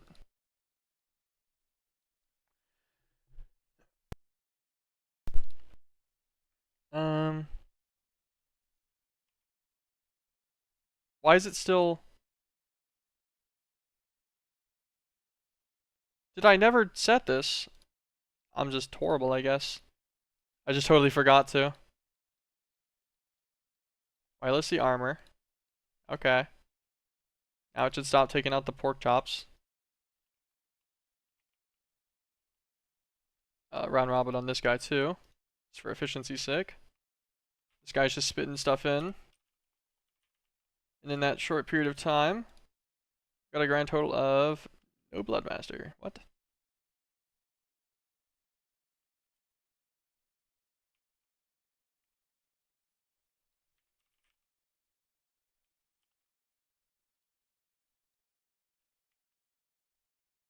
Oh, it's going into white. I'm dumb.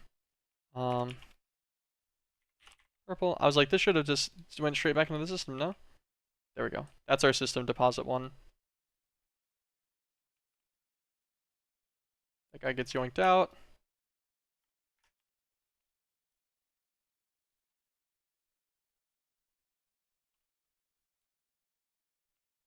Fine, those guys get cycled through.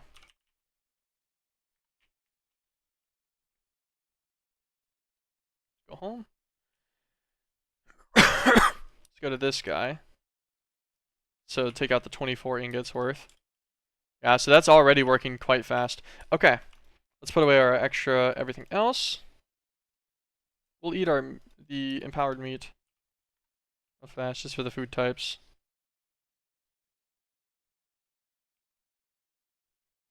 Nothing cool from it. I was curious if it was going to give any effects or anything. Okay. Now we'll make one of each of these upgrades, I guess. Let's look at rate upgrade.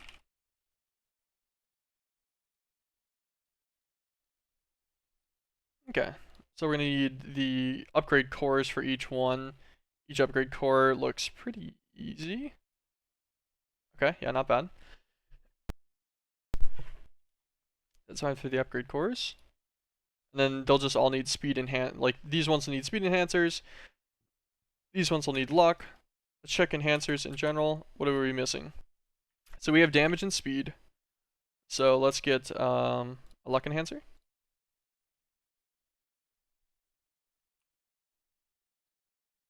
Wrong recipe. We'll craft this one back down to a thing. Don't accidentally put it in.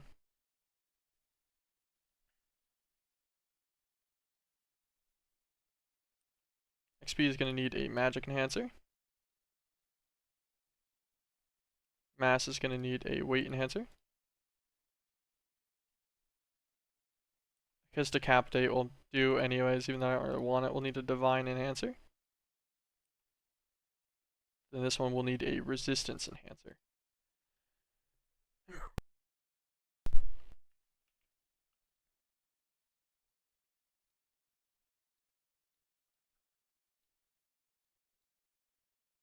All the enhancers just around. Doesn't really matter where they go. That's fine.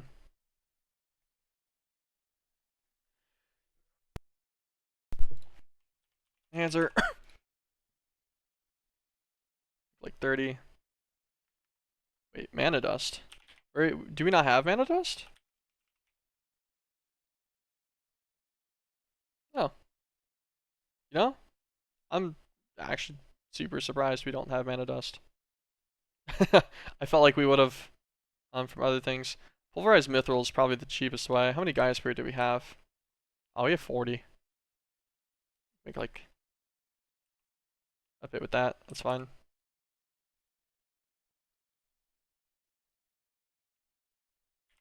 Prismarine shard. I feel like I intentionally had more of this coming into the system at one point. It's not, because it's just atomic reconstructed quartz.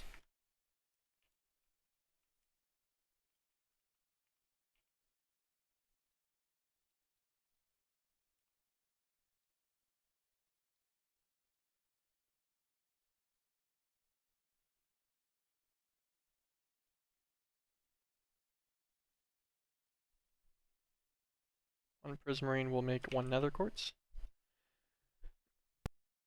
Actually, let's there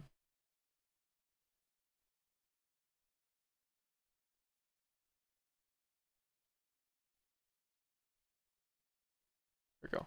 We'll do a stack at a time for these. Encode that recipe instead. And if we put this into the reconstruction chamber, And then so we order prismarine, order 1,000 of it. We're missing a lot of nether quartz.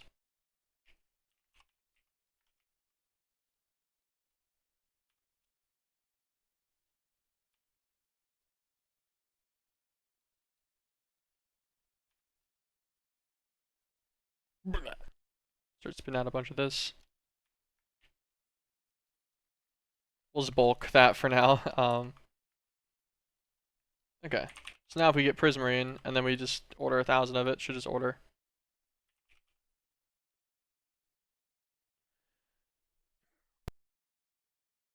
Yep, it's doing it.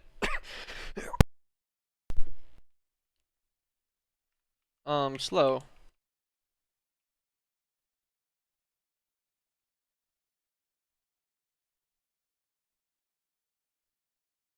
Oh, I know why.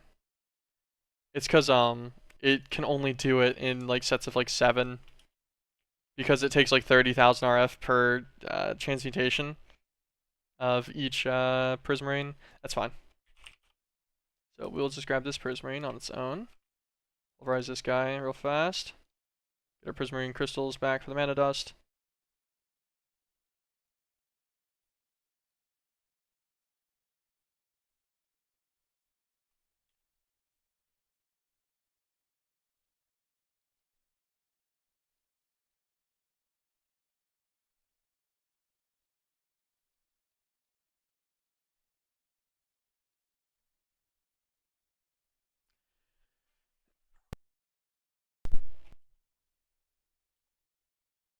This is probably actually the more efficient thing. I have Dread Shard. I want to say I have 2 of them. I have 3 of them actually. Let's go up here.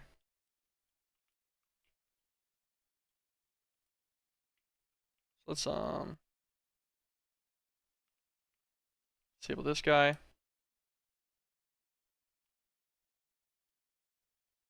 gonna take out this blank slate. We'll throw it in the system. It's fine. Dread Shard.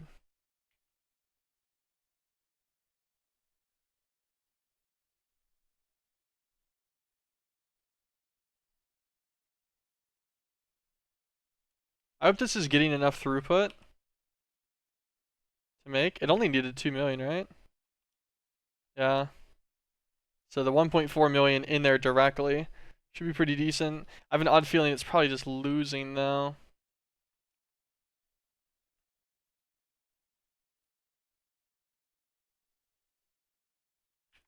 Okay, that works. I'm like, you know what? Maybe if we time and bottle it, we can beat its decay speed. Uh, yes. Yes, I could.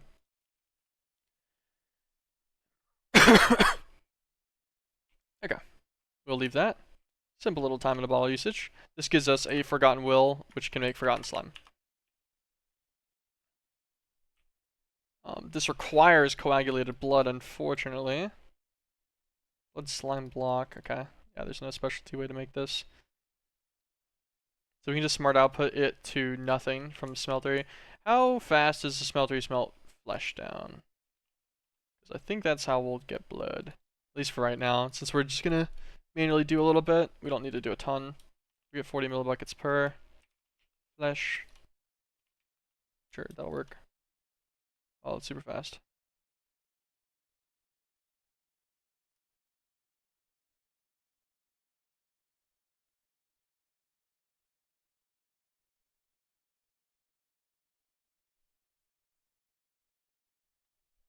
Okay, let's make us our coagulated blood. It's not gonna make us a ton, but it'll make us enough for what we need right now. And then this recipe will let us make ridiculous amounts of mana dust at low cost. Way cheaper than using Gaia spirits. There we go. 16. 2 Forgotten Slime.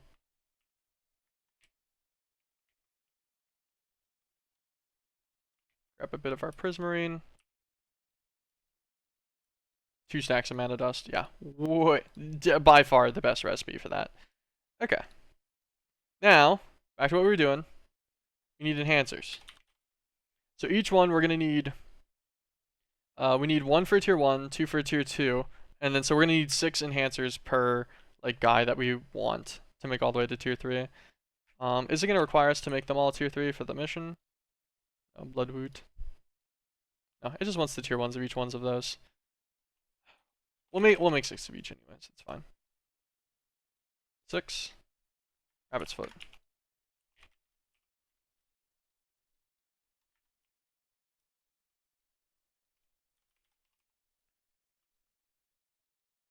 Six for the luck enhancer. Standard search keep. Okay, that's what I wanted on, I think. Yeah, standard search keep is what I want. Okay. Back to enhancer.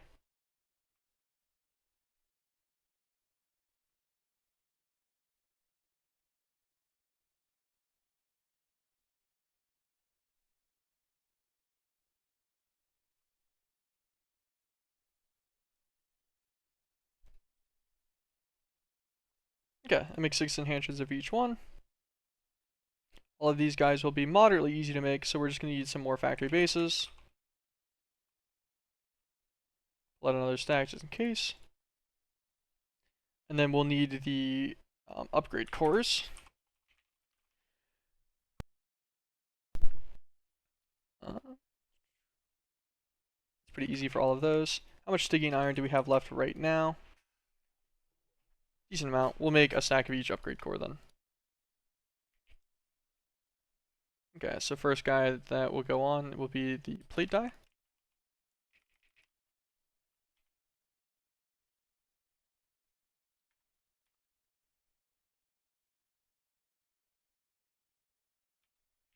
Okay, that's 3 stacks of plates. And then so the tier 1 core is going to be a stack of redstone and iron blocks. So swap this out with the core die before I forget.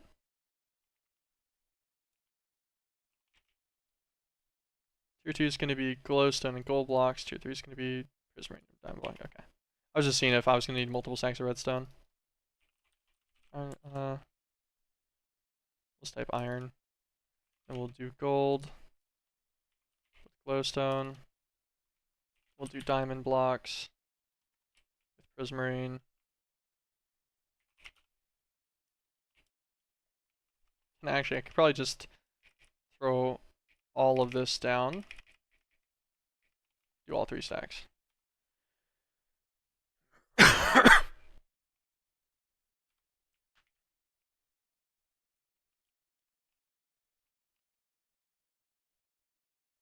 Yes. Beautiful. Nice and easy. Okay. Rate 1. Looting 1.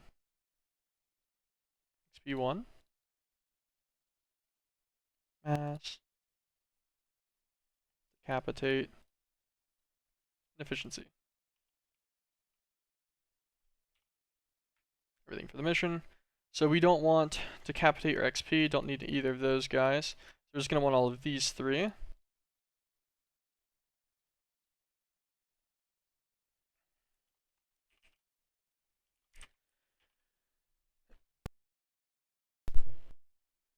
Okay, so rate 2.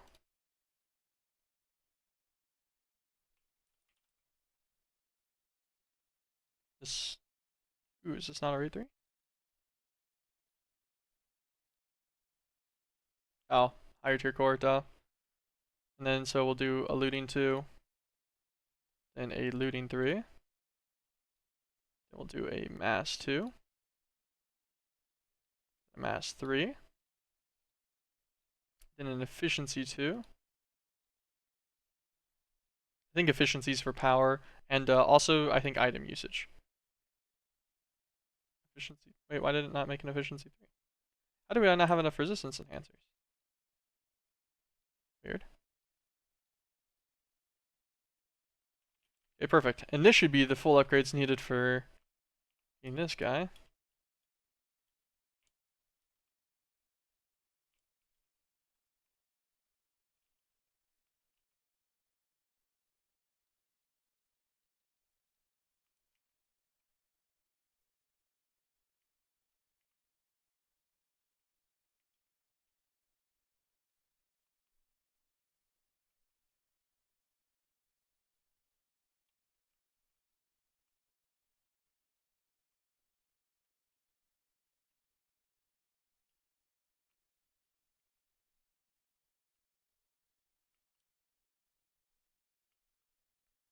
Okay.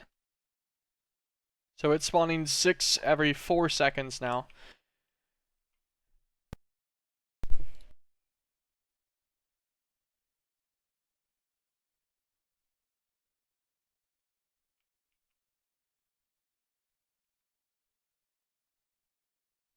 These guys are round robin, so these guys should have no issues managing this whatsoever. Whew. There's a lot of them at once. It'll take a little bit to extract those nuggets. If it gets lucky like that a few times in a row, I could see that maybe being an issue on extract speed for the nuggets. So if I do, I think if you shift right click, nope. Dang it. I was hoping I could shift right click and upgrade on these. It doesn't really matter to do it like that either. It's fine. This will guarantee that they'll take out the nuggets quick enough always. Although I doubt they would ever have an issue with it regardless. Change the shard position.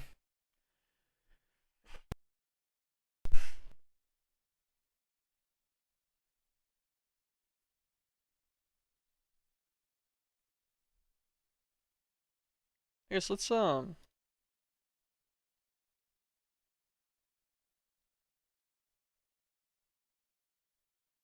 just take these guys, because these are the most important things out of here, I think. Everything else can stay in here. Cycle these 4 out, straight into the system as well with a conduit.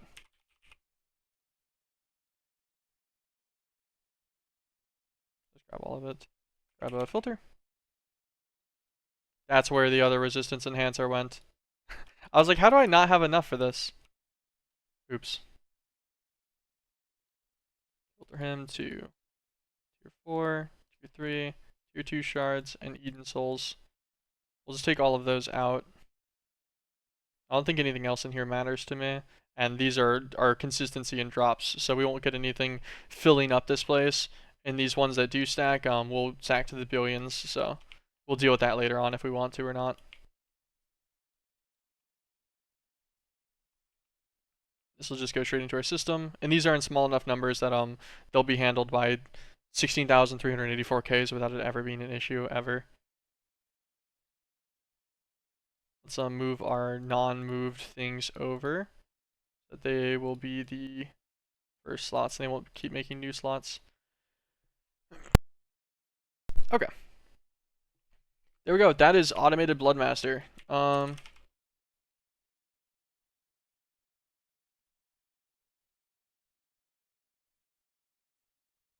Like that was just like an extra like 8 ingots there. Like, yeah, this is a good Bloodmaster production farm. Why are these shards not coming out?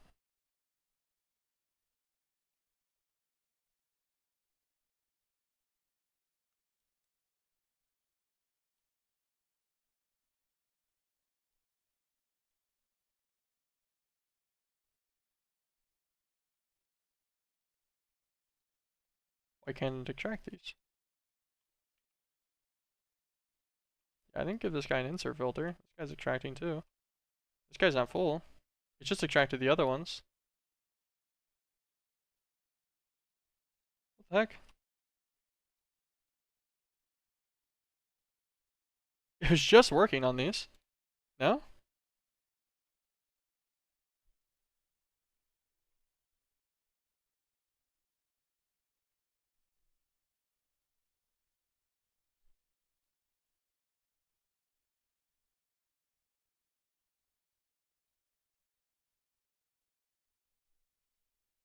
I'm so confused on why this would. Why did it work there? Now it's working again?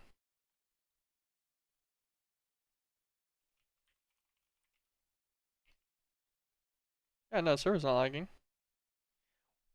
Were there Eden Souls here that I wasn't paying attention to? Was I picking it up whenever there's still Eden Souls?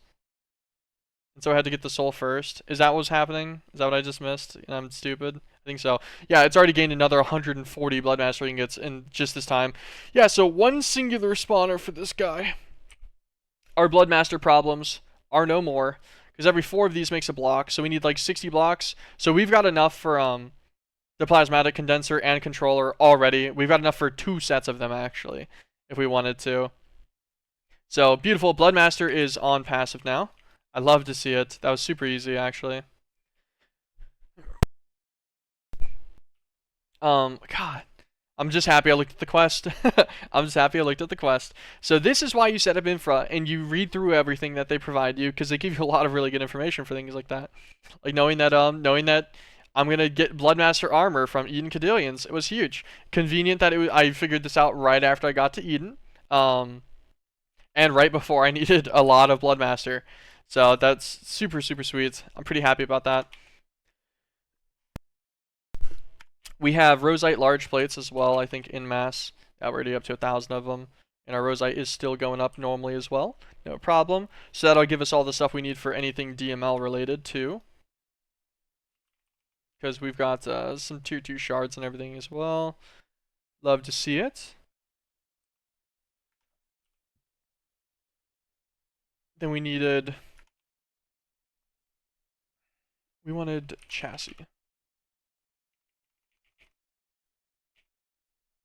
Everything for the Dark Soul machine chassis. So Dreaded Steel takes Dreadite, which is Dreadium and Uranium Oxide ingots. Is there any other way to get this?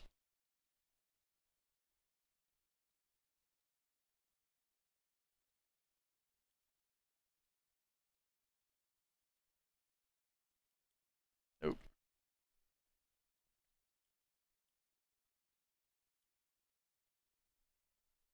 Because yeah, until we get to the Deeplands Void Miner, that's our only way of Dreaded Steel is the Dragonfire Crucible. I guess we can do this mostly manually for now. This is kind of expensive. I don't know if we can set this up on passive immediately. For one, getting the bloods maintained is going to be a pain. Because Fire Dragon Blood, I have to automate through another Crucible as well. And the issue is the Crucible is the big one. It's the massive multi-block. I guess for extra crucibles and stuff, like that's what we can use compact machines for.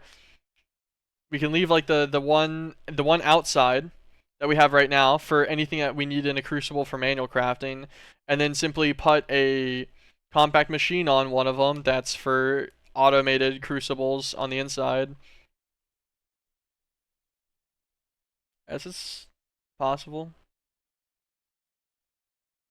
Lightning Dragon Steel for. Oh, Berserker Steel Ingots are going to need it.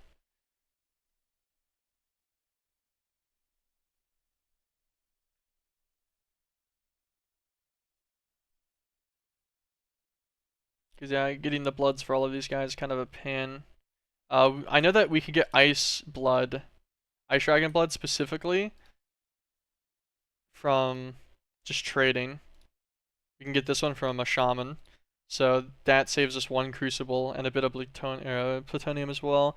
Plutonium ingots.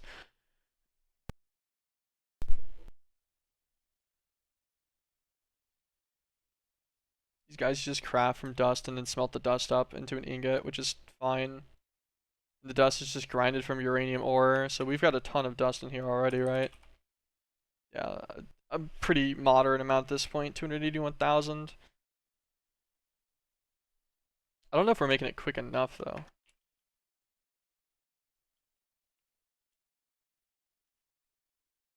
So that was something I was kind of curious about. Was that one industrial grinder even impacting our uranium supply in here, I wonder? Where's uranium at? So it's at 1.09 million still.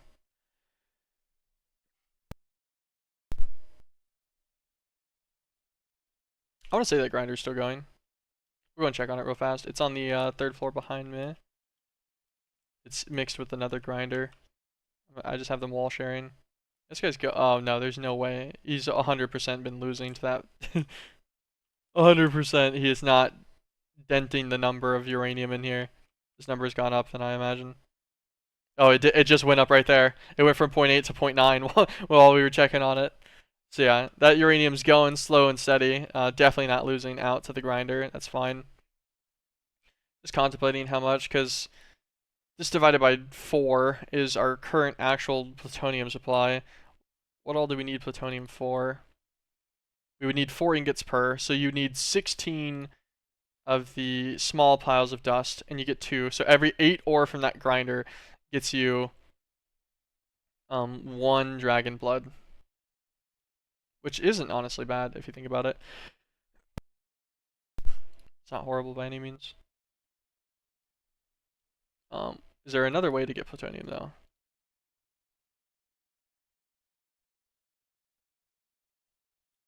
Obviously fluoride, normal plutonium dust, disgusting omelets.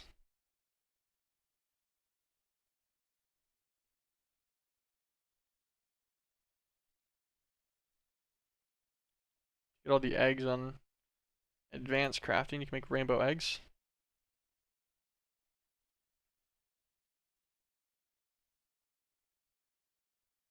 Acorns from acorn oaks can make it. That gives you plutonium dust occasionally. 50% of the time you get 1.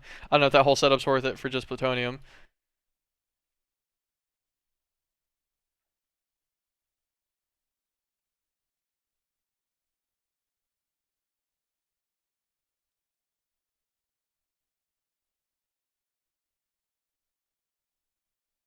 Okay, I guess that's really the way you're meant to get it.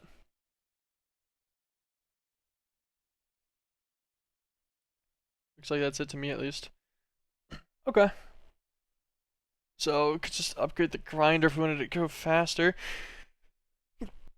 How would we do this?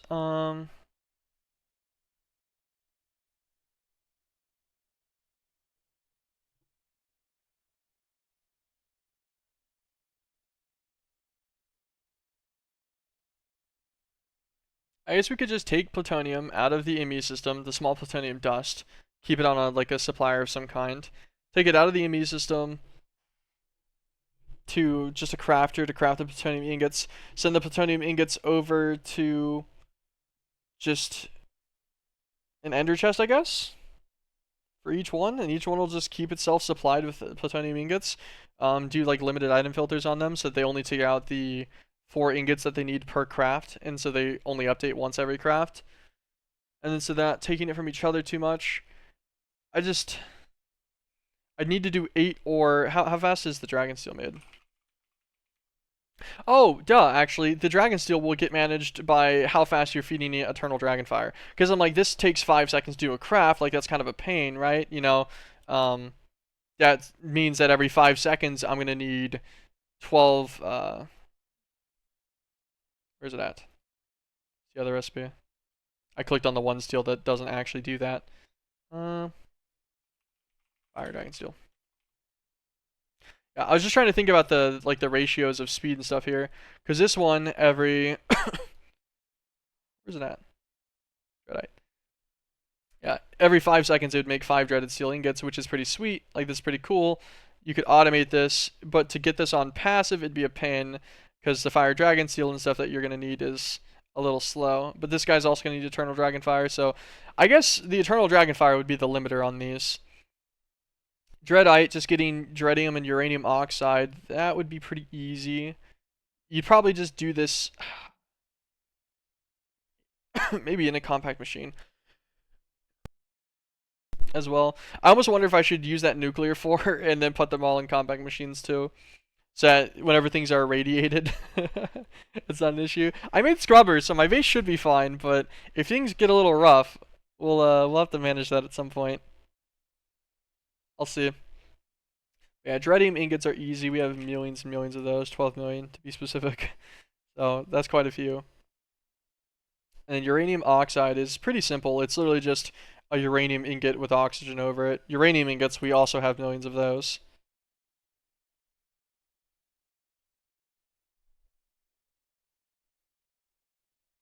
So it'll just be a fluid infuser with oxygen.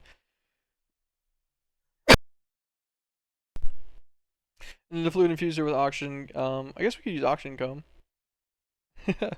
From a bee. It'd be kind of funny. It makes what? 4,000 oxygen? Do 4 uranium oxide worth? I guess we could try that if we wanted to. I don't know if I need to though.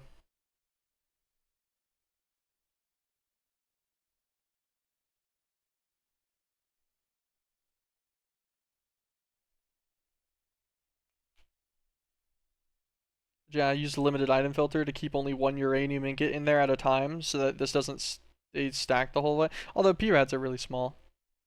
Because I know that anything that's inside of a nuclear craft machine will, they will always be very, very consistent on their radiation. So, like, if you put things inside of a storage crate, it doesn't apply radiation to the chunk. It doesn't know how to do the storage. If you put it inside of an ME system, it doesn't apply radiation, um, which is a good thing because, like, otherwise these 980 tiny clumps of both of these would be causing some decent rads, or my uranium would probably be, bigger issues for each one of these. But yeah, so the ME system, storage crates. I think the ender chest won't do it. So all of these ways are safe for storage, but inside of a machine, it's not safe. It will actively apply rads to your chunk. I'm getting a few U-rads per tick on me, although U-rads are exceptionally small, so it's not really that big of a deal. I think U-rads mean like once every lifetime of the whole universe, I'll need to eat a golden apple. Um, so I'm not gonna worry about that too much. But yeah, I'm just trying to think about the whole process here. Dreadeye, I think is easy. Ender chest from an interface from the ME system, we'll send some. We'll just keep limited item filters for it, I guess. We'll send uranium to get oxidized, and then dreadium directly to the induction smelter. Induction smelt those guys together. That's our dreadite. Send that to a different ender chest that we'll use for our major productions. I kind of maybe should start building a spreadsheet out for all my ender chests and what they are used for as well, so that I can get my colors right for things consistently without forgetting them. Some of them are easy, like yellow, yellow, yellow is sulfur, and then black, black, black is black iron ingots. Like some of them aren't hard. Gray, gray, gray is all steel. It keeps their metrics easy. And then we've got the one gray though, where this is the one that we're using for these two grinders. These two right here. Oh, flip them over a little bit. But yeah, this is what manages the mystical gem grinder and the uranium grinder.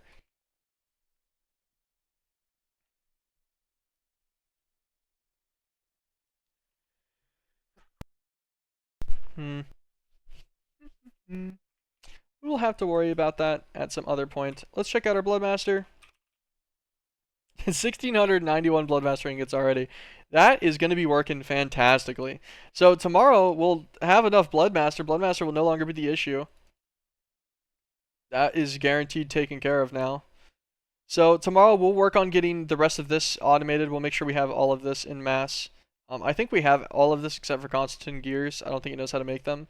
So I guess that'll be the one thing that we'll set up for this. Actually, it might even know a Constantine gear. I think I might have already taught it that. Nope, I didn't.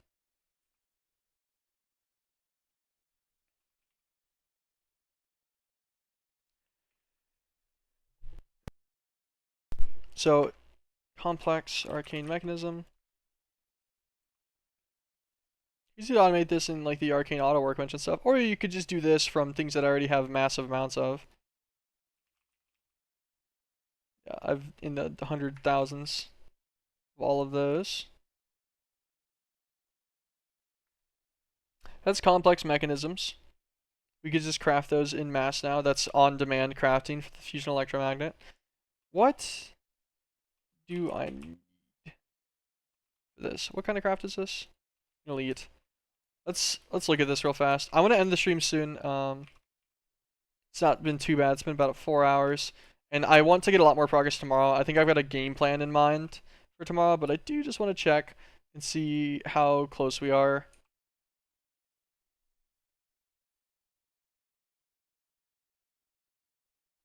Save this.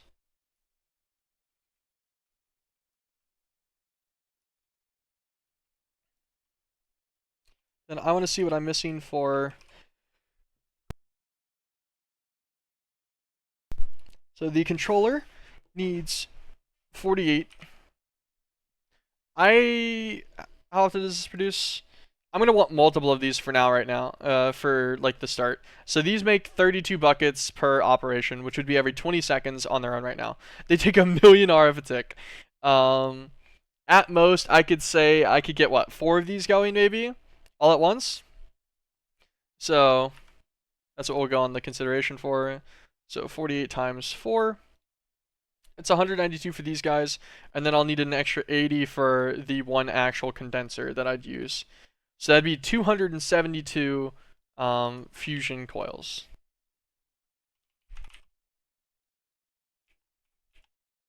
What are we missing? Refined iron. Okay. Weeping blue petals, so we need to make a phytogenic insulator for that. Iron nuggets, it just needs to know how to make them. Carbon plates, we can automate those. Electrum plates, we can automate those as well. Aluminum rods, it just needs to know how to make them. And better red coal. Okay. We can get all of that done tomorrow, I think. No problem. So we'll get all of the fusion reactor stuff. And then the Dark Soul machine chassis will need ice and fire constructs. So we'll get through and set up some arcane auto workbench stuff tomorrow too, I guess. Maybe we'll make a couple. Maybe we'll, since we'll be getting phytogenic insulators anyways, we'll start working on getting all of these different essentials. So we'll make an essential crystallizer, or a few of them. We'll get all of the different V-pods that are needed. And then we'll get the loot fabricator going for the pristine swamp creature matter, so that we can get the raw ironwood materials. And then I think this guy should be fine as long as you put in like nutrient distillation and stuff to do this with only just a couple. So I think tomorrow we got a few big plans going on tomorrow. A bunch of multi-block stuff's gonna happen. I think I might start using more compact machines to get some things done in slightly more condensed spaces. A lot of stuff's gonna be gonna start happening on this floor. This top floor is gonna be our big automation step up for a bunch of infrastructure. I wanted to build everything in the overworld, but I feel like structures are going to start getting way too big for that really, really quickly.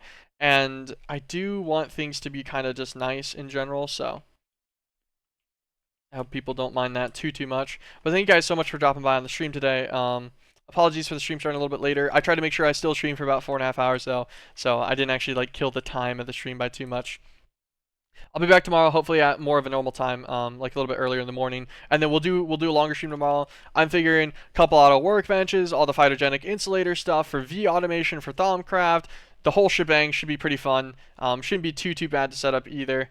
And yeah, hopefully I don't regret exactly what I'm saying right now. Thank you guys so much for dropping by, though. I really do appreciate it. Have an absolutely fantastic afternoon, and just the rest of your day in general. Peace.